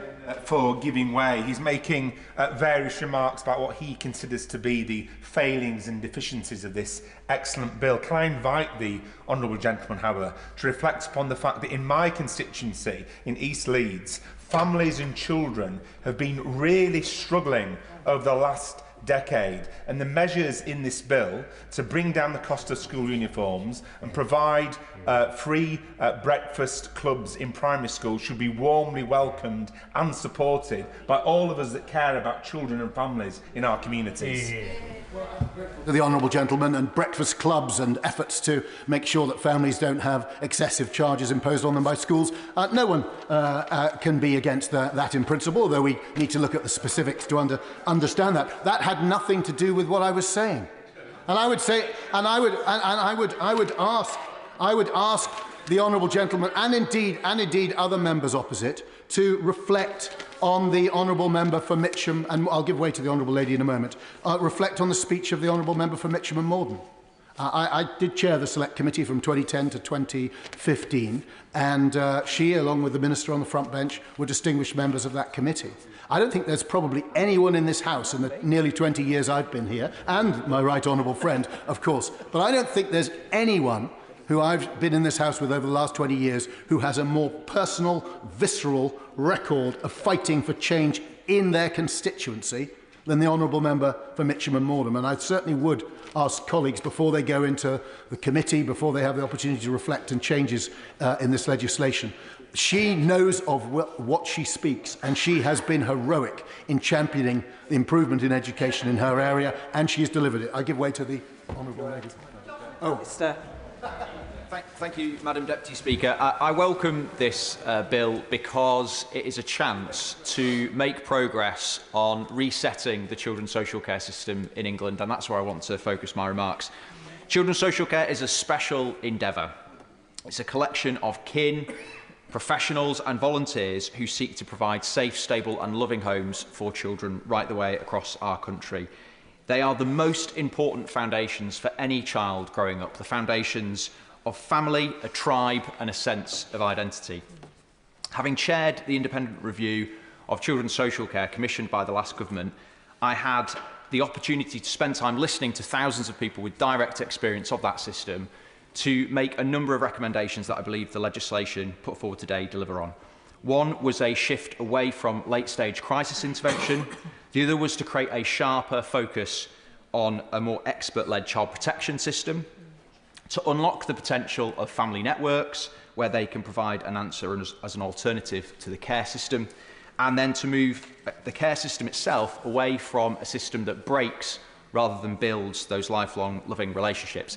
And I'd like to take this moment to also say that as somebody who has led an independent review for government, looking at a serious matter which included engaging with and speaking to those who are victims of sexual abuse and criminal abuse, I do find it extraordinary that people who are sent here to be problem solvers are using this as a moment instead to be problem exploiters. And we have got stacks of evidence. We have had thousands of victims of sexual abuse provide heartbreaking, very painful evidence and testimony over many, many years. And it is our job to listen and to act, not to exploit at moments where politics may be in our favour.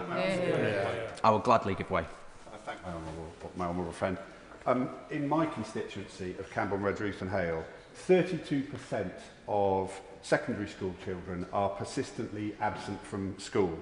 Some are also homeschooled, but some are lost to the system without support. These are vulnerable children. This bill is about protecting vulnerable children. Does my honourable friend agree that voting against this bill is playing politics with the protection of vulnerable children? I completely agree, Madam Deputy Speaker. And actually, if members, like the member for Ruislip, who I've got a huge amount of respect for in his comments that he shared on this matter a moment ago, if they were serious about this matter, would be putting forward amendments to deliver the recommendation at the ICSA, not to have another go round the process. There are three measures in particular that I want to speak about briefly. The first is how welcome it is that we've got proposals for family group decision making to be made compulsory at pre-proceeding stage. There is very sound evidence that this works. A randomised control trial was undertaken and published a few years ago that shows that if family group decision making in the form of a family group conference was provided at pre-proceeding stage across England, 2,000 fewer children would enter care each year, and it would free up £150 million to go into earlier support for families. It's extremely important that as local authorities start to deliver on this new requirement, that we don't just make it a tick box exercise, but that we ensure that the evidence, the practice guidance is there to support local authorities to deliver it in a way that will be most effective. Secondly, the provisions to create multi-agency child protection teams. These teams will fuse together at an operational level, not just at a strategic level, the relevant agencies needed to share information and then act on it to protect children from significant harm. It will be important that, as well as getting the structure of this right, we also have a focus on the professional expertise that is required to do the task of child protection, which is often so challenging. We too often leave newbie social workers to that most challenging task of assessing significant harm by themselves. We don't ask the police to do that. We often send police officers out in pairs. And it's really important that we support, through the early career framework that I know ministers are looking at, a route to expertise so that the most expert are making these challenging judgments around significant harm. And then it is long overdue that we have a unique child identifier. That's something I called for in my review. It's an issue that a number of other reviewers have called for. Again, it's taken this government in its first 6 months with the leadership to act on it, and I welcome that so much. It may sound modest, and it may sound like a technical change, but if it's delivered well, it will blow away the fog of confused and partial information sharing. I would encourage ministers to look at the Think Family database in Bristol, which is a great example of what can be done when we get child-level data shared by police, education, children's services and health. And then finally, the introduction of regional cooperative arrangements that will allow for bolder action to ensure that we've got the foster carers we need in this country in particular. Last year, we had 132,000 households express an interest in becoming foster carers. We only approved 1,800 of them. I'd happily give way. Thank you to my honourable friend for giving way. In Calderdale, where Calder Valley sits, the council took the innovative step of giving foster carers a council tax break, and that has been incredibly effective in recruiting foster carers. I wonder if ideas like that and other ideas are a good way to get more people into that system. I completely agree. We need to do an awful lot more to support the recruitment and retention of foster carers. And actually, the reforming zeal that ministers have shown with this measure, which is to provide powers to the Secretary of State to create these regional care cooperatives around the country, I would urge ministers to use that new power, if this legislation is passed, at pace and with boldness, so that we can create the extra foster homes that we need. If you take examples of really effective fostering agencies in the voluntary sector, we could have 15,000 new foster carers approved each year, not 1,800 as is the case at the moment. So these are transformational changes. I really welcome them. I commend the government for bringing the legislation forward so early, and look forward to supporting its passage through the House. Chris Coughlin.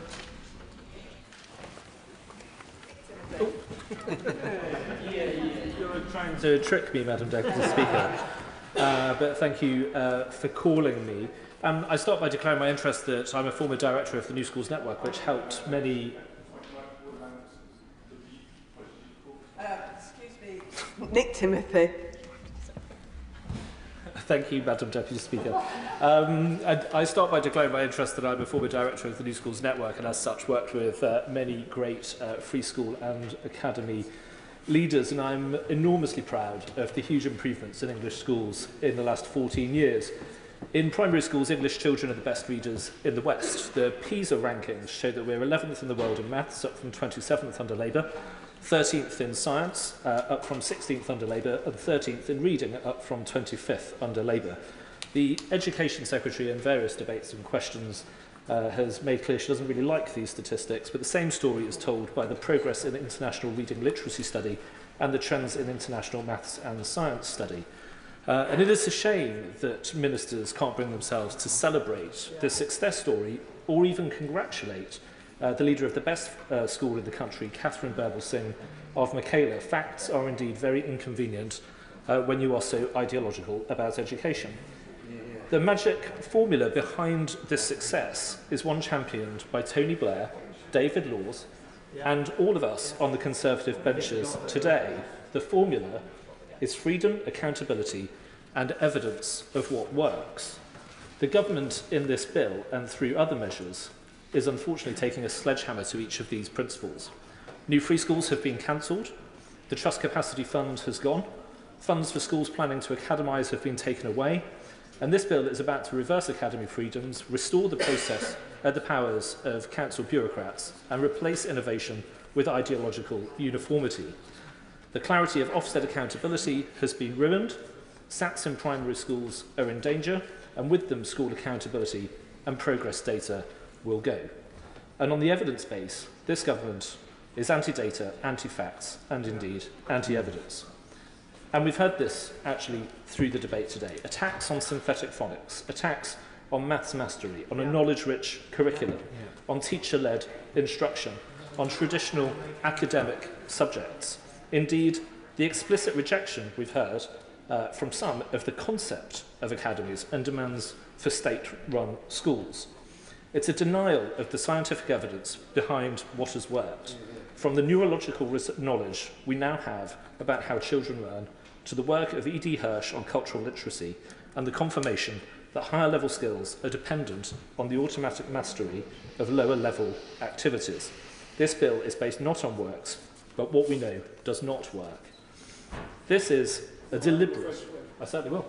I'm grateful. Does he agree with me that, and hope that colleagues opposite will follow the example of the Honourable Member for Mitcham and Morden and put this bill under genuine scrutiny? I share my honourable friend's admiration for the speech given by the member for Mitcham and Morden. It was incredibly powerful, and I hope the front bench listens closely to what she said, even if they're not listening to me right now on their phones. As I say, this is a deliberate decision to dismantle everything that has worked and everything this Education Secretary... I will give way, yes. How does the Honourable Gentleman respond to the situation that actually this current system means that we've got a third of our children and young people failing to get a good GCSE in English and Maths, and we've got the most unhappy young people across the OECD? Well, I would invite the Honourable Lady to look at the comparative studies of English schools compared to other countries internationally, to other countries within the United Kingdom. In England, the most disadvantaged students in the PISA statistics have the same outcomes as the average pupils in Wales. And Wales is the system upon which it seems this government is basing its policies. So I invite her to look at the evidence, even if ministers will not. And we know that I will certainly give way. I thank him for giving way, and I admit that my interest was piqued by his description of us on this side of being anti-data. He talks about the Welsh education system. I wonder whether he has reviewed the arguments made by Professor John Jerrin, who did conduct the 2015 review of the England PISA results, who's found that there is an anomaly with the treatment of Welsh language tests, which, if corrected, would significantly boost Wales's placing on the PISA rankings.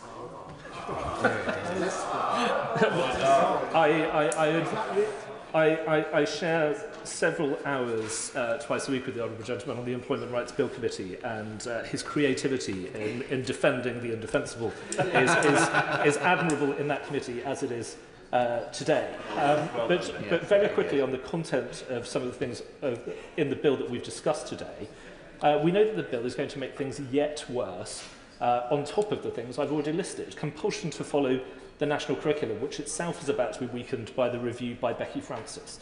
The removal of freedom on paying conditions.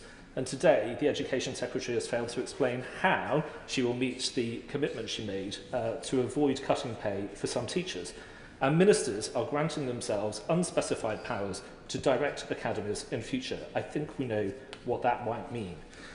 Madam Deputy Speaker, this bill and the other changes introduced by this government are a deliberate act of ideological vandalism. Standards will fall as a result, children will suffer, and the legacy of the Education Secretary will be the provision of a case study in what does not work in education. John Whitby. This is an extremely welcome bill that addresses some long-standing issues in social care and education. There are much needed measures to ease the capacity pressures on fostering services by offering family group decision making and requiring all councils to publish a kinship offer. And there are very welcome measures for hard-pressed families on school uniforms and free breakfast clubs, of course. On behalf of care leavers, I'm pleased to see the focus on staying close, which offers the vital support needed in transition from being in care to leaving care. It's very much a Maslow's hierarchy of needs issue. Unless young people have the basics in place, it's very difficult to focus on moving forward. But in my limited time, I wanted to mention 3 measures that I'm particularly pleased with. There are around 112,000 children currently being educated at home, and parents choose this route for a number of reasons, and I'm comfortable that in most cases the decision to home educate is being taken with the child's best interest in mind. However, there are those that choose to home educate with when difficult questions start to be asked by concerned professionals who are in regular contact with the child. And as a foster carer of 25 years, I've seen the consequences of those families that have managed to avoid the spotlight for far too long by moving house, moving school and avoiding scrutiny. So this bill is immensely positive for those particularly vulnerable children. It will mean that authorities will know where children are and they can be better monitored through the creation of the register. Children going through Section 47 action can have an application to be educated at home refused by the local authority. It is worth saying, however, that parents who are home educating children with no issues have nothing to be concerned about. I heard the Secretary of State say just that yesterday. The bill also addresses the exorbitant fees being charged by some of the large children's placement providers. I was at the National Social Care Conference in November 2023 when at almost every plenary debate and presentation someone would mention the statistic, that being that the largest 20 providers of children's placements collectively made £310 million worth of profit in 2021-22. This was all off the back of the taxpayer, all paid through our local authorities, and they felt it.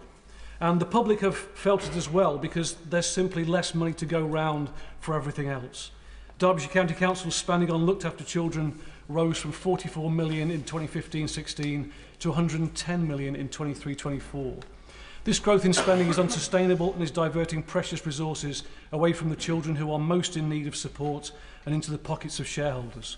I therefore welcome the fact that this bill will require large children's placement providers to give regular financial information to a newly created financial oversight scheme and gives the government the power, if necessary, to cap the profits of children's homes providers and independent fostering agencies. I've got to go to delegated legislation in a minute. Sorry.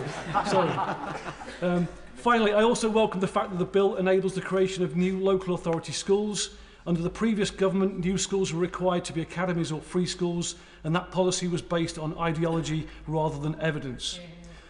Ending this requirement will mean that when new schools are built, they can be opened by the provider best suited to meet the needs of the local community. Ending this restriction will also ensure that when schools fail, a broader range of measures can be taken to give schools the support they need to succeed.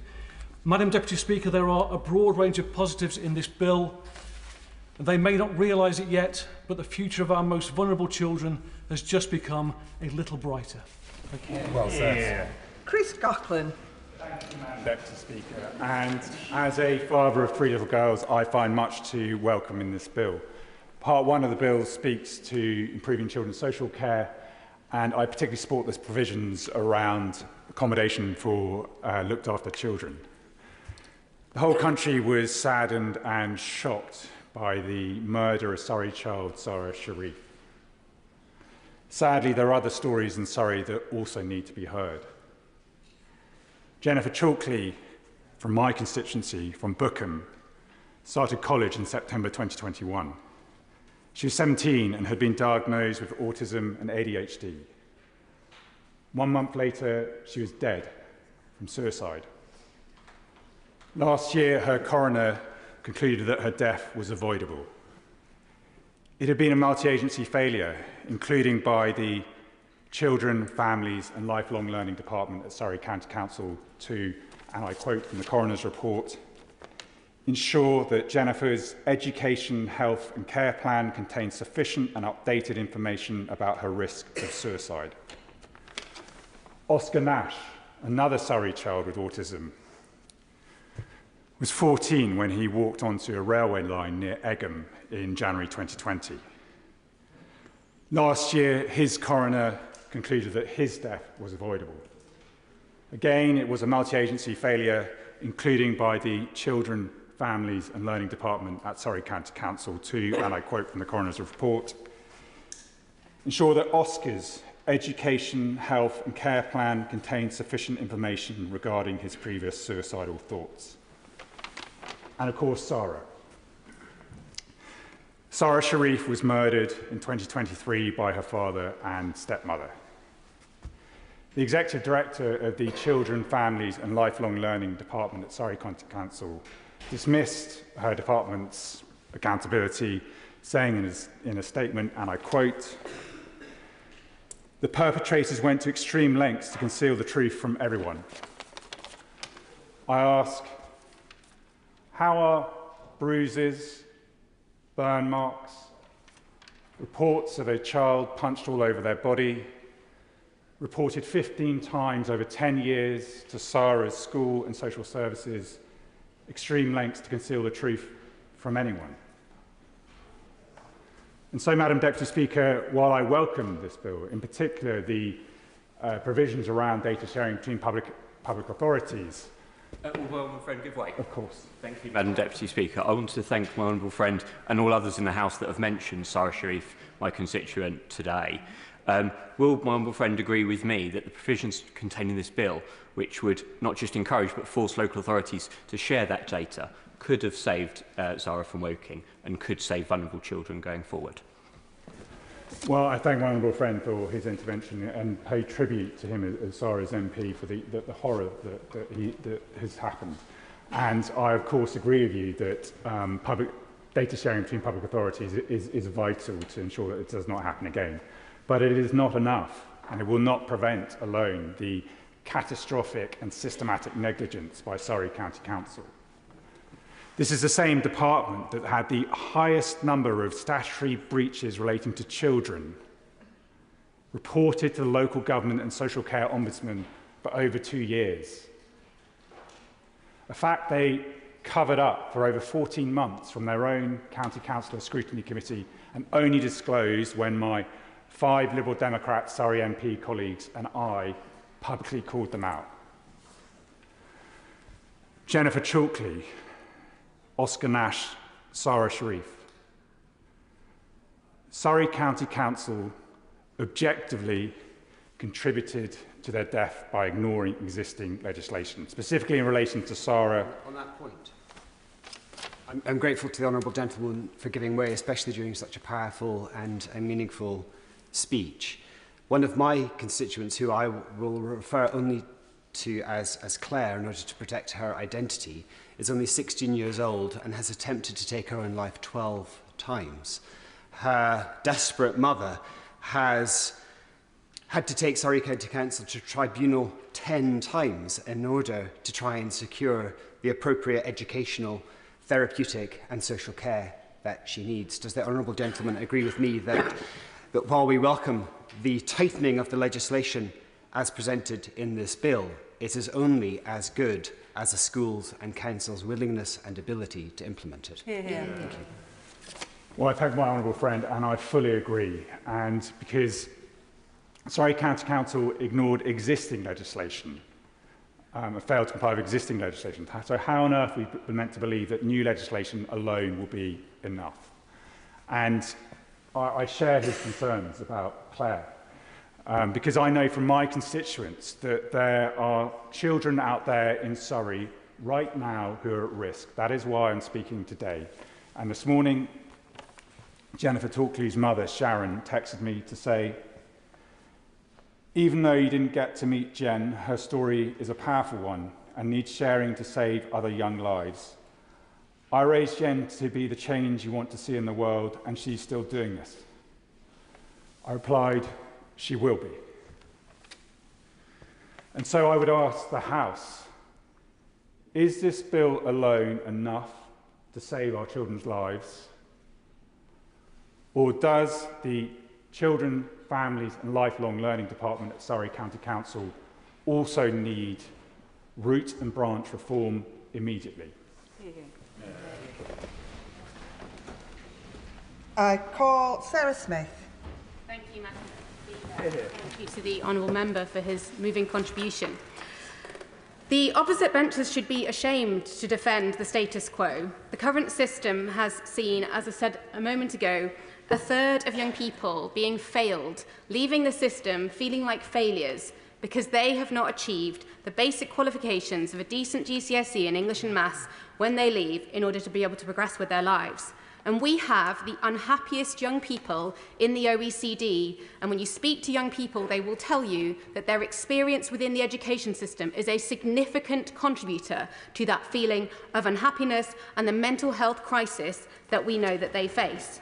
The legacy of the government, of the previous government, is that home education, which has only recently been properly counted year on year, has risen in the last 12 months from 92,000 up to 112,000. But we know that post-COVID, it's probably doubled to tripled over recent years, which is a reflection that for far too many parents, the system is not working for them because it is not inclusive, it does not meet their needs. The changes to the curriculum have limited young people with their different abilities to be able to prove those strengths and to be valued in the classroom, not to mention the failures and the urgent change that we know we need within SEND in order to meet the needs of young people with more significant support needs.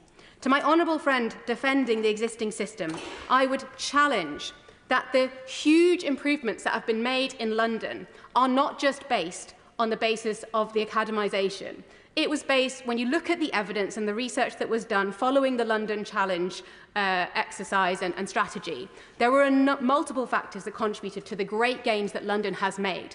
But when we've tried to replicate that outside of London and in genuinely the most deprived parts of this country, we have not seen the same gains. And I have seen Academy Trust after Academy Trust take on a failing school of the most vulnerable children in our country and fail to make the improvements that they desperately deserve. And that is why we need to think differently and bring forward new reforms in order to genuinely make the difference in those communities where they don't have the other advantages that somewhere like London does.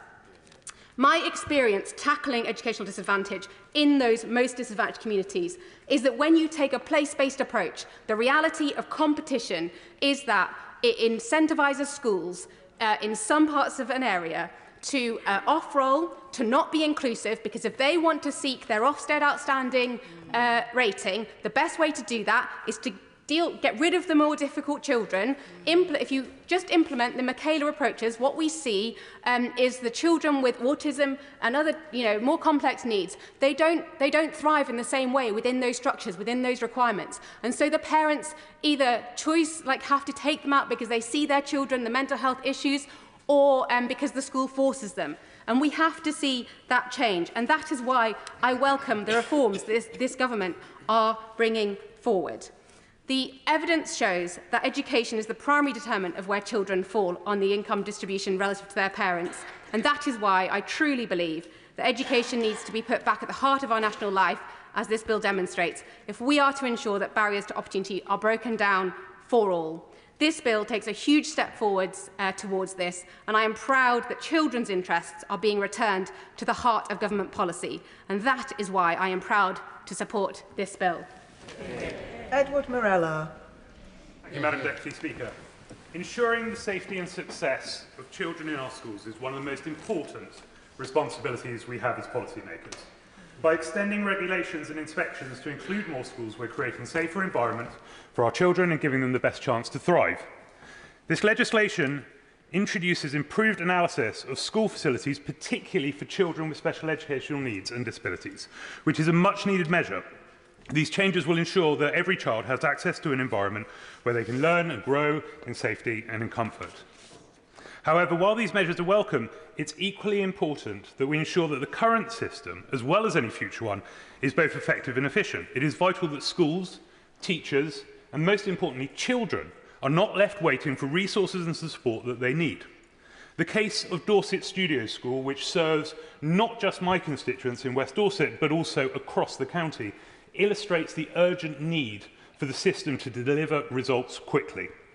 Dorset Studio School provides exceptional support for students, but especially for the 52% of its pupils with special educational needs, 3 times the national average. Despite the quality of the education the pupils receive, the quality of the education the pupils receive is despite the fact that the school operates in facilities that are not fit for purpose. It has no hall, no canteen, no specialist teaching areas. The split campus layout and cramped classrooms make it impossible to provide the individualised support these children need, particularly those with physical disabilities. In February 2023, funding for the school's new campus was approved. The project was set to merge its 2 sites into one modern campus. However, since then, progress has stalled, with delays in releasing the funds from the Treasury and the Department for Education. This legislation opens checks, which are necessary for safeguarding our children, to more schools. But we must be mindful of delays and how these delays negatively impact those we're trying to protect. Madam Deputy Speaker, this bill rightly emphasises the importance of inspections and approvals to ensure school standards are met. However, it's equally important that the existing system is streamlined to avoid unnecessary delays. Our children deserve learning environments that are safe, supportive and conducive to their success, especially those children with special educational needs. And I urge the government to ensure that funding for projects like Dorset Studio School is released without delay, even as this legislation seeks to improve the system itself. These children deserve better. Thank you. Matt Bishop.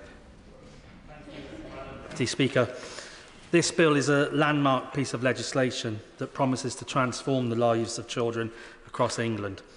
It's a testament to this government's unwavering commitment to the safeguarding and welfare of children, and I welcome it as an opportunity to ensure that every child, regardless of their background, has access to the support, protection and education that they rightly deserve. Following my earlier policing career, and before entering this place, I worked as an education welfare officer in a large secondary school in the Forest of Dean. I saw firsthand the impact of disrupted education. The COVID-19 pandemic only exacerbated these challenges, and more children are missing school for a number of reasons.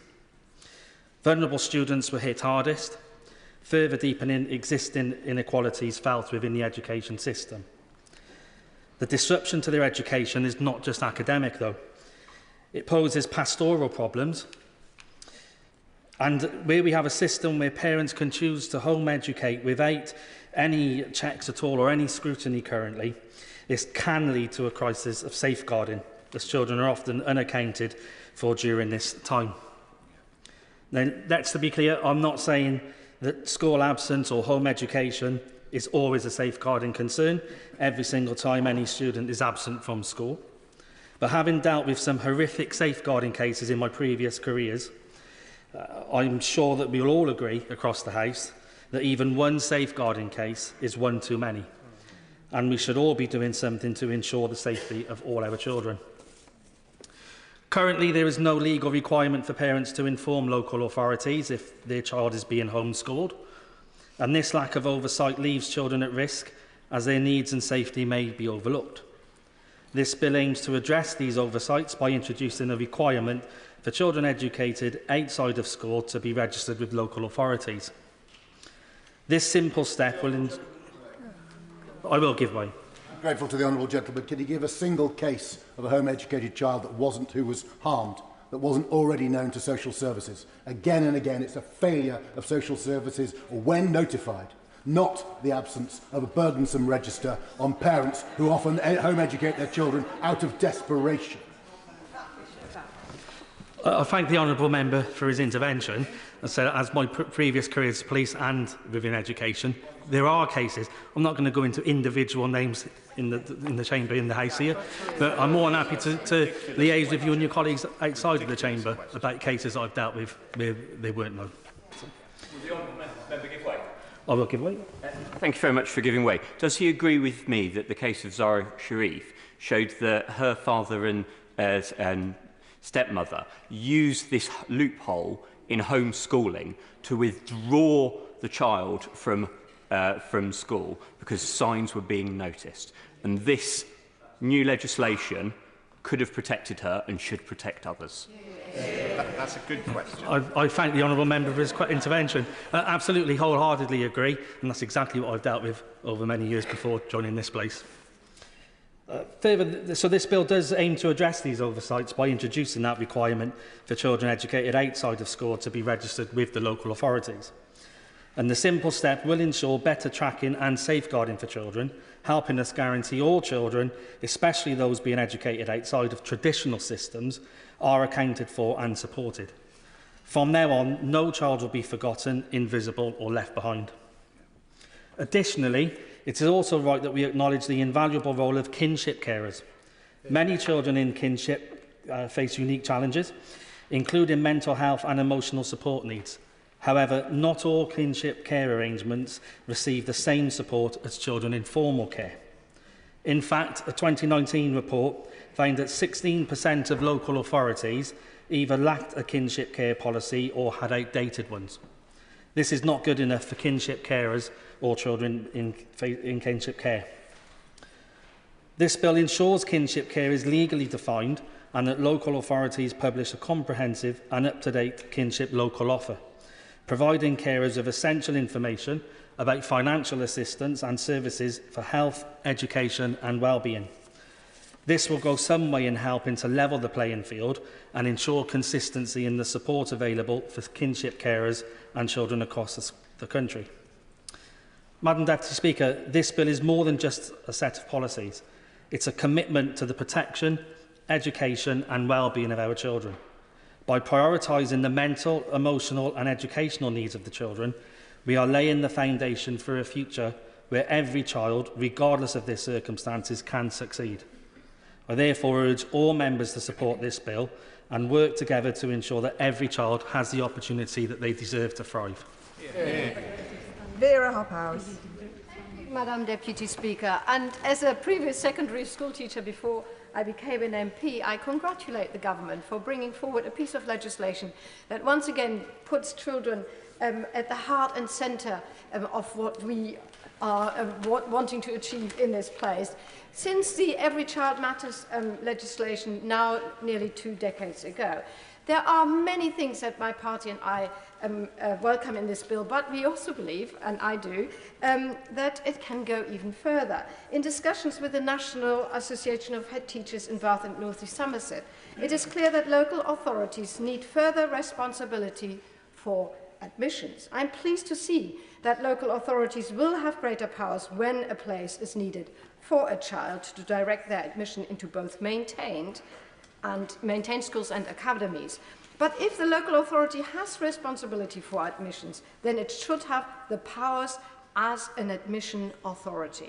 I also welcome the introduction of a Children Not in Schools register, and we Liberal Democrats support that all new teachers in state-funded primary and secondary schools will have qualified teacher status or be working towards it. This is a crucial step in upholding the quality of education, and we Liberal Democrats, Madam Deputy Speaker, have been calling for this for a very long time. Where I'm a little bit more sceptical is around the core pay and conditions framework. Teachers deserve a system that values their education equally, no matter where they work. This bill promises something that we can all support, a single framework for teachers' pay and conditions, one set of rules applied consistently across both government-maintained schools and academies. It sounds fair, and most academies already follow the framework. But the Department for Education has stated that before requiring academies to comply with the framework, the school teachers' review body will consider additional flexibilities within the statutory framework to make it most effective for all schools. If academies then decide to opt out, teachers working just a few streets apart could find themselves on vastly different pay scales with different benefits and working hours, simply because their schools made different choices. This would become a postcode lottery for teachers' pay. And the impact doesn't stop here. National benefits like teachers' pensions, which rely on widespread participation to remain viable, could be put at risk. If too many academies decide the framework is too costly and leave, the system could unravel, jeopardizing the financial security of teachers across the country. We must build an education system where every teacher is treated fairly and equally, regardless of the type of school they work in. It is a critical issue of fairness, and I urge the government to ensure that it happens. On another matter, turning to the declining mental health of our children and young people, there is no mention in this bill of having a dedicated, qualified mental health professional in every school, an issue that we Liberal Democrats have been championing for a long time. Around 50% of mental illness begin to manifest before the age of 14. So support in primary and secondary schools is key. A dedicated mental health professional in every school would ensure all children and parents have somewhere they can turn to for help. So, Madam Deputy Speaker, looking at the bill in full, there are many aspects which we Liberal Democrats and I support, but I urge the government to ensure that there is a single framework for teachers' pay and conditions across both government-maintained schools and academy, and I hope the government will join the Liberal Democrats in advocating for a mental health professional in every school and to extend free schooling for children as well, as we have mentioned before. Thank you. Michelle Welsh. Deputy Speaker, I'm proud to speak in this bill today. Children growing up in our country deserve the best possible start in life. Where you're born should not determine your future. Yet after 14 years of the previous government, we know that not all children have the same opportunities to succeed. Because during the 14 years of a Conservative government, the very notion of early intervention, the very notion of diverse educational pathways, and the very notion of early years priorities were eroded away. Now, I know that because I was working in it, front line. I saw what happened and I saw the damage that was done. Children living in poverty in the UK has risen by over 8% since 2014.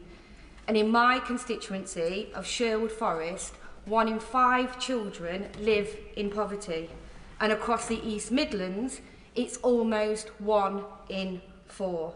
This is simply outrageous, and children deserve better. And that is why I'm pleased to support this bill today, to put children and their well-being and safety back at the heart of government's decision-making, back where it belongs. I am proud that this bill seeks to improve safeguarding and protection for children throughout the education system. So make no mistake, this is the single biggest piece of child protection legislation in a generation. And to suggest otherwise shows a total lack of understanding and no real knowledge of actually how children's services, protection services, are working today. Another element of this bill that I'm really proud to see is the rollout of free breakfast clubs in primary school. We know that a children's experience at school massively impacts their future, meaning when children go hungry at school, they will be more likely to fall behind their peers. I am a school governor and I am a mother. And I know from all my friends that are teachers that children turn up to school that have not been fed, They turn up to school with empty lunchboxes. I have friends that on a regular basis pick up meal deals from the local Tesco's to feed children in that school. That's what 14 years of a Conservative government has really done to the most poorest and vulnerable children in our country. There are so many benefits to providing free breakfast clubs at primary schools, improved literacy, numeracy, improved cognitive function, allowing children to be able to fully participate and learn during lessons. Giving all children a better start to the day and a better start in life. Because despite the talk of education being improving in the last government, it's sadly the same old story. Only 8.9% of the most deprived children reach level 3 in both reading and maths, compared to 27% of the least deprived children.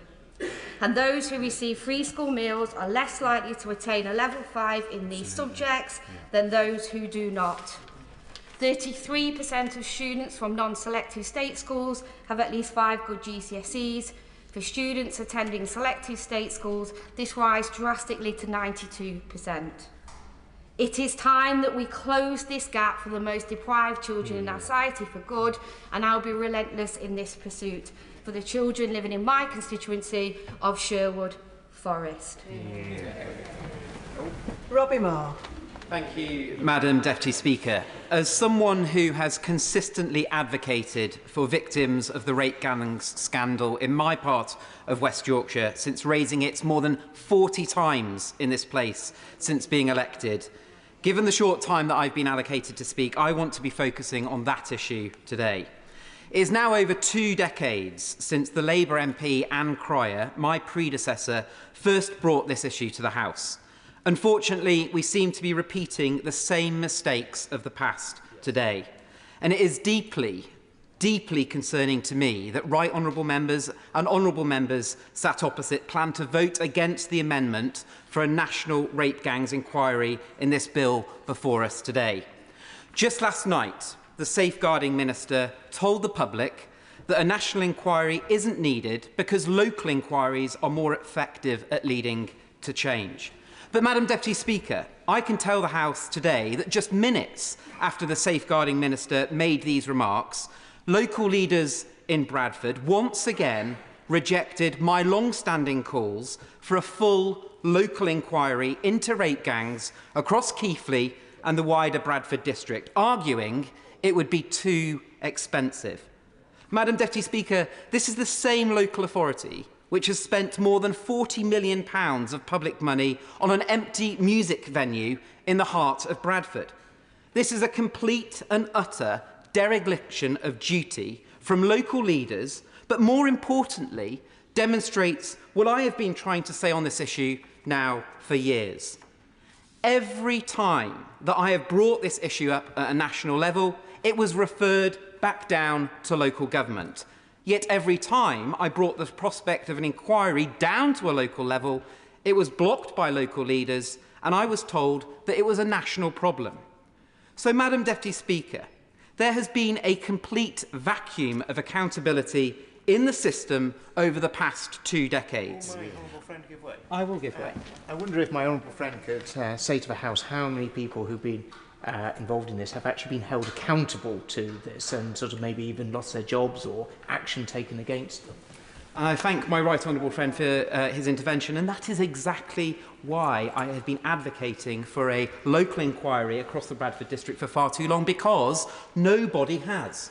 There was a 50-page report, 50 pages, which looked at 5 children that had been sexually exploited across the Bradford district, that was released in 2020.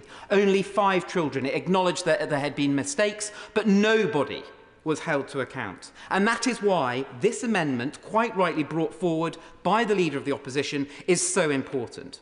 Because it tackles systematic problems and will end this vacuum of accountability once and for all.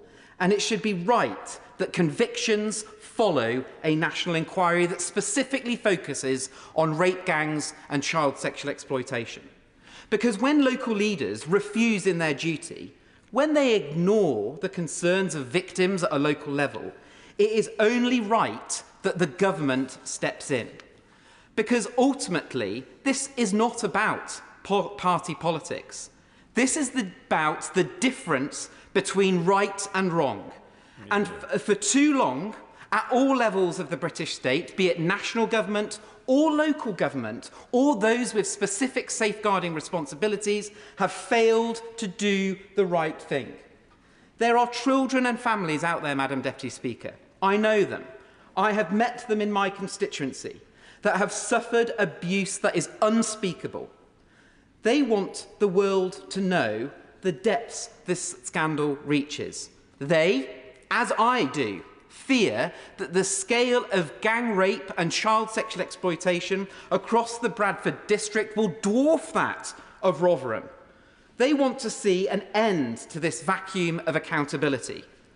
So on behalf of my constituents across Keighley, and indeed those across the wider Bradford district, I urge everyone in this House today to stand with their conscience, to stand up for what is right, to do the right thing and vote today for a national rape gang inquiry. Chris MacDonald. I do welcome this bill, and I'd like to talk about the difference that I think this will make to children living in poverty in my constituency in Stockton North. But first I'd like to remind the House of the words of Dame Rachel de Souza, the Children's Commissioner for England, who said that too many of our services are failing. And I think we heard the powerful testimony from the member for Dorking and Hawley describe the tragic consequences of those failings. But we also heard the expert words of my honourable friend, the member for Whitehaven and Workington, whose recommendations around multi-agency teams and a unique identifier will make a difference to ensure that no children fall through the cracks and that this legislation will keep children safe. This legislation will also, though, drive forward equality of opportunity. We heard from my honourable friend, the member for Bury North, the prediction that it will save families £450 as a result of the Breakfast Club measures. I can tell you that for many families in Stockton North, rather than saving £450, it will simply ensure that a child goes to school with a breakfast. And we've also heard as well from many members, including my honourable friend, the member for Washington and Gateshead South, the member for Stroud and Twickenham, around the benefits of automatic enrolment for free school meals. Speaking as someone who grew up with an eligibility for free school meals but never actually accessed them, I can say that this would definitely make a difference to children in my constituency and is something that I would encourage the government to look at. And I commend Stockton Borough Council for conducting a trial in this area as well. The scale of the challenge of child poverty in my constituency is really enormous. Figures from the North East Child Poverty Commission indicate that child poverty has increased by 20% over the last decade, so that now 1 in 3 children in my area live in poverty. It's heartbreaking to see signs in local community centres asking for donations of basic essentials such as soap or toothpaste for children who attend events there, or security tags on infant milk formula as one of the items most stolen from local supermarkets. And I can tell you, when a parent steals infant milk formula, it's because they have a hungry baby at home. Now, I admire the optimism of the Father of the House, who spoke earlier about the possibility of a future Conservative government. But I have to tell the House that babies, children and young people in my constituency don't have the time to wait for that. And so I really encourage members to support this bill, which will benefit children and families. Families in Stockton North, where recently I've met with young men, young fathers, who are striving for the dignity of stable employment and the opportunity to earn a decent wage to support their families. They will have heard today that this government is on the side of working class families. And I've made clear my commitment to every child and young person in Stockton North. Together, we can break the link between background and opportunity, creating a better future for all children in Stockton, Billingham and Norton. Sammy Wilson. Madam Speaker. This bill doesn't, very little of it applies to Northern Ireland. There is one section, Section 56, and perhaps the Minister, when summing up, could explain just what legislation will be subject to regulation in this House if the Minister so decides.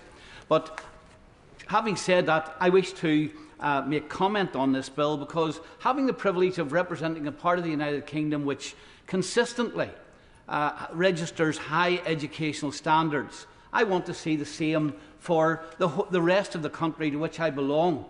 I understand that, of course, there will always be people who fall through the bars and don't do as well in the educational system, but it is important that we have a structure in place which ensures the best for everyone. And one of my concerns about this bill is a structure which has been in place for 2 decades now, has been used under successive governments of different hues, is now going to be dismantled because of some ideological reasons which the government has. And whilst I don't have time in this short speech to go into those issues, nevertheless, I hope that they will be teased out and will be properly looked at during the scrutiny of this bill. Secondly, on homeschooling, I think that there has been limited consultation, and there are real fears from people who do educate their children at home of the impact it might have.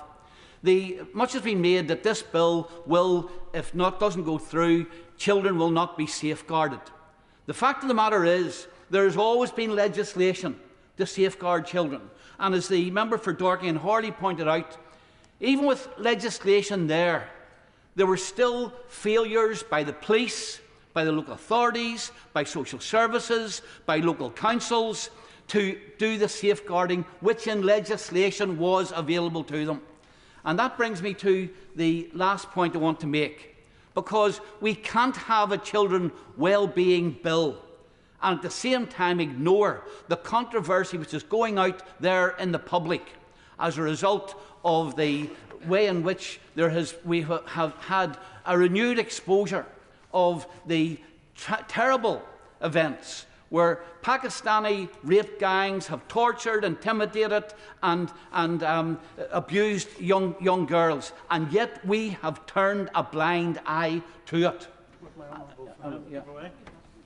Thank my honourable friend for giving way. Would my honourable friend agree a national inquiry into child sexual exploitation focused on grooming gangs is not only essential for justice for the innocent victims affected, but also plays a crucial role in societal healing of the UK?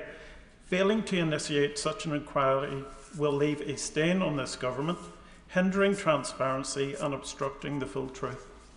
And of course the member is absolutely right. And of course we'll be accused, and we have been accused, of having our own political agenda, wanting to stir up racism, marching to Musk's drum and everything else. The fact of the matter is, the demand at the end of this amendment is a demand which every decent person should wish to support, because it restores, and it will restore, the trust that people have lost because of the way they have seen the way this issue has been handled. I will give way, yeah. I thank the honourable member. I spent 7 years managing a team of barristers on a public inquiry, and I have some insight into the benefits and the limitations of public inquiries. Does the honourable member really think that wrecking this bill will lead to a single perpetrator being brought to justice or protect a single child from these despicable crimes? I mean, first of all, supporting the amendment does not wreck this bill. And secondly, and there's this misconception that if we don't support this bill, then no action is taken.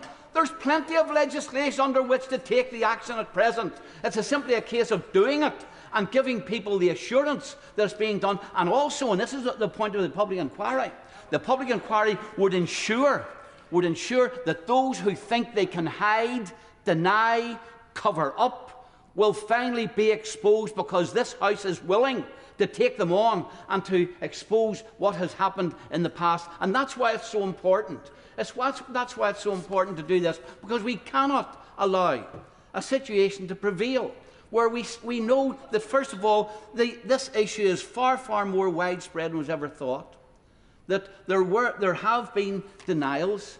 And indeed, I mean, I can remember the member for Telford in the last Parliament raising this time and time again and being shouted down And of course, at that stage, and this is what we need to expose. At that stage, the leader of the Telford Council was, although she was providing the evidence, was actually saying there's no need, and telling the Home Office no need for an inquiry. And now we know, of course, what happened in Telford. Now, it's restoring trust in politicians and the system that a public inquiry will do, and it doesn't have to lead to no action being taken in the meantime. I listened to the member for Rotterdam Rotherham, who I have great admiration for, because she was prepared to stand out even when it meant abuse from some of her own party members. And she has argued that to delay this, or to have an inquiry, would delay justice being done. And as I've said, I don't believe that that is the case. It doesn't mean that you stop taking action. Of course you can still take action, but you also have an inquiry which leads to the full facts being known, those who were involved being exposed, and then action being taken against them to ensure that this doesn't happen again. Because I can tell you, the longer people think that these things can be covered and hidden and attention diverted, the less they will be prepared to do the job that they're meant to do, and will have vulnerable people being exploited continually without the protection that they deserve. Darren Paffey. Thank you, Madam Deputy Speaker. The very real and transformational merits of this bill are clear. Measures on branded uniforms and free breakfast clubs will help families in Southampton Itchen and put money back in their pockets. Registering children who are not in school and having a unique number for every child will help multiple agencies to safeguard our children and work better together, more importantly. Having already dealt with the Tory legacy of endless teacher strikes, Labour's bill will start valuing qualified teachers once again, who inspire our next generation, and will be paying them consistently. And this bill will ensure that all children, regardless of school model or structure, can be inspired by a refreshed curriculum that sets them up for life.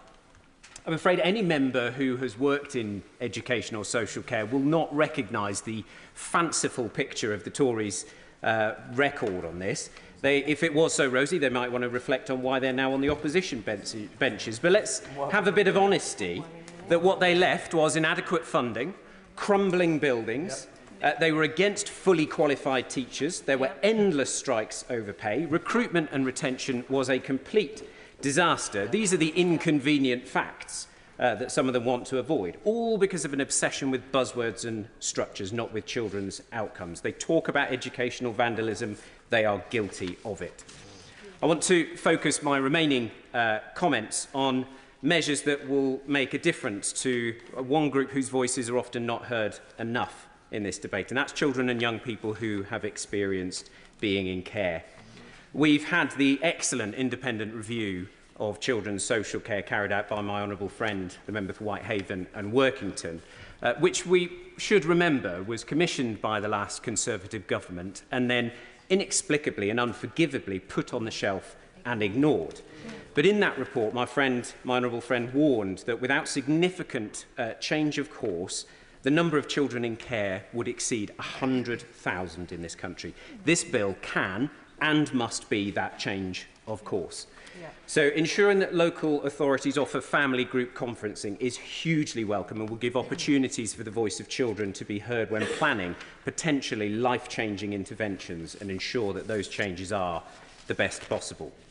For some, living with a member of an extended family is what will turn their life around. So I really welcome the legal recognition of kinship care. That will ensure solid support and a home closer to their support networks for the 153,000 children and young people in that situation. I would ask ministers to perhaps reflect on the extent to which children and young people's voices will be heard in designing those measures. Support for care leavers is absolutely crucial, so I really welcome the extension of the staying close support. This represents a transition to independence and steps to get decent housing and vital services for those young people. But this is not just a theory or a programme. This is already working. When I was Cabinet Member for Children's Services in Southampton, we introduced this 3 years ago.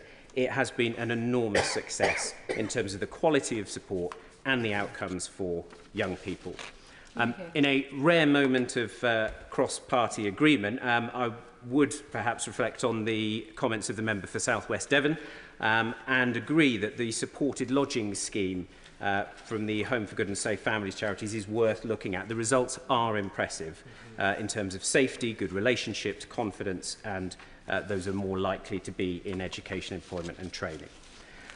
But the goal of this important bill is to ensure opportunities for every child and young person, not just those in the Tories' preferred model of school, but 100% of school children, a safe start for every one of them.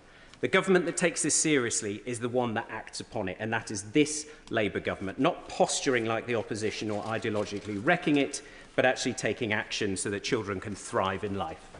Hear, hear. Before I call the next member, I am imposing an immediate 3-minute time limit. Monica Harding.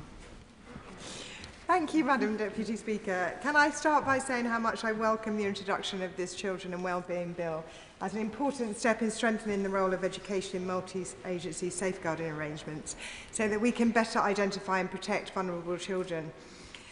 One of my own head teachers in my constituency reached out to me and said children do disclose to teachers, particularly in primary school. We spend so many hours with children, we are often the voice for the child. Parents can often tell authorities things that are not true. The tragic death of Sarah Sharif in my county of Surrey serves as a sobering reminder of the current weaknesses in the system and the consequences of not getting such an important piece of legislation right for children at risk of neglect and abuse. As a school governor for 8 years with responsibility for safeguarding, I understand a little of the load that teachers carry that keeps them awake at night. One head teacher told me, unless you have spent sleepless nights worrying about a child, knocked on a door in the hope that a child is still alive, you don't understand. And as a governor during COVID, when all our vulnerable children were stuck at home initially, I understand that. So this bill is a welcome first step, but there is much more that the government can do to support children and young people. For instance, I welcome that this bill mandates the creation of Children Not in School Register, but believe the bill should go further. Under the current bill, parents will no longer have an automatic right to home educate if their child is subject to a child protection investigation or under a child protection plan. However, I'm not clear whether these provisions would have protected children like Sarah, who were previously known to social services, but not at the time of her death. I would be grateful if the Minister could clarify that in order to protect children like Sarah, whether this bill will ensure that parents will not have an automatic right to home educate their child if the child also has had a history of child protection investigation or a child protection plan, rather than if the investigational plan is live at the time. I also am pleased at the provision that is there for local authorities being compelled to share information. It took one school locally 4 years to track down a family who had withdrawn their child, and that family then went missing. I also support the calls that this bill should make a provision for a dedicated qualified mental health professional in every school, making sure that all children and parents have someone they can turn to for help. In Surrey, there are almost 7,000 children waiting for an average of 8 months on mental health waiting lists. So putting a dedicated mental health practitioner in these schools would be highly effective in reaching large numbers of children and young people too. And I'm disappointed finally that this bill falls short of tackling the problem of SEND education in England, as these children are particularly at risk of being forced out of the school system and potentially into much more vulnerable situations. There are 1,800 children in Surrey missing school because of a lack of provision. Order, thank you. I call Sally Jameson. Madam Deputy Speaker. All children deserve the very best start in life, and that's why today I am voting in favour of this bill on behalf of all the children in Doncaster Central who deserve just that. But along with the many measures it contains, I am pleased that it acknowledges the immense challenges faced by care leavers and care experienced children, and that it will set a higher bar for councils to support young people who have left care. In Doncaster in 2023, there were 542 children who were looked after, and the success of this bill will be measured by their outcomes, which have long been ignored. As a former prison officer, I worked with many care leavers in the prison system and heard of their experiences, some of which were harrowing. And I think the statistics speak for themselves, because it's estimated around 50% of young offenders in custody and around 29% of all the prison population are care experienced. And I think that fact is the most sobering when highlighting the significant failures in the current system. And it's a reminder to us all that change must come. It signifies a consistent and enduring failure to support young people in the care system. This figure tells our young people that if you need to be cared for by the state, then you are less likely to lead a positive and stable adult life. And frankly, it's the taxpayer that have been picking up the bill. Research from Become has shown that the number of young care leavers aged between 18 and 20 approaching local authorities as homeless has increased 54% in the last 5 years, and they are 9 times more likely to face homelessness than other young people. I wholeheartedly welcome the measures within the bill that strengthens arrangements to support and assist care leavers in their transition to adulthood, and I hope that legislating local authorities to publish a full and local care offer for care leavers will offer the much needed clarity and direction, which can often be uncertain. Going forward, I hope the Government will consider the recommendations from Bernardo's, which suggests the bill should extend corporate parenting principles to a greater range of public bodies, including the Home Office and the police and healthcare. And finally, I want to make reference to something which has been raised by a number of colleagues today, and that is the disgusting and excessive profiteering that has existed in children's social care. People and private providers who have no business in this area have been charging extortionate rates to councils and taxpayers whilst delivering the appalling outcomes which I've discussed earlier in my speech. Change is much needed, and I am pleased that this bill is finally here. It has been a long time coming for many vulnerable children across the country, and I look forward to seeing it progress. Peter Fortune. Thank you very much, Madam Deputy Speaker. As has been highlighted on this side of the House, English education has been a success story. We've trusted schools to get on with the job, and academies and new free schools enjoy the freedom to run themselves, pay their teachers more, and improve their curriculum. Ending central and local government micromanagement has put power into the hands of people who know best, school leaders and teachers. And it's worked.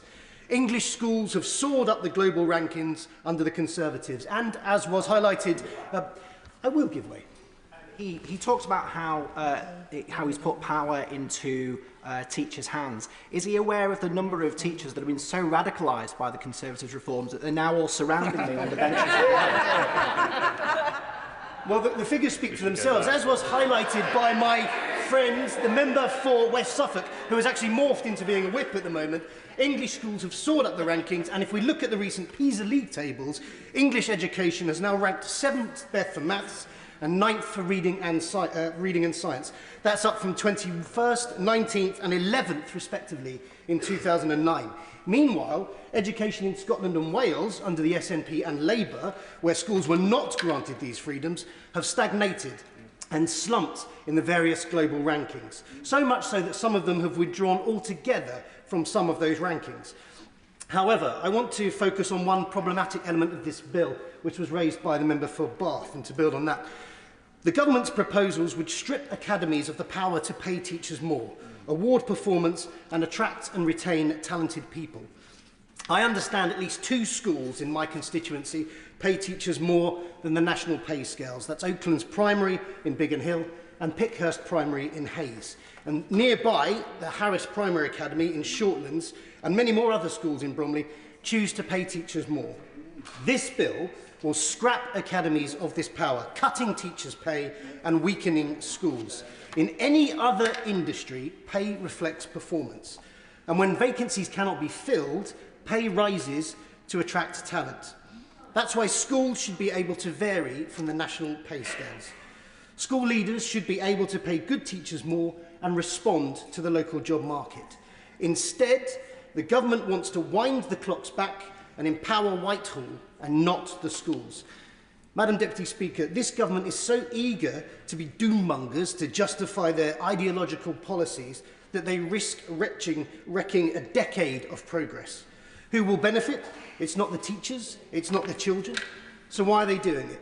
I'm not even sure the government front benchers know. But what we do know is that this bill will destabilise years of progress and damage the future opportunities of young people across Bromley and Biggin Hill and right across the nation. Connor Rand. Thank you, Madam Deputy Speaker. And in a week when much has been said about protecting children, it's great to see this government acting on the safety and well-being of children. Madam Deputy Speaker, for children to be safe, they need to be visible. A situation where children can fall off the radar of the authorities tasked with protecting them is clearly unacceptable, but we know this happens. We know that in a minority of cases, children can be taken out of school and out of the protections that schools provide and come to harm.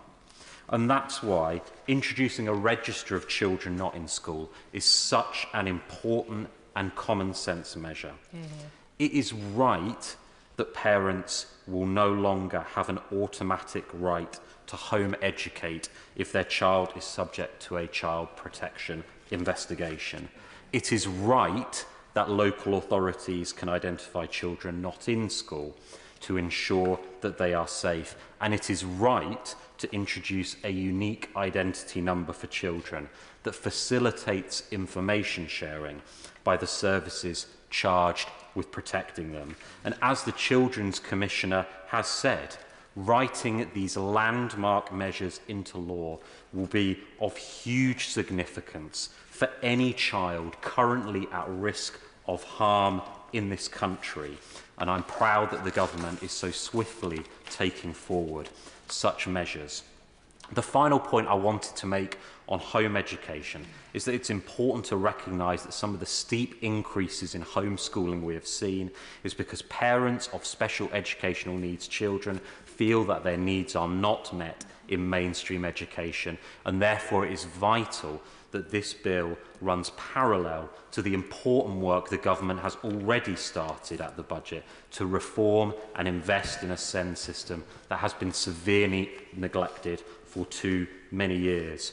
Madam Deputy Speaker, many other members have talked of the huge importance of every child having a legal right to access a breakfast club and the action we are taking on ensuring school uniforms are affordable. Because, Madam Deputy Speaker, nothing damages child well-being more than child poverty. And of course there is much more to do. But coming alongside this government's child poverty strategy, these are concrete steps that will make a real difference to families in Altrincham and Sale West and across the country. Taking action to make a difference, changing things instead of calling for yet another review, serious work instead of parroting nonsense on social media, passing legislation instead of scoring points, serious work from a government that gets the importance of ensuring all our children have the best start in life. Steve Yam.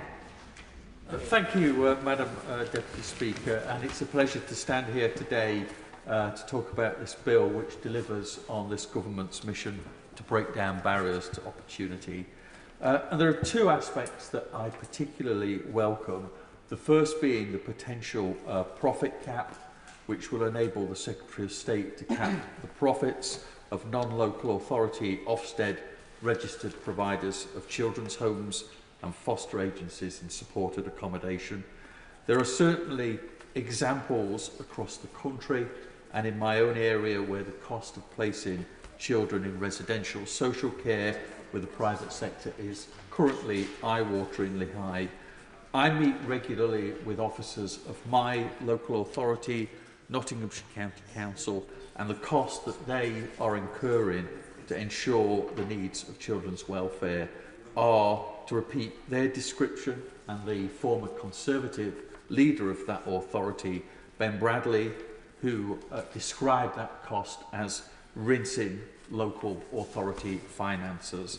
I think it's therefore important that we ensure that private companies are not making large and excessive profits at the expense of other public sector services.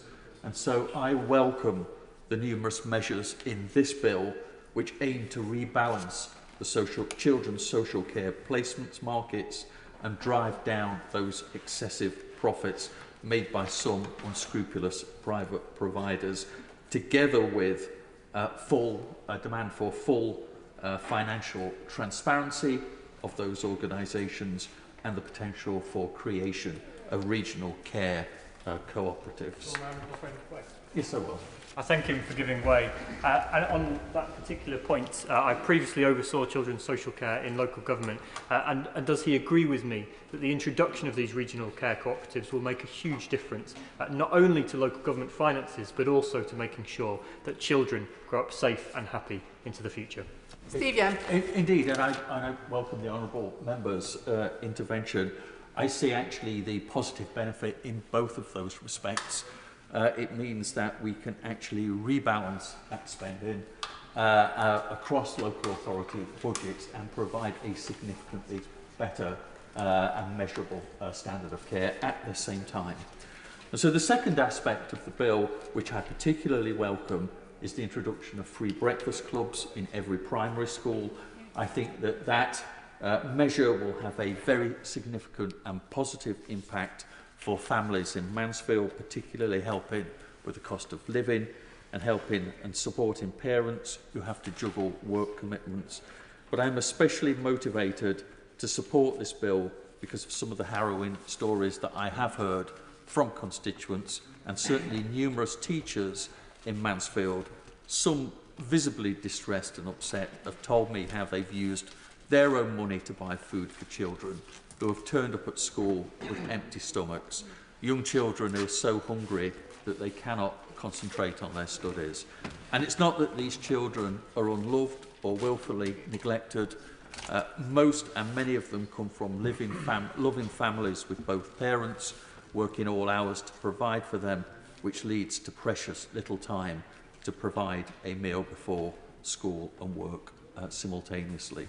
And so this bill clearly drives home Labour's mission to break down barriers to opportunity, and I'll be voting for it proudly on behalf of all those children and families in my area that will benefit from these measures.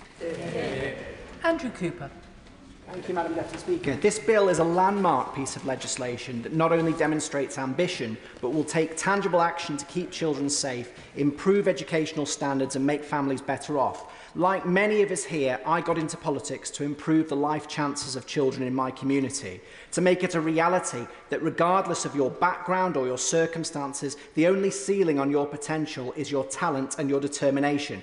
So I'm delighted to see the government bring forward this bill that begins the work of breaking down barriers to opportunity for our children. As anyone who has been involved in our schools or has read any of the academic evidence on the subject will know, that starts with the full stomach at the start of the day that breakfast clubs will deliver. It helps with attention span, it helps with cognitive performance, and it will give parents greater flexibility in their working hours to earn. And strengthening the law to set out the specific number of branded school uniform items is an important step in the right direction, and I hope we'll go further in due course. Honourable friend, get round that. Yeah, go for it. I thank my honourable friend for giving way. He mentions the free breakfast clubs and also the removal of some branded items of the school uniform. And we talk about it being £50, £500, but would he agree with me that actually it's bigger than that for parents who have multiple children in the same school? I absolutely would agree with that, and particularly for primary school children, where typically they're wearing polo shirts and you need 5 days' worth plus PE kit, it'll make an enormous difference. Whilst it's been great to see organisations like Winsford Uniform Exchange in my constituency grow and provide people with lower cost and greener alternatives, bringing these costs down for families is absolutely the right priority. These may be the two most visible measures in this bill, and I hope that they will be part of a lasting legacy of this government that we have supported all children to achieve and thrive. The bill covers a vast array of measures across the spectrum of children's social care and schools policy, as we've discussed this afternoon. But I want to focus my comments today predominantly on the schools side, although I do want to take a moment and say something about the single unique identifier for children. In Lord Laming's report into the death of Victoria Climbié in 2000, he recommended the government explore the safeguarding benefits of a national children's database, effectively a single unique identifier, to address poor communication, poor data sharing between agencies. And in report after case after report after case, the issue of weak multidisciplinary working continues to arise. The measure proposed in this bill, alongside the measures clarifying the legal basis for information sharing and the creation of multi-agency child protection teams, will undoubtedly help, but they're the start of the story, not the end. The success of this measure will be in ensuring that the single unique identifier is consistently captured, in reforming working practices so that information sharing is part of the culture, and in making clear to local authority boundaries, health authority boundaries, police authority boundaries, or in my part of the world, national boundaries, are not a barrier to good safeguarding practice, something that has become more important as children travel further for appropriate education or care settings. Now, in the main, I want to cover the reforms the bill makes to academies in the minute or so I've got left. And I'm not someone who's ideological about the academy system. I've seen MATs that provide an outstanding level of support for their schools, and equally I've seen MATs that haven't worked and have provided local leaders with few levers to push for improvements on behalf of their communities. The reality is the previous government has left us with a school system that has become increasingly fragmented and lacks coherence at local, regional and national level. The governance model is rarely the key determinant of whether a school will provide good outcomes for children. As someone once said, this is about standards, not structures. So on that basis, many of the reforms proposed in this bill are entirely sensible, requiring teaching a national curriculum, requiring employing qualified teachers, giving the school adjudicator the final say in admission numbers. All of these measures will get us closer to some consistency and common standards across the sector. I'll leave it there. I just want to say that this legislation... Thank you. A time limit. David Baines. Thank you very much, Madam Deputy Speaker. I speak as both a former teacher and a former council leader, and I speak as well on behalf of many of my former colleagues when I say that this bill is welcome and will make a difference to children across St Helens North, and it will also make a positive difference to the ability of those who work in education and other services to protect and support children and young people. And that's why I'll be voting for the bill and why I can't support the wrecking amendment of the opposition. Breaking down barriers to opportunity is a key government mission, and it's one that in my experience has been vital to all those who choose to work with children and young people. When I was council leader in St Helens, we made giving every child the best possible start in life the council's #1 priority, and in my experience I learned that partnership working is key. Together, we were able to take children's services from inadequate when I became leader to good and outstanding, and so I warmly welcome the measures proposed in the bill to encourage data sharing and multi-agency work in all councils right across the country. Madam Deputy Speaker, members from all sides of the House should welcome the measures in this bill to help improve child protection and safeguarding, to improve support for children in care and care leavers, and to introduce better regulation of the children's home sector. On the wider scope of the bill, I warmly welcome the concrete measures it takes to put money back in families' pockets at a time when we know things are difficult for many. Practical measures like limiting the number of branded items of school uniform and the introduction of free breakfast clubs at primary schools could save families £450 a year in St Helens North, as well as, perhaps more importantly, making sure children can start each day with a full stomach, healthier, happier and ready to learn. And I also want to see higher standards and more opportunity for every child in every school. And I say that not just based on my professional background and interest, but also, more importantly, personally as a parent. And I'm pleased to see this running right through this bill, and indeed in everything the Secretary of State and Ministers in the DfE have said since taking office. This means putting more qualified expert teachers at the front of every classroom, including in academies, and developing a new national curriculum to ensure young people are ready for work and ready for life. But I'm of no doubt the most important aspects of this bill are those I mentioned earlier, to ensure that children and young people are safe at home and at school. It's the biggest upgrade in child protection in a generation and should be something we can all support. I'd just like to finish by paying tribute, if I may, to my honourable friend, the member for Rotherham, who spoke so passionately and clearly earlier about child protection and how important it is that we vote for this bill today, and that we implement the recommendations of the J inquiry ASAP. This should be something that we can all agree on. Ruth Cadbury. Thank you, Madam Deputy Speaker. I welcome this wide-ranging bill that focuses on the important issues of keeping children safe, providing more support for children in care, addressing child poverty, raising educational standards, and returning local authorities to the centre of school-place planning. And I'm going to focus on the school-based elements in my speech. On the cost of living, and with child poverty as high as 32% in my constituency, I welcome the clauses on limiting school uniform costs. Parents are too often forced to prioritise their school choices based on the cost of the school uniform, a form of selection. If the Hounslow school my sons went to could limit branded kit to an iron-on blazer badge, a tie and a PE shirt, so that the rest can be bought at supermarkets, why can't all schools do this?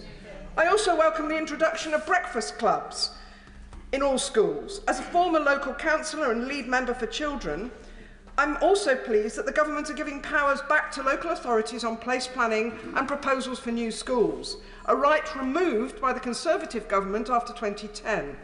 The opening, closing, growth, contraction and the entry criteria of any school has a real direct effect on its neighbouring schools and actually on local transport services. And furthermore, the cynical practice of off-rolling by schools trying to up their exam scores. These are just some examples that show the importance of the local authority role and why I welcome the relevant clauses in the government bill today. And a final point, Madam Deputy Speaker, before I conclude. In Hounslow, every school is rated good or outstanding. In my experience, and I'm sorry to disagree slightly with my right honourable friend from Mitcham and Morden, who's no longer in the chamber, but in my experience, the single biggest factor in successfully turning around a failing school is not its governance structure, but the inspirational leadership of a great head teacher. So to address the recruitment and retention challenge in school leadership, future great school leaders need to be identified and supported before they burn out and leave the profession mid-career, as I fear many are doing. So my question to our front bench is that I do hope that the workforce and also the finance challenges that the government inherited from the party opposite will be able to be addressed in order to be able to deliver the full potential of this excellent bill. Thank you. Amanda Martin. Madam Deputy Speaker. Children growing up in our country and in my city of Portsmouth deserve the very best start in life and nothing less. As a teacher of 24 years, I've seen the very best of education, and unfortunately under the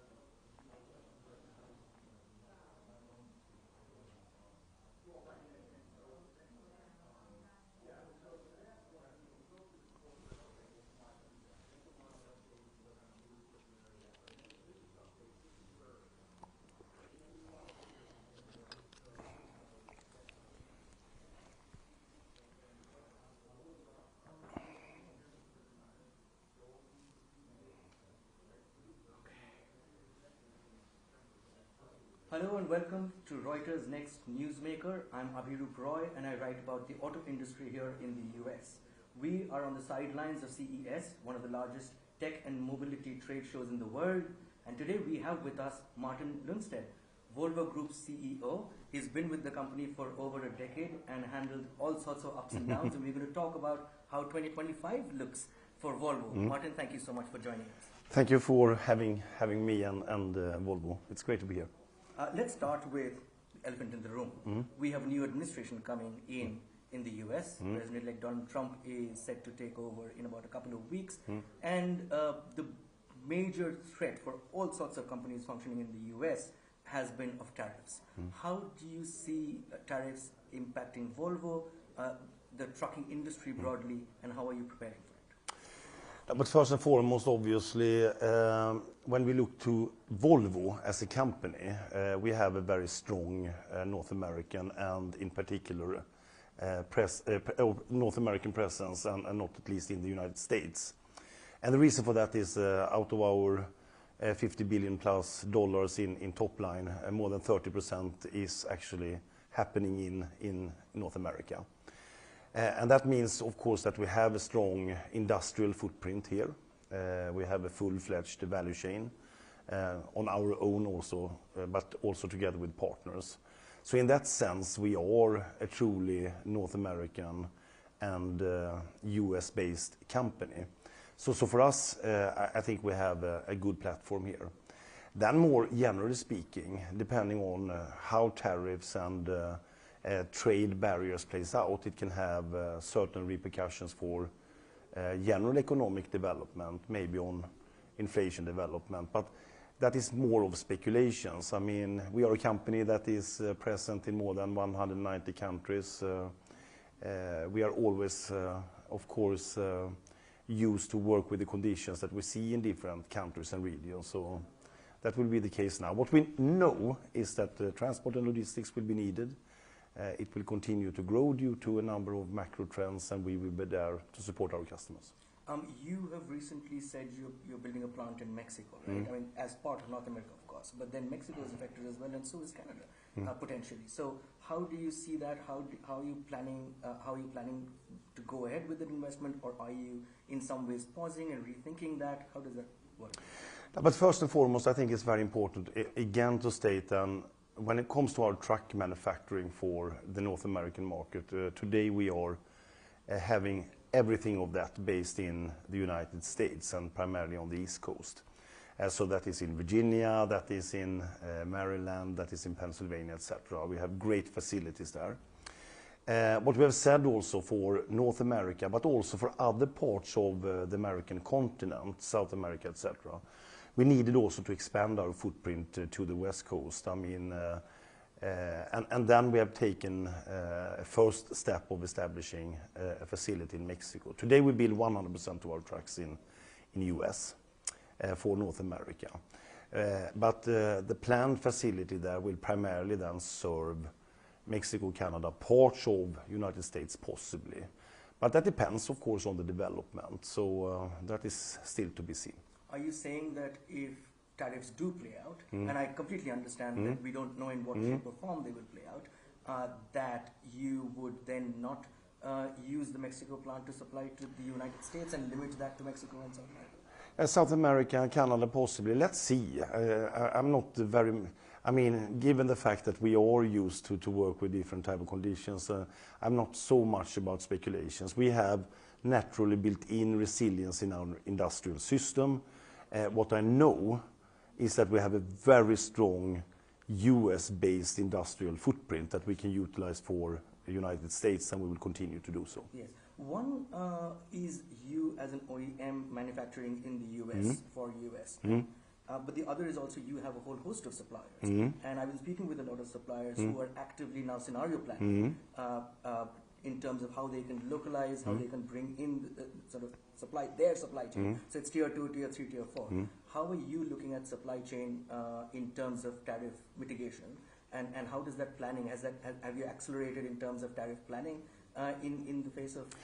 Yeah, both when it comes to tariff planning, but not a short-term play. Because for us it's always important also when we have an industrial hub, as we have in North America and primarily in the United States, as we have in Latin America, Europe and Asia, etc., that we are also building up, so to speak, a strong ecosystem of suppliers, both tier 1 but also tier 2. And I think also, to be frank, that it's good to see that a reinforcement of the North American supply base is coming now. So that I view as positive. Also that some of our main global suppliers, both American and European and Asian, are actually continuing to reinforce their footprint in North America. That's good. What part of your supply chain comes for North America comes from overseas? It's not much, to be frank. We have certain dual flows, and that is more for capacity planning. For example, when it comes to our powertrain side. But it's not really that it comes solely from overseas.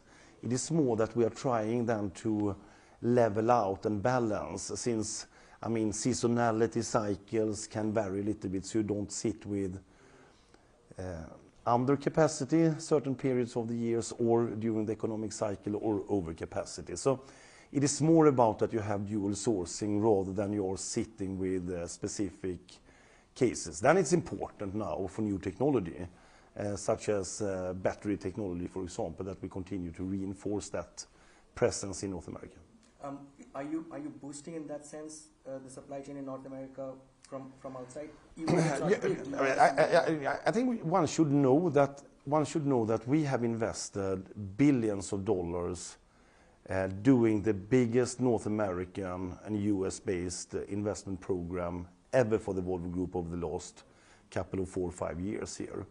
And that is both industrial investment and it is in complete product renewal now for Volvo trucks. And it's about to come big news also for Mack trucks that is turning 125 years this year. And in that regard, as one part of it is of course also that we have made sure that not only that we have a real, so to speak, technology renewal, that is fantastic by the way, but also that we are making sure that we are strengthening and building up, so to speak, the supply base here. Because with the big volumes we have in North America, it makes sense to have a strong footprint here. Understood. Just to take a step back quickly into Mexico, are you saying that for now you're continuing your Mexico plant building plans, or is there in some ways a reconsideration? No, but as we said, this is in an early stage that is continuing, and as I said, there are different opportunities to utilize a facility like that. We have a strong US-based footprint, and we will continue to utilize that. So this is not a replacement of our American facilities as we have. As a matter of fact, we have invested more than ever in Virginia, in Hagerstown, in Maryland, in Pennsylvania, to increase capacity, to renew. So it's a complement, and that can be utilized in different directions. Understood. When you plan such an investment, right? It's with supply chain as well as where your production facilities are, and it's a decision, right? You have a certain cost structure in mind. But when you talk about, let's say, double-digit tariffs potentially coming in, the cost structure changes dramatically. How do you mitigate that sort of cost around? How can you reduce cost? How can you pass on some of the cost? What's the strategy around that?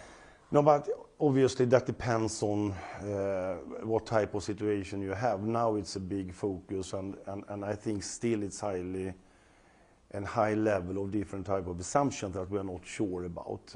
Of course, we have seen these type of developments in so many different regions over the years. I've been in this industry for 30 plus years, and you see developments coming and going. It depends a little bit on if that is more a general type of situation for the whole industry, or if it's a specific situation for the company, how that will play out when it comes to the dynamics of commercial conditions, etc. So that is a difficult answer to have. What I say is that we have shown with 100 years experience that we are able to meet this because we have strong regional footprints all over the globe. And that I think is good both for our customers because we can then deliver trucks very closely, or construction equipment or whatever it is. But I think it's also a strong responsibility that you're present in your main markets with production, with R&D and with commercial activities. Let me quickly follow up on that. In this kind of a scenario, yes, the industry is affected, right? Broadly, it's not just mobility, it is tech as well. All sorts of suppliers are affected, and all OEMs are affected in some ways if this potentially happens. In a tariff kind of a scenario, what is your cost strategy? I mean, is it more around cost cuts, or is it around passing on the cost, or is it a combination of both? No, but again, it's very difficult to have a clear view. What I feel for Volvo Group is that we have the flexibility around this. Today, as we speak, we are producing 100% of our trucks for North America in the United States. So that is a starting point for us. And then let's see how it will play out. I think if it's a more general-based situation, the risk is that it will be, by necessity, passed on, not only in our sector, but in all sectors. And that could potentially trigger more of an inflation pressure. But let's see. I think it's too much of speculations. We are well prepared, and I think we are well prepared because we believe in regional presence. Understood. The other part of the new administration coming in is around pulling back of EV subsidies, pulling back of a lot of EV incentives, in charging, for example. How do you see that affect Volvo? How do you see that affect the electrification of trucking broadly? But first and foremost, I mean, I think it's important to remember when it comes to transport and logistics, as we are into, that is a very core part of economy to start with. We know that having advanced logistics systems is having a clear correlation with the GDP per capita in different regions. It's almost a straight line, actually. The more advanced logistics, and you can measure that in very straightforward terms, the better the development in GDP per capita. I think that is, as a matter of fact, often an understated fact, that you should go clearly into really refining your logistics systems, because that is a competitive advantage for nations. So that is number one. That will continue. And for Volvo Group, of course, we are serving our markets with the technology our customers would like to have. Having said that, knowing that transportation and the need of transport will grow with 4 or 5 times between 2010 to 2050. It's mass customization, it's urbanization, it is e-commerce and other different factors. We know that we need to have different solutions to cope with that. And that's the reason why we say going battery electric, going fuel cell electric, going combustion engine with renewables, but also continue to develop the combustion technology when it comes to fuel consumption, when it comes to aerodynamics that is valid for all technologies. We will do everything of that. Now what we see is not, I think, only related to politics. It is also that we need to continue to drive a coordinated effort when it comes to this transformation, because certain sectors, it really makes sense to go battery electric already today when it comes to regional distribution, city distribution, etc. If you can have a long-term view on, for example, electricity pricing, stability, grid stability, etc., then it makes sense already today. And what is happening is that it's driving utilization of the trucks, because you can utilize them also nighttime because they are quiet, etc. So you have a different type of dynamic. So often we talk about subsidies as the key factor in order to get things done. But I think it's more about how do we make sure that we are continuing to invest in an ecosystem that will provide advanced logistics. And some of them, where we are in the forefront and we believe strongly in that, is because it's both clean and competitive. It's not either or. And specifically now, when we would like to invest in the different key variables to make it happen at scale, charging being one, there I think, both governments and private states have a role to play because it's good for the country, it's good for competitiveness. So it's a business case, basically. I agree, but when you talk about any sort of transition in Yeah. technology, government plays a big role. Yeah, Government yeah, plays a big absolutely. role. And this is not just the US, right? No, Europe no, is for sure. right? When we see sort of, let's say, emission rules being Yeah. changed, green policies in Europe being uncertain, how do you see that affect adoption of electric trucks? For example? No, but I think you are spot on. What is happening now is obviously that we need to make sure that we are, because when you talk about the hype cycle of whatever technology, we know that first it's, you see technology is coming, it's possible, you get this type of, almost inflated expectations to start with. And after a time, it goes down and you have a trough of some sort of disillusionment, right? And the reason for that is obviously that, or not obviously, but often that everything is not well coordinated to get, so to speak, over the last roadblocks to really accelerate. But once you have done that, the acceleration, you did see that with solar, you have seen that with wind partly, you have seen it with a lot of different technologies. But it has not been a straight line. It is a bumpy road. And there I think we are a little bit now that there is a certain level of hesitation. For us, as we have said, we have the broadest range today of battery electric. We are about to launch now a little bit more large-scale pilots for both fuel cell hydrogen and combustion hydrogen in the coming years. From an equipment point of view, the solutions exist. But also the other enabling factors must be there in order to make it happen. Where we see that governments can play a smart role, Switzerland being an example, where you're incentivizing, so to speak, the usage. Because then you're not paying for something that is not utilized. But on the other hand, if it's used, it's a cheap and smart way to encourage, so to speak, the adoption. And there you are on 5, 6, 8, depending on what other European country you compare with, on the adoption. So it's taking off. And once you're at 10, 12, 15, 20%, then it's getting self-propelled. Because one thing that we see, and we should not forget, it's not only about the specific cost for our customer. It is also about driver attraction. Drivers going in these type of new solutions, they don't want to go back. It's very difficult to attract really good drivers. And drivers are ambassadors for the transport companies. We see also companies are ready to pay certain extra premium also to getting a more clean solution.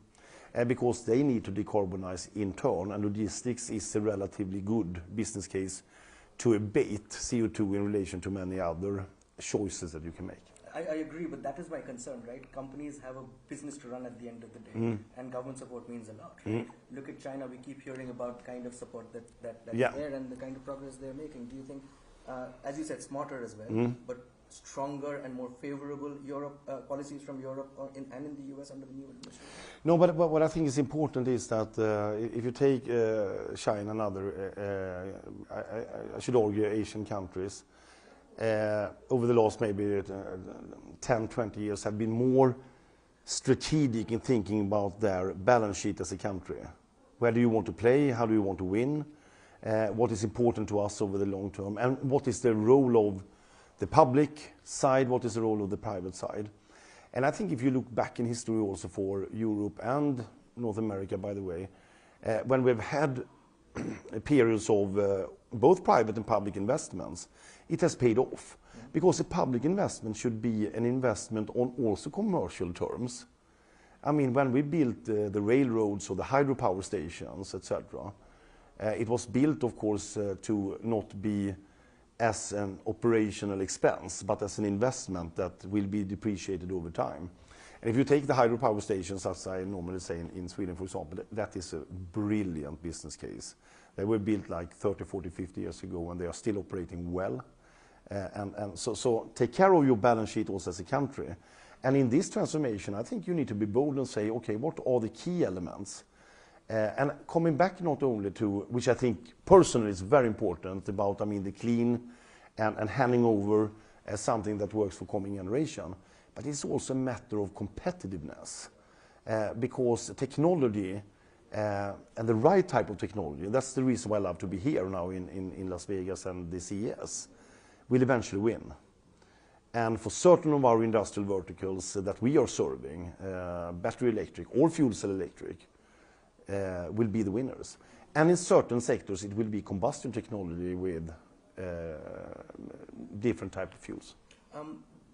There's a debate always about whether it's battery or whether it's hydrogen as the answer for trucking. Each side has an advantage, disadvantage and all of that. Could you slightly explain that and give us a sense of what Volvo's strategy is? Yeah, first and foremost, you would love to have the single silver bullet. Think how much easier it should be for our 15,000 engineers and the whole ecosystem of brilliant engineers that we are cooperating with.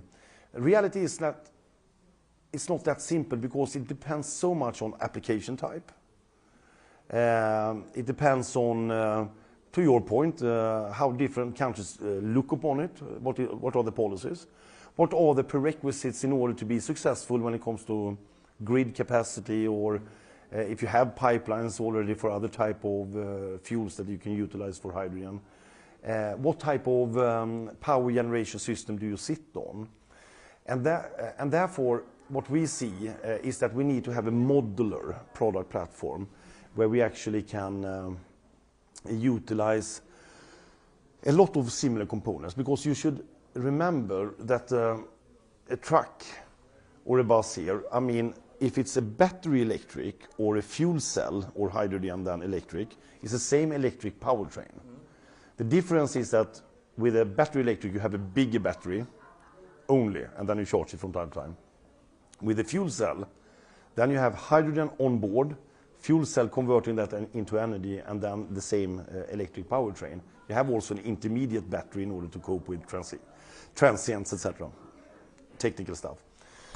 So it's more a matter of how does the energy system look like and what applications are the main applications. And therefore we have said we have a lot of things in common, we will go for both, but we will also continue to invest in combustion technology, mainly then for renewables. With battery technology, the size of battery becoming the problem for payload, with hydrogen and the sourcing for hydrogen, how much is Volvo involved in resolving some of those issues in terms of supply of battery and battery technology versus solving the hydrogen problem? Do you look at sort of vertically being involved in that? Yeah, we are partly. When it comes to battery, we are mainly now, you can say a battery is in a number of stages. You have the cell technology, the battery cell, then you have the modules, and then you have the pack, and the complete, so to speak, battery system, including software and cooling and what have you. And up to pack and modules and the complete system, we are highly involved with our proprietary also solutions. On the cell side, we have strong partnerships, but we are not doing that today.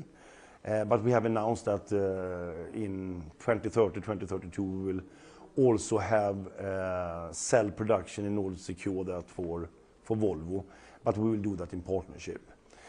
When it comes to hydrogen, the fuel cell, which is the critical component, and I've been so long in the industry, so I've always said that with the fuel cells and hydrogens, it has always been 10 years away.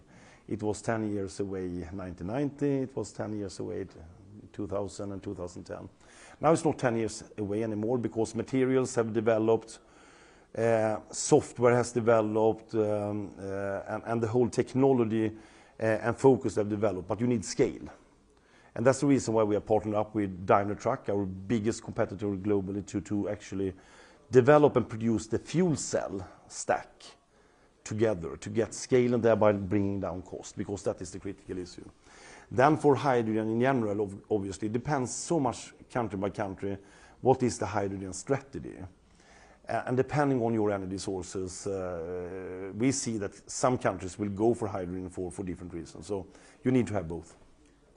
One of the main challenges as far as electric cars are concerned, and specifically trucks as well, given the life cycle, is residual value. Right?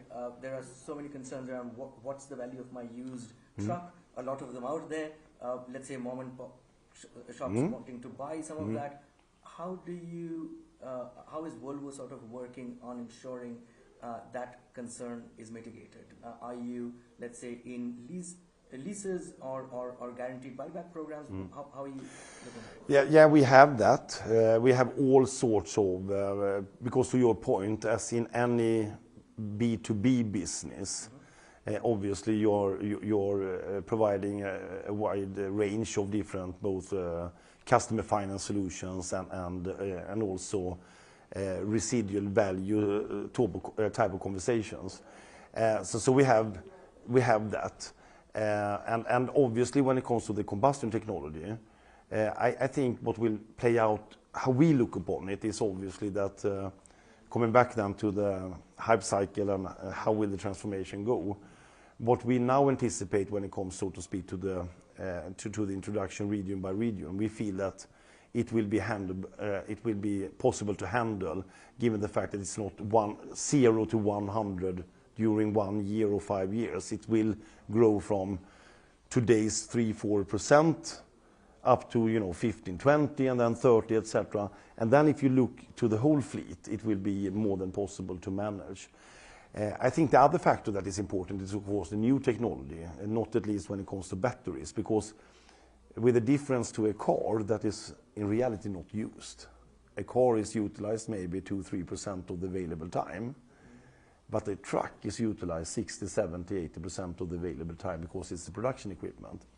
There we see that customers want to have a reassurance of how do we view the battery life length, how should they think about that when calculating, so to speak, the economic conditions over 5 years or over 8 years and 10 years. And there we are participating in different programs to reassure that they can feel, peace of mind with that solution. Do you understand what I mean? So, yes. Electric truck demand, there's an EV, slowdown in EV demand sort of growth, right? Electric truck demand hasn't played out the way it was initially expected either. What is your view on EV truck demand in 2025? No, I mean, to your point, we have a very strong position, Volvo. So for that sake, we know pretty well what is happening and the dynamics. We have, on heavy-duty trucking, we have almost 50% or 50% of the North American market, and we have 70% with Volvo and Renault in Europe. But still, to your point, the volumes are too small. And what we feel is, even if they are growing, I should say, so it's not a decline, but it's from low levels. And what we feel now is basically that you need to have more consistent conditions. Coming back to Switzerland, I think they have a very smart policy that doesn't cost a lot. It's a very clear direction how to mitigate this. But that is one point. Then how do you get, so to speak, the economic equation or the TCO equation to work out? And you have specific application where it matters already today. The other big part is, as I said, some of the enabling conditions and that people feel secure about that. Obviously, charging infrastructure, but also the fact that electricity, and given, so to speak, the macroeconomic and the geopolitical situation in Europe have been forcing, or not forcing, but it has made, so to speak, electricity prices and also gas prices to be very volatile.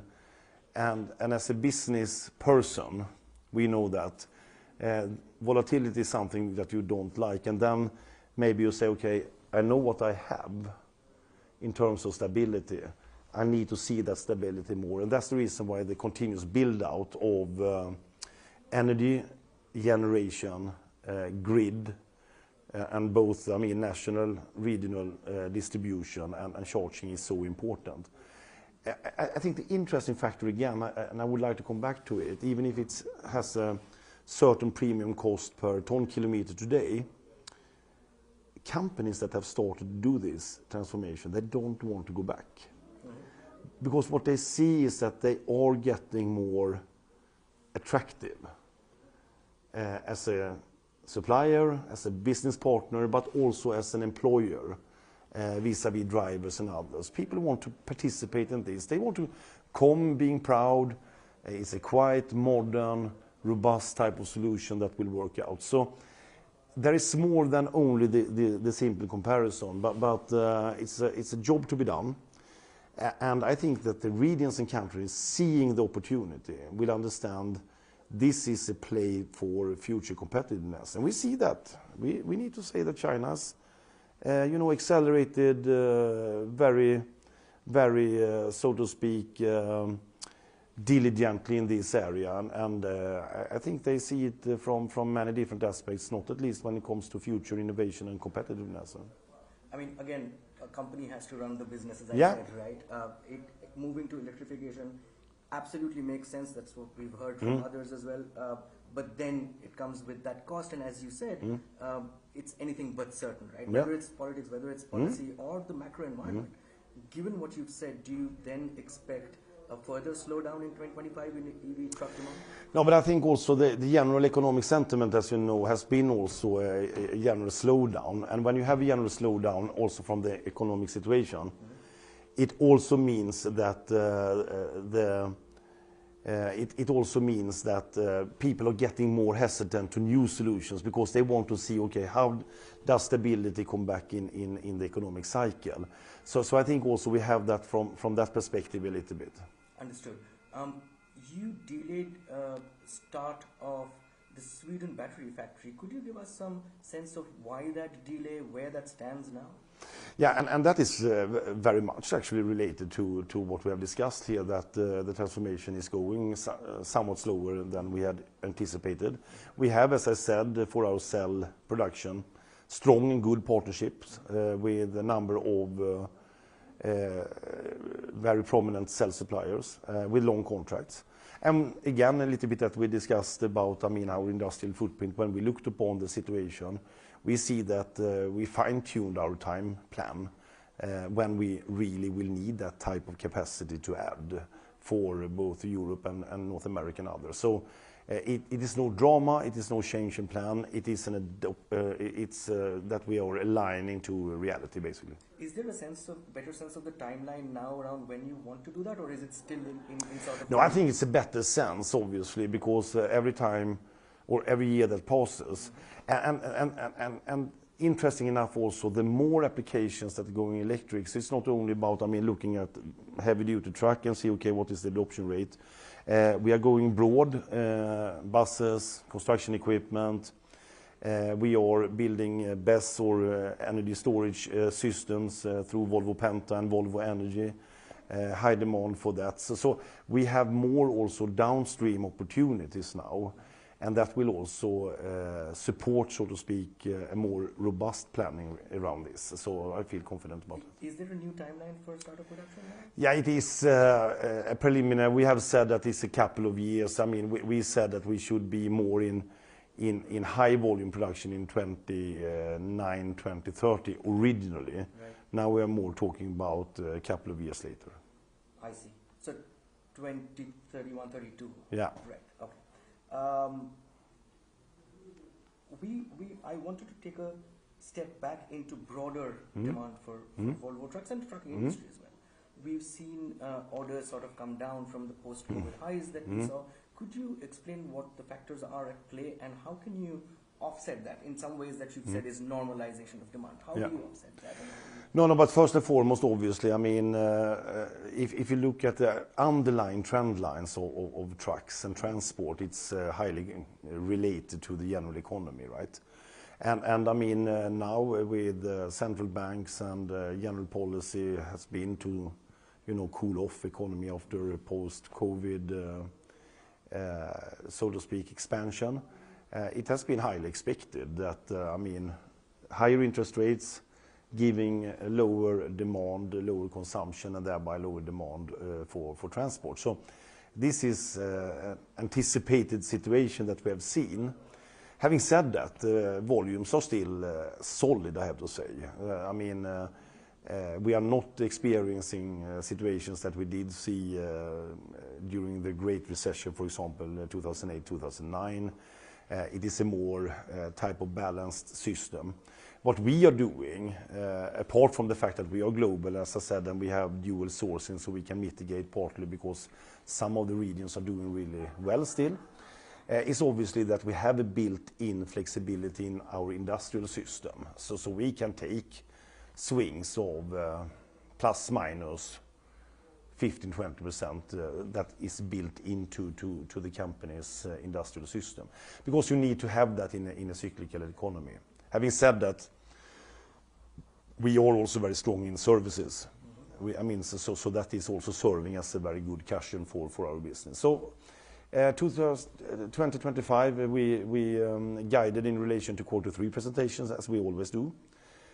We are guiding for a softer market, both in Europe and North America, but no drama. Of course, at one point in time, pre-buy in North America will start to take place for the 2027 legislations and regulations. When that will happen, let's see. But generally speaking, I'm very positive about the future of transport. When we look at the general estimates, and I said that during the keynote today also, I mean, transport will multifold 4 or 5 times up to 2050 if you have 2010 as a base year. So this is a growth case. And in addition to that, by the way, the transformation is a growth case for us because we are getting, so to speak, a bigger participation per unit with our customers when they are going electric or hydrogen. Yeah. Even with the normalization in 2025, where do you see that level off in some ways? Do you have a timeline for when you expect demand to settle?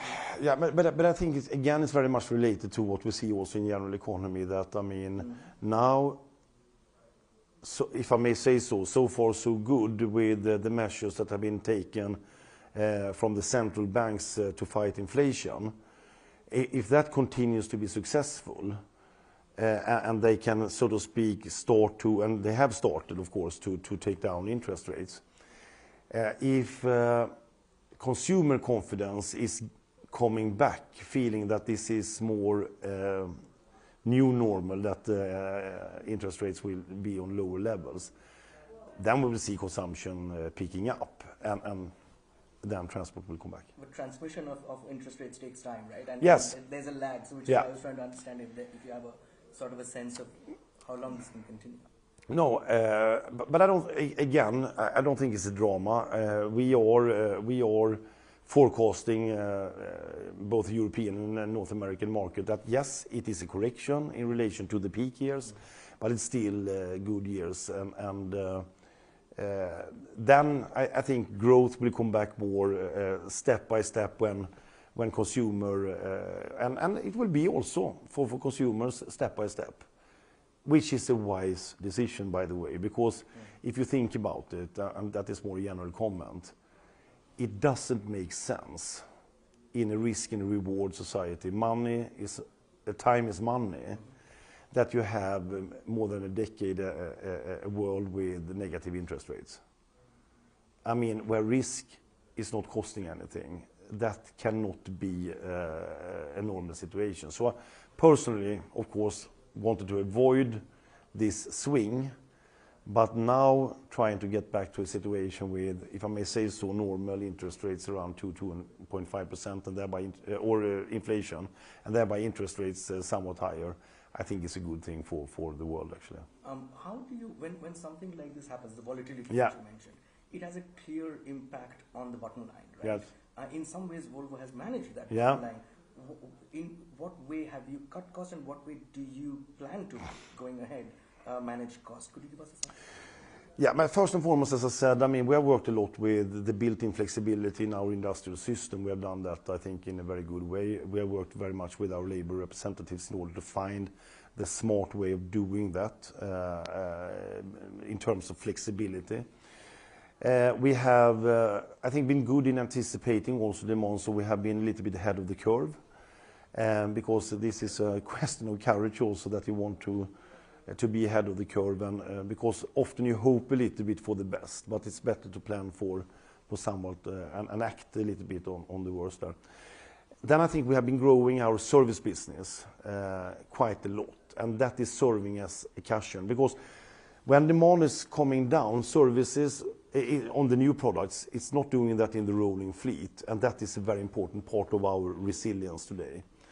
And we have introduced a lot of new technology, you should not forget about that, and with new technology, pricing power is coming because we are getting paid for value, and we have invested more than ever in research and development over the last 7, 8, 9 years, and that is paying off.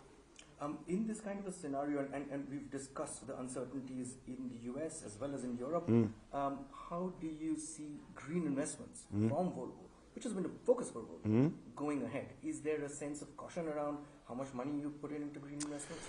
No, but I think again, I mean, the pathway to the future for us is clear, but then it's more about refining the timelines. I mean, we want to lead and be, so to speak, in the forefront, but you cannot be Don Quixote, you know, fighting all the windmills alone like Don Quixote and Sancho Panza. So you need to refine your timelines, obviously, still being in the lead, but the battery factory is an example of that, how we are refining. So you should think about capital and resource and talent allocation, of course not a year-by-year play. It is, so to speak, a planning over time. And in that time span, we are planning for different scenarios. And a lot of these things are not only, if I may say so, labeled green. It's good for everything. It's good for safety. It is good for uptime, availability, etc. So it has, so to speak, multiple use, which is fantastic. I mean, I should say that we will not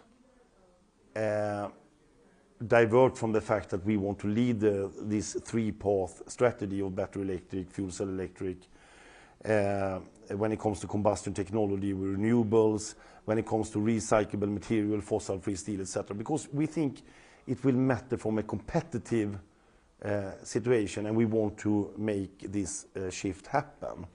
It will be good for the business, but it will also be good for society. That is our. But I think we have a well-balanced view on looking at our capital allocation. When you talk about Sweden Battery Plant, for example, in green investments, are there other examples of where you are holding off in that? I should not call it really holding off. It's more about refining the strategy, right? And really fine-tune the time planning.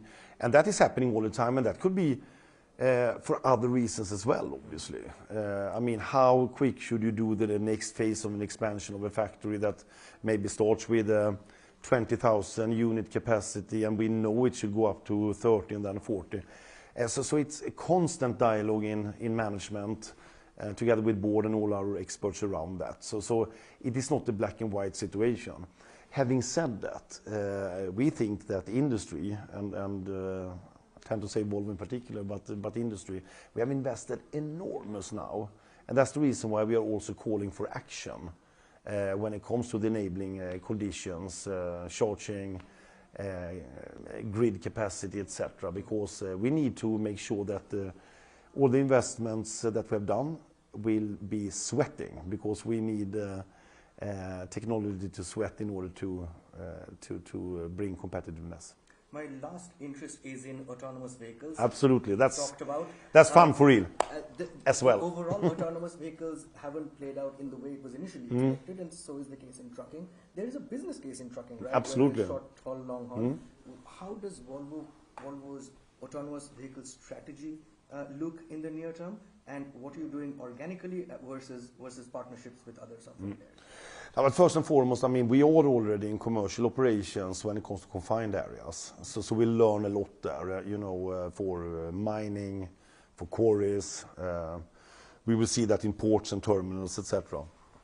The big play now is, of course, also the on-highway, to your point, short and long haul.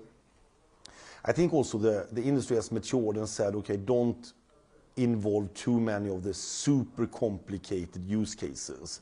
You know, not only the hub to hub and the hub, and include also the spoke system, you know, when you're going from the big hubs into cities or smaller terminals.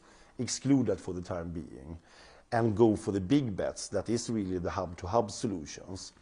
And there we are very positive about it because it is often separate lanes. It is still, of course, a very advanced system, but it's a system that could be developed from a safety standard that we absolutely need to have in order to make it happen. And to your point, the business case is very strong on that, because if you take the longer haul pieces between big distribution centers, for example, if you can do that with autonomous, it will play a big role. And we are partnering with the best in the industry. This morning, for example, at our keynote, we had Aurora Innovation with Sterling Anderson on stage together with Lars to talk about this, because with the Aurora virtual driver and our redundant autonomous truck, we will soon see them even without a safety driver, and that is of course a big step for the future. On that note, thank you so much. Thank you. Nice. This was very great. Yeah. Thank you so much. It was great. Thank you all for watching. Thank you very much.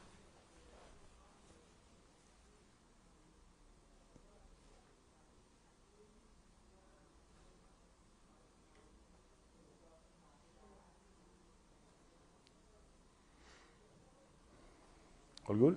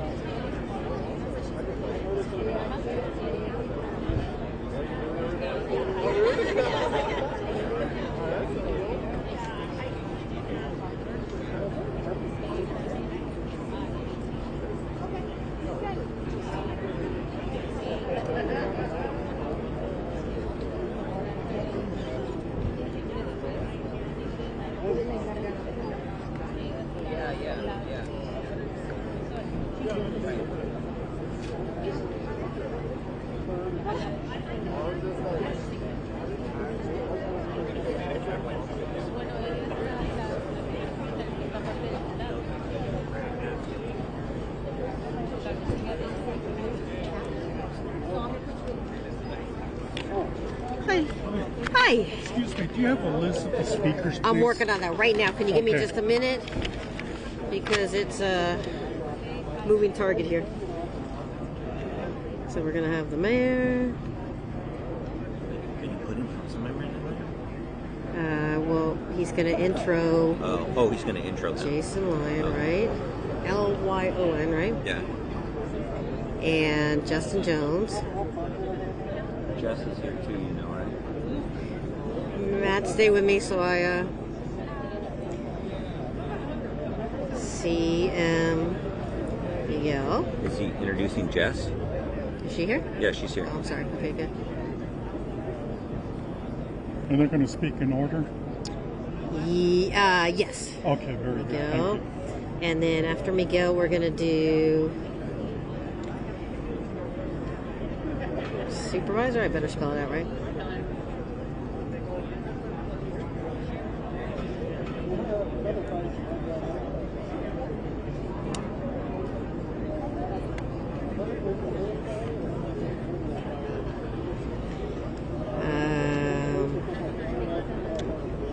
And then Congresswoman Judy Chu. Yeah, she should be here by then.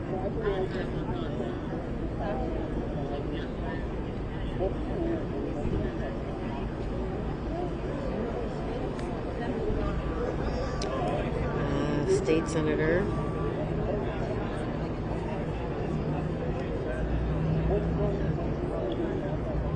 Sasha.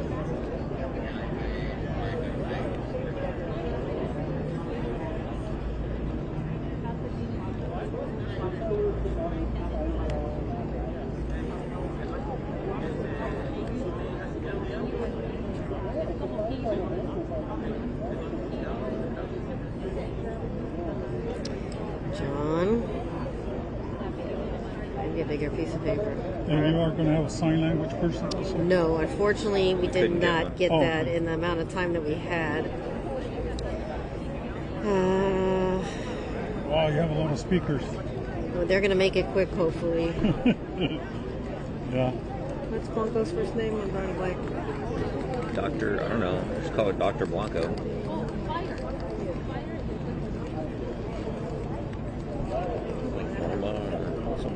don't know. I just introduced her as Dr. Blanco. Oh my God, don't email me all these things.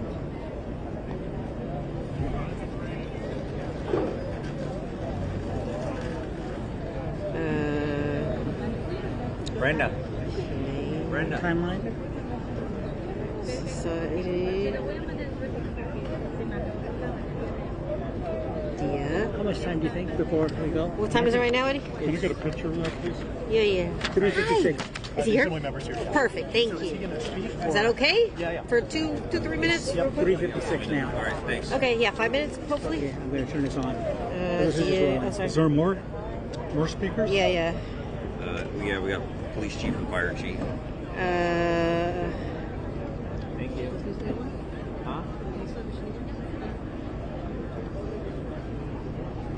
Did you get one?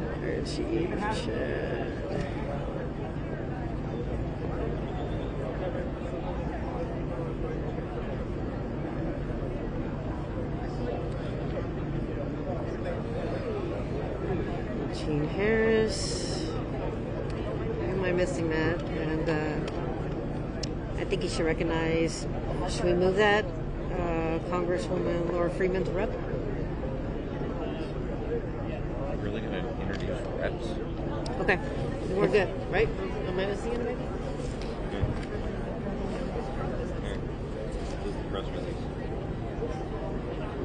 Oh, perfect. Thank you. You should have it in your email. Okay, let me.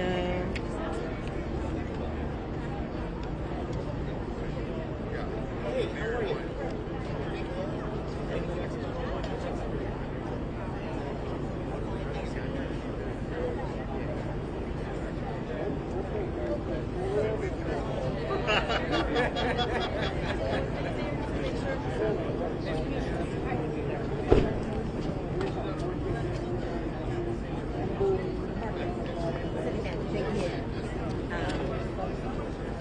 Okay, so sorry. Mayor, if you can introduce them.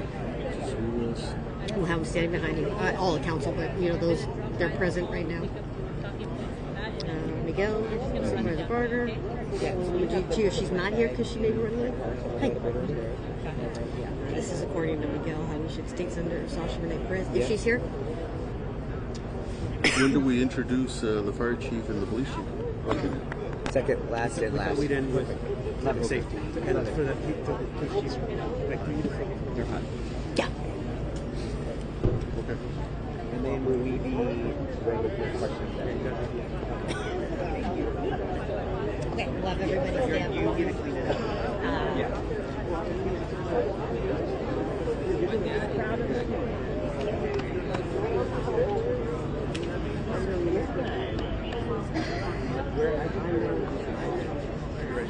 It's better that way, right?